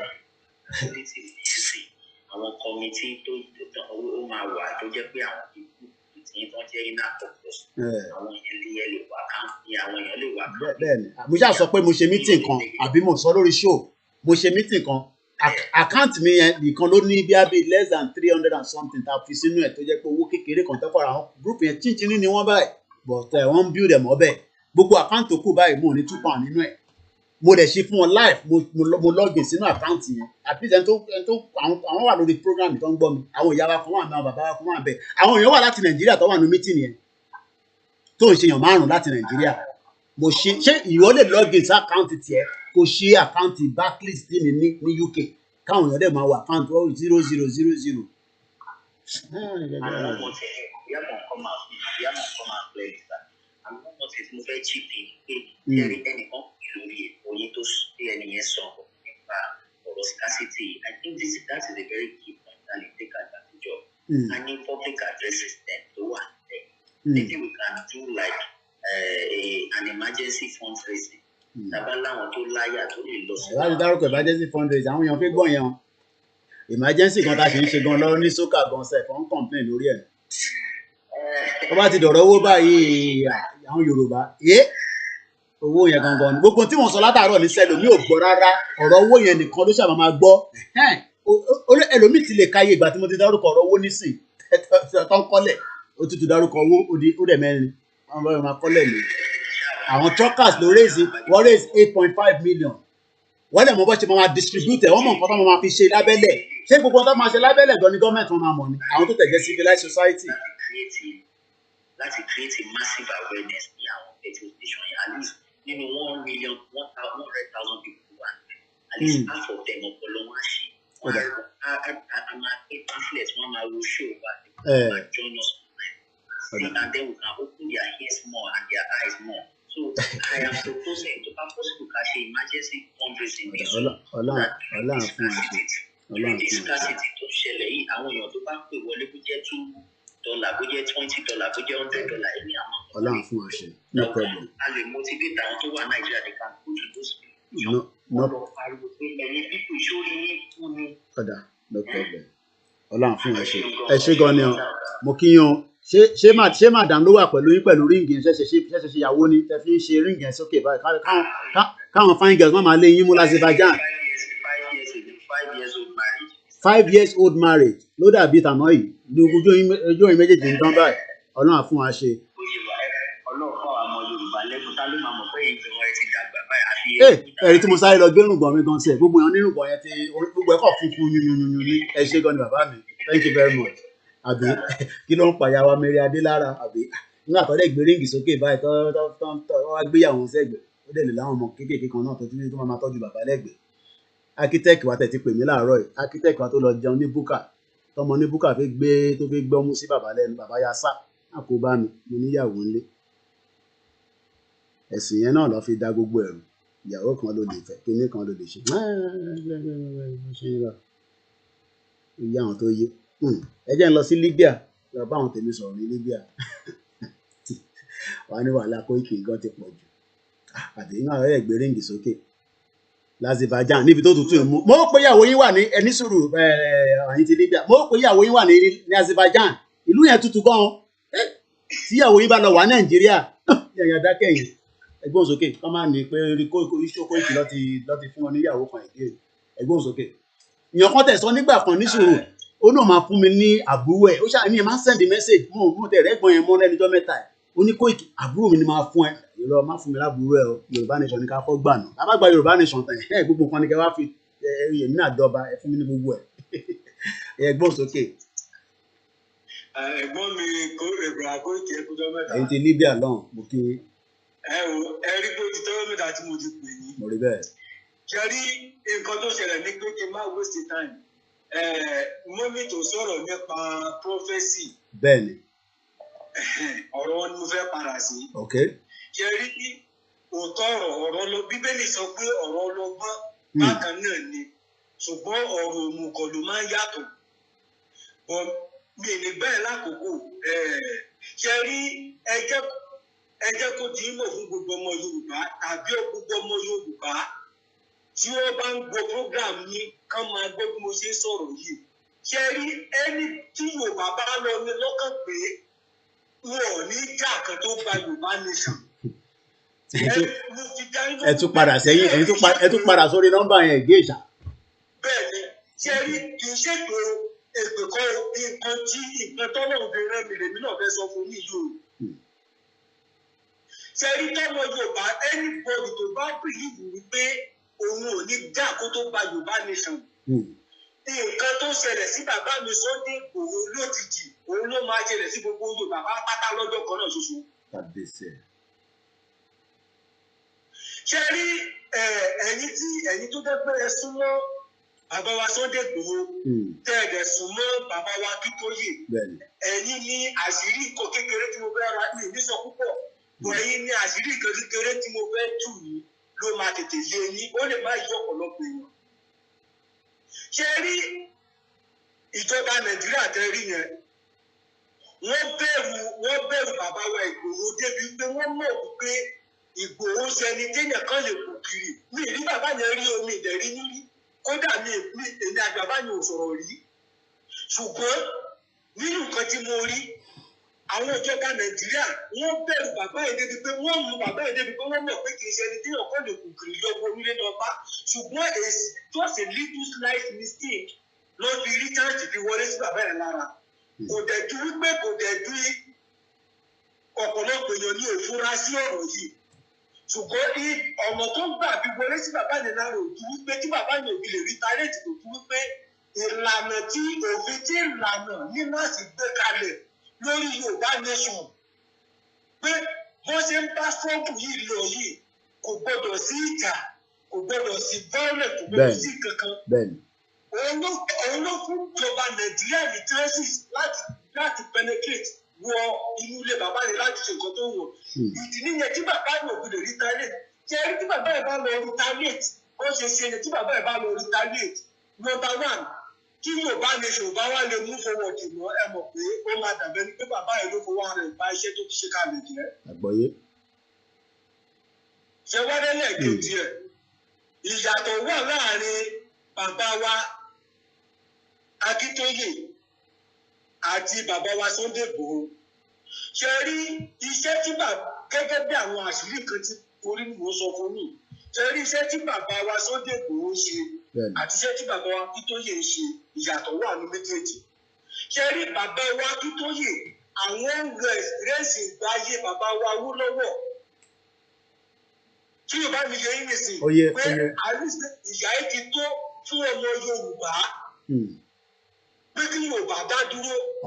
ṣùgbọ́n ṣe iṣẹ́ tí bàbá wa Sunday Igboho ṣe Ọlọ́run ló gbé bàbá yẹn dìde ṣe rí ó ṣe mí láàánú pé bàbá yẹn ni Yorùbá tó jẹ́ yẹn lẹ́ẹ̀kejì tó gba freedom tó jẹ́jà freedom tí wọ́n dẹ̀ tì mọ́lé bàbá yẹn ni Yorùbá jẹ́ yẹn lẹ́ẹ̀kejì ní throughout the whole world lẹ́yìn Mósè nínú Bíbélì ẹ̀gbọ́n mi ṣe ẹ̀gbọ́n mi dáadáa. Àgbọ́yé.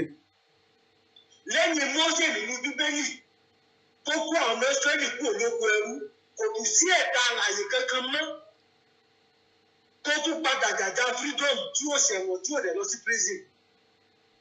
Bàbá wa Sunday Igboho ni ò bá tún jẹ́yìn ẹlẹ́ẹ̀kejì tí ìbá tún ṣe rẹ̀ ká ló pé irú àwọn ìlànà ọmọ Oòduà tó bá jẹ́ pé lọ fi àyè lẹ̀ fún bàbá yẹn láti jẹ iṣẹ́ tó náà rán ni. Ṣé ìtàrí ti ẹjọ́ iṣẹ́ ìdè pọ́ìntì ni? Torí àsìkò ẹ ṣe kíákíá. Ṣé rí nǹkan tó ṣẹlẹ̀ láàrin ẹ̀mí pé ẹ má dá tọ́ra wa? Bàbá wa Sunday Igboho gan fúnra ara wọn mọ̀. Ṣé rí ìdí tó gbà bá ní òfin lè sọ̀rọ̀ lórí àwọn awareness náà ṣe tẹ́lẹ̀ òtún wípé wọ́n mọ̀ wípé káàdì lálẹ́ fi jí gbogbo àwọn ọmọ Yorùbá pé a ṣe káàdì fẹ́ lọ ni. Ṣùgbọ́n bàbá yẹn fúnra ẹ̀ mọ̀ ní ọ̀kadà wọn pé àlegbá Yorùbá nation láì sìgá. Ẹ lọ kọ sí ìyá yẹn ti sọ púpọ̀ lọ́rọ̀ kí n má wùlẹ̀ padà sẹ́yìn. Ẹ ṣe gan ni. Tí o bá mi fi ìyá yẹn ti sọ púpọ̀ lọ́rọ̀ ṣùgbọ́n kí gbogbo ọmọ Yorùbá kan ń bẹ̀rẹ̀ kan lọ èmi kan fúnra mi gan mo ti ní àlá lẹ́ẹ̀mejì ọ̀tọ̀ọ̀tọ̀. Ní ọ̀sẹ̀ kan láàárín ọ̀sẹ̀ kan mo lánàá ẹ̀ lórí pé ìjà ṣẹlẹ̀ nílẹ̀ Yorùbá ní gbogbo ilẹ̀ Yorùbá ìjà ṣẹlẹ̀. Ọlọ́run dúró tì wá. Ọ̀sẹ̀ tó tẹ̀lé ni mo tún lánàá pa celebrate Yorùbá nation. Bó ṣe máa rí nìyẹn lágbára Ọlọ́run. Ẹ ṣé gan ni. Ẹ ṣé gan ni. Thank you very much. Ẹ ṣé gan ni. Thank you very much. Mo kí gbogbo ẹ̀yin tí ẹ̀ ń gbọ́ wa, ẹ ṣe sùúrù. Mo rí ẹ̀ ń bẹ̀ láti Indian Abiola tójọ́ mẹ́ta èèyàn mi. Ọmọ Yorùbá kún bẹ́ẹ̀ ìgbà èyí. Kò sí bẹ́ẹ̀, kò sí kankan. Torí pé mo mọ̀ pé gbogbo nǹkan kan ṣe fúngbà díẹ̀. Tí ààbò bá sí fún aráàlú tó olóòṣè jọba lé lórí, aráàlú dìde fúnra ẹ̀.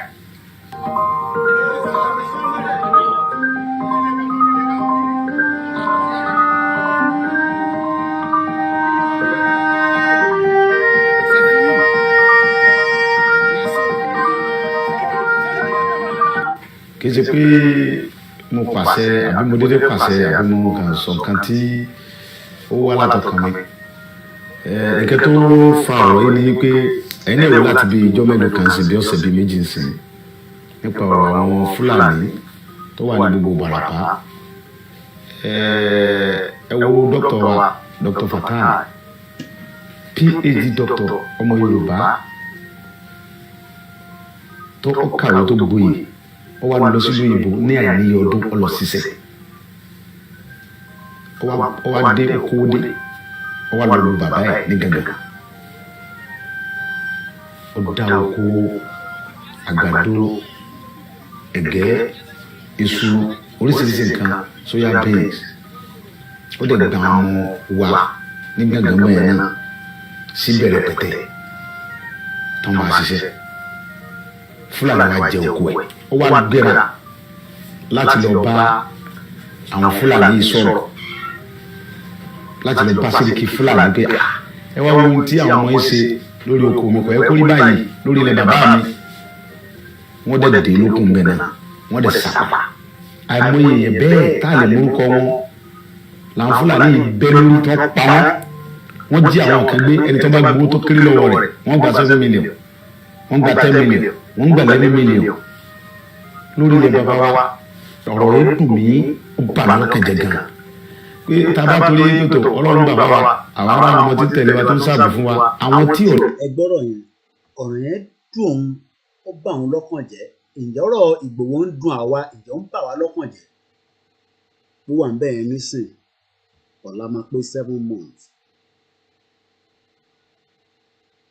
ẹ jẹ́ ká máa rò sínú ara wa.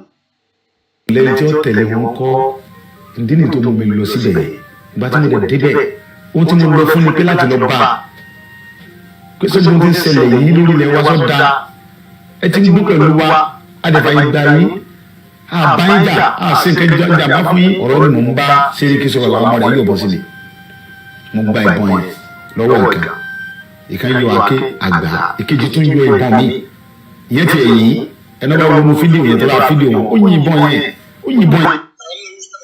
Ẹ yẹ bá a gbóhùn sókè because mo ní láti parí ètò yìí mo ní láti máa lọ prepare for studio ó yá láti Indian go ahead quickly.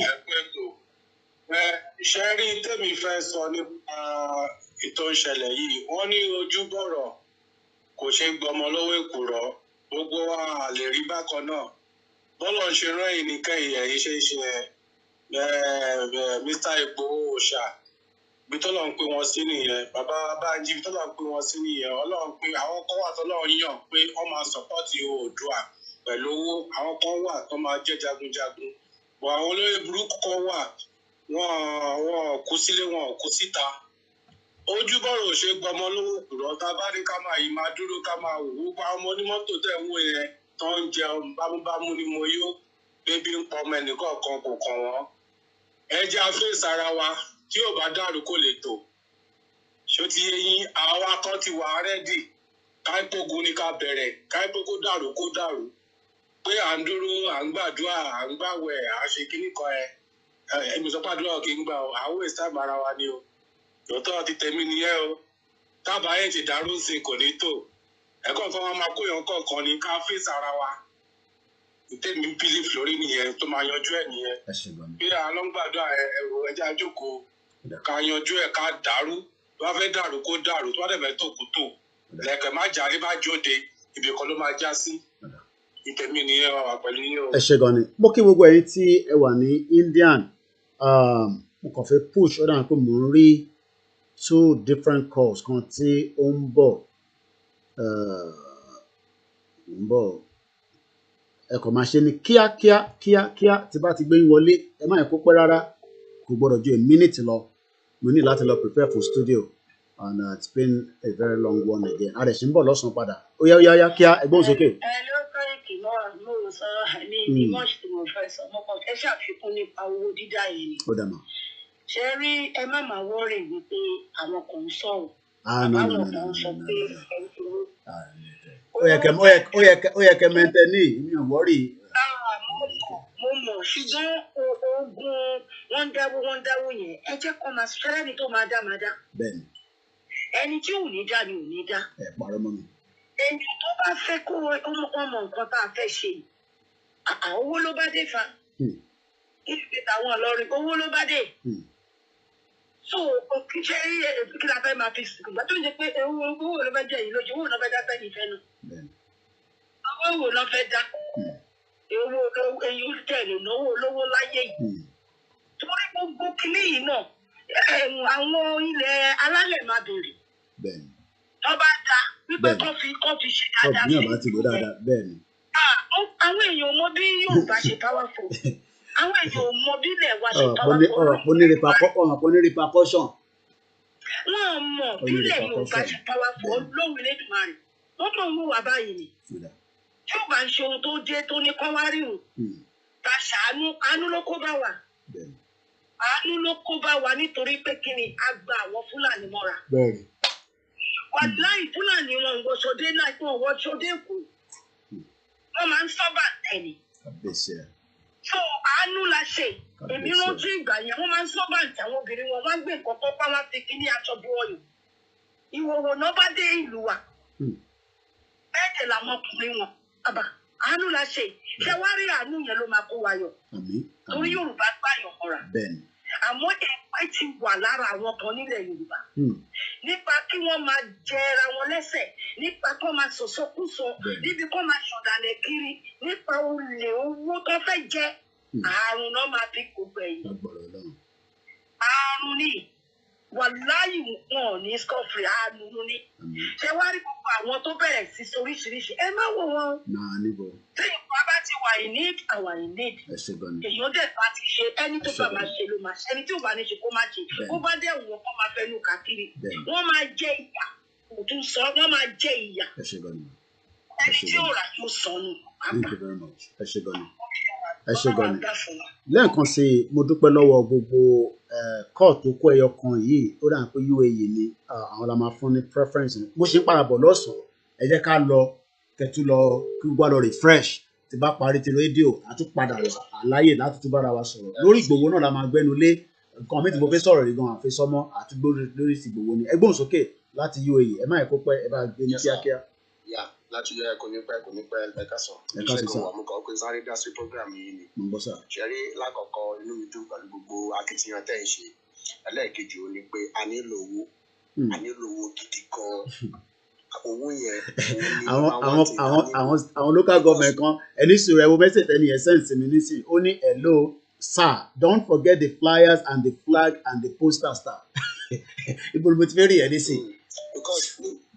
Because ní 8 months ago mo sọ̀rọ̀ ẹ̀ gan pé a nílò owó because nǹkan ní sọ bẹ́ẹ̀ ni pé a nílò láti ṣe flyers a nílò láti ra àwọn ohun èlò tá a nílò so rẹ́ẹ̀tì tí a máa ṣe máa bèrè owó yẹn sì gan ẹ jẹ́ kó pọ̀ ju tẹ́lẹ̀ lọ àwọn èèyàn lè máa dà ó ti yẹ ẹ̀rẹ́ ní ètò tó wà bẹ́ẹ̀ ni pé gbogbo nǹkan oògùn wà oògùn ìsọ pé kò sóògùn oògùn wà oògùn tẹ̀lé ṣe oògùn wà lẹ́gọ̀ọ́ òun fẹ́ ká ní kíní ti bí yẹn ó pọ̀ ọ̀nlẹ́gọ̀ ju òkú yẹn gan lọ. Ó ti yẹ ẹlẹ́ẹ̀kẹta ni pé ẹ jẹ́ kẹ́yìn àtàn bàbá wa kọ́ ṣẹ̀rọ̀ fún ẹdín kan àwọn kọ́ńtì kan gan wà lágbàáyé tó jẹ́ pé wọ́n máa bá wa dá sí bàbá fún wọn lówó kan in case tó bá di pé ó fẹ́ lè jẹ̀mí wa lọ bá borí wọlé ogun yẹn àti jagun yẹn àti borí ẹ̀ ẹ má jẹ́ ká tọrọ àjẹ torí ibi tí mo wà kò ṣe kò sọ̀rọ̀ ó yé mi ẹ ṣe gan ó ti yé mi ó yé mi ẹ ṣe gan Mr. Taiwo ó yá 10 seconds ó yá ẹgbóhùn sókè mo ti parí ètò ẹgbóhùn sókè kíákíá mo ní láti lọ good morning. ẹ káàárọ̀ sà. ẹ káàárọ̀. ẹ rà sà ẹ kú iṣẹ́ ìlú ọ. go ahead àwọn ni sà. ok mo kàn fẹ́ dá sọ́dọ̀ wa olóyè Sunday Igboho àwọn èèyàn wa kàn jẹ́ àfibisólóore ẹ̀dá kan làwọn èèyàn wa. And people that we are even dying for, they don't even care. They don't know that they are dying, hunger and sufferness every day. They wake up without a light, no gas, nothing. And they are still living. Ẹ̀ka máa jẹ́ kí yẹn kó wọ́ọ̀rì wa. Àwa la mọ bí ta fi lọ. Àwa la mọ bí ta fi kó wọn. Àwọn ọmọ bí ta fi kó wọn lọ bàbá mi. They don't see this as is miserable to their life. All these people want frustrate the life one, and I think. Maybe majority of people, I swear to God, majority of people, they need the medication. To be honest, but like how good bàbá ti gbé wa wọ́n ní medication àwọn Amẹ́ríkà lẹ́yìn bàbá yìí o wọ́n náà wọ́n ní the medication ló dáa mo gbọ́ ara ẹ̀ náà là ń ṣe yìí surgery ni mo ṣe fáwọn èèyàn lójoojúmọ́ mo ti ṣe pé mo ti sọ̀rọ̀ mo ti tún calm down mo ti gbogbo ẹni mo ti ṣe láàárọ̀ yìí ẹni pé mo ti tún calm down mo ń gbọ́ yín. Yeah, those ignorant that thinking follow the politician that don't even care about your life. They don't care about anything about concerning your children or anything. They still following them because of the naira. These people are ignorant as fuck. They don't even. Oh my goodness. Ignorant in Nigeria. Yoruba. They're really ignorant. A tún máa padà wá lọ́sàn-án ẹ ráyè dá sí dáadáa lọ́sàn-án dáadáa ẹ ṣe gọdí sá. bàbá yẹn ni ẹyà kì í ṣe ń lọ pé tí bá ti gbé ilé nísìnyí máa pa wifi ẹ̀ ní ẹ̀ fẹ́ jẹ́ kí n lọ àbí gbogbo yín mo ní láti lọ ẹ rí i pé gan mo ti ń yá gan lórí ètò àti ṣe díẹ̀ lórí ẹ̀ ó yá mọ́mì mi ẹ gbé òun sókè ẹ̀yin ni last call out ó yá. Àwọn àgbo ètò ẹlẹ́gbẹ̀ṣẹ́ ẹ̀kọ́ gbogbo. Mo ní kí n kàn sọ̀rọ̀ sí ọ̀rọ̀ tí máa kan sọ wípé jà là máa jà. Mo wà nínú meeting, ìwọ náà wà nínú meeting ìyàwó bàbá Abíọ́lá. The woman mi ò mọ nǹkan tí ó wà lọ́kàn ẹ̀. Ó ní a máa gbà lọ́dún. Ó ní àní èdè láti nítorí mo kàn ń jókòó mo máa ń rò ó. Pípẹ́ ó ní òun ní di 5 million ṣé 5 million àti 5 billion. Ó ní tó bá ti tẹ̀ ọ́ lọ́wọ́ ìgbésẹ̀ ta tó máa gbé. I don't know how it's true. Gbogbo ẹ̀ náà la máa kó sínú ẹ̀. Mo wá wò tó bá jẹ́ pé yẹn pọ̀ sí i tó bá sọ pé lọ́dún yìí ọdún yìí ti wà count down 350 something days ló kù before election. Ẹ jẹ́ n sáré lọ ṣí fún akárí ó ti dé tán. Ká kọ́kọ́ ní sùúrù fún nítorí tá a bá ní sùúrù gbogbo àwọn tó sọ pé ìjà la máa jà ẹ béèrè lọ́wọ́ wọn most of them wà most of them wà sílẹ̀ wọ́n sì nílé tó bá jẹ́ pé gbogbo wa wà nílé àti ẹni tó lá ewédú àtẹni tó lámàlà àtẹni tó lábà àtẹni tó lọ́bẹ̀ gbogbo wọn á jáde. ṣùgbọ́n bàtà wọn sọ wà nílé tí wọn bá tó ẹrù àmọ́ ẹ̀rẹ̀ mọ nǹkan tó ṣẹlẹ̀ ní ẹ̀sán. kì í ṣe pàtì ìjà ló ń ṣàwọn èèyàn o nǹkan tí wọ́n fi ká wọn lápá kò nìyẹn pé táwọn bá tó jáde ní ẹ̀rọ bàbá yẹn ọ̀rẹ́ Ìgbòho gbogbo wa àgbàgbé Ìgbòho. Bẹ́ẹ̀ni àgbàgbé ẹtì bẹ́ẹ̀ni ẹbí tàgbà bá ti ń bí bá ti ń fọ́n dáwó báyìí ní ti ga sí torí mi mọ nǹkan tí mo fẹ́ ṣe. bẹ́ẹ̀ni mo dẹ̀ mọ̀ pé Ìgbòho fúnra rẹ̀ mọ̀ pé irú nǹkan fẹ́ yà ṣẹlẹ̀ Ọlọ́run dẹ̀ kó pamọ́ síbẹ̀ nítorí ọjọ́ ìbí ni. mo ní ìgbàgbọ́ ìyẹn torí tá a bá bẹ̀rẹ̀ náà nísìn àwọn ọmọ rẹ̀ ṣùgbọ́n kò sọ pé nípa Ìgbòho náà àṣìlúwà so ó ní mo ní ẹ bá mi sọ fáwọn èèyàn bóyá ká ní sùúrù tá a bá ní kọ́ńtàrẹ̀ ìjà àwọn tó wà nílé bá bẹ̀rẹ̀.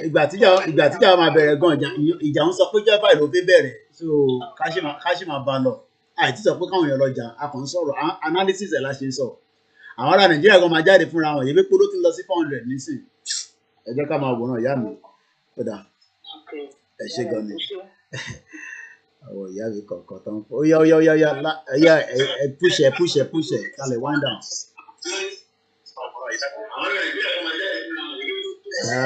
Background yìí background yìí sì ń sọ̀rọ̀. mo ti mute ẹ yìí sáfù yìí ẹ ká sọ. màmá tó ń pè tán yìí mo fẹ́ kí wọ́n bá àwọn mo fẹ́ kí wọ́n gbọ́ ipe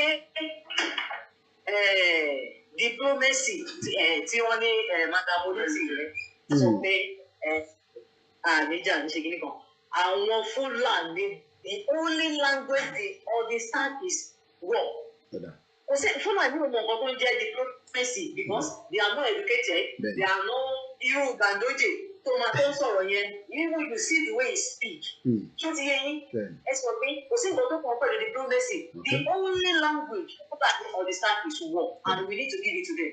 When you give it to them they will know that they are not the only one. That is the reason why tí wọ́n fi káyà wọ́n fi máa ń jẹ́ fún ọmọ ECN. because wọ́n mọ̀ pé àwọn yẹn máa jà ní ESN Eastern Security Network. For diplomacy láti jẹ́ olóyè wà níbi tó wà yẹn wọ́n ṣe diplomacy wọ́n jáde wọ́n fi wọ́n lọ́rùn sílẹ̀ court your hold anything you ṣe ẹ̀dẹ̀ sọ pé ẹ̀ ṣe ìwé for 7 months tomorrow it will make it 7 months téèyàn ti bẹ̀rẹ̀ ẹ̀dẹ̀ lè ṣe diplomacy ẹ bá ṣe nǹkan tí ọ̀nà kan ò bá ti wọ̀ I take another step that is life oríṣi pé kéèyàn kan mú orílẹ̀-èdè kan kó máa ṣe nǹkan kó máa ṣe bí ọgbọ́n tí Yorùbá gbọ́ kó ti pípọ̀ nílé ọlá ọgbọ́n náà padà wá sí ìwọ̀n mọ́lẹ̀ wọ́n máa sọ fún àwọn ọgbọ́n wọn ọ̀nà ọgbọ́n kankan diplomacy tí ò bá pọ̀ ọmọ bàbá tẹ̀lé ìwé ìwà ni ẹ ṣe àwọn etí yín lọ́sàn-án. kọ́ọ̀lù kankan tún ní wá mọ́ ní wákàtí a ní láti máa lọ ẹ má bínú ẹ̀yin èèyàn mi máa padà wá ní ọ̀sán lágbára Ọlọ́run gbogbo ẹ̀yin tẹ́ bá ṣe ń gbọ́ bí ẹ mọ̀ tẹ́lẹ̀ GoFundMe tí péjì Mayegun Political ṣe fún Ìgbòho wọ́n ti take it down wọ́n nítorí pé àwọn ní allow kí platform yẹn kọ́ kí wọ́n lò fún láti fi raise owó fún Ìgbòho mo ní rí jù báyẹn lọ orúkọ mi ni Ọláyọmí Kóìkì tí gbogbo yín mọ̀ sí Kóìkì Media ẹ pàdé mi ní 11 o'clock lórí Star Radio bọ̀ tó bá di ọ̀sán láago kan màá try láti tún padà wá ó fẹ́rẹ̀ ṣe díẹ̀ a máa wá lọ́sàn-án lágbára Ọlọ́run a máa continue lórí ibi tí à ń bá ọ̀rọ̀ yẹn lọ ilé gangan ni edic àwọn politician.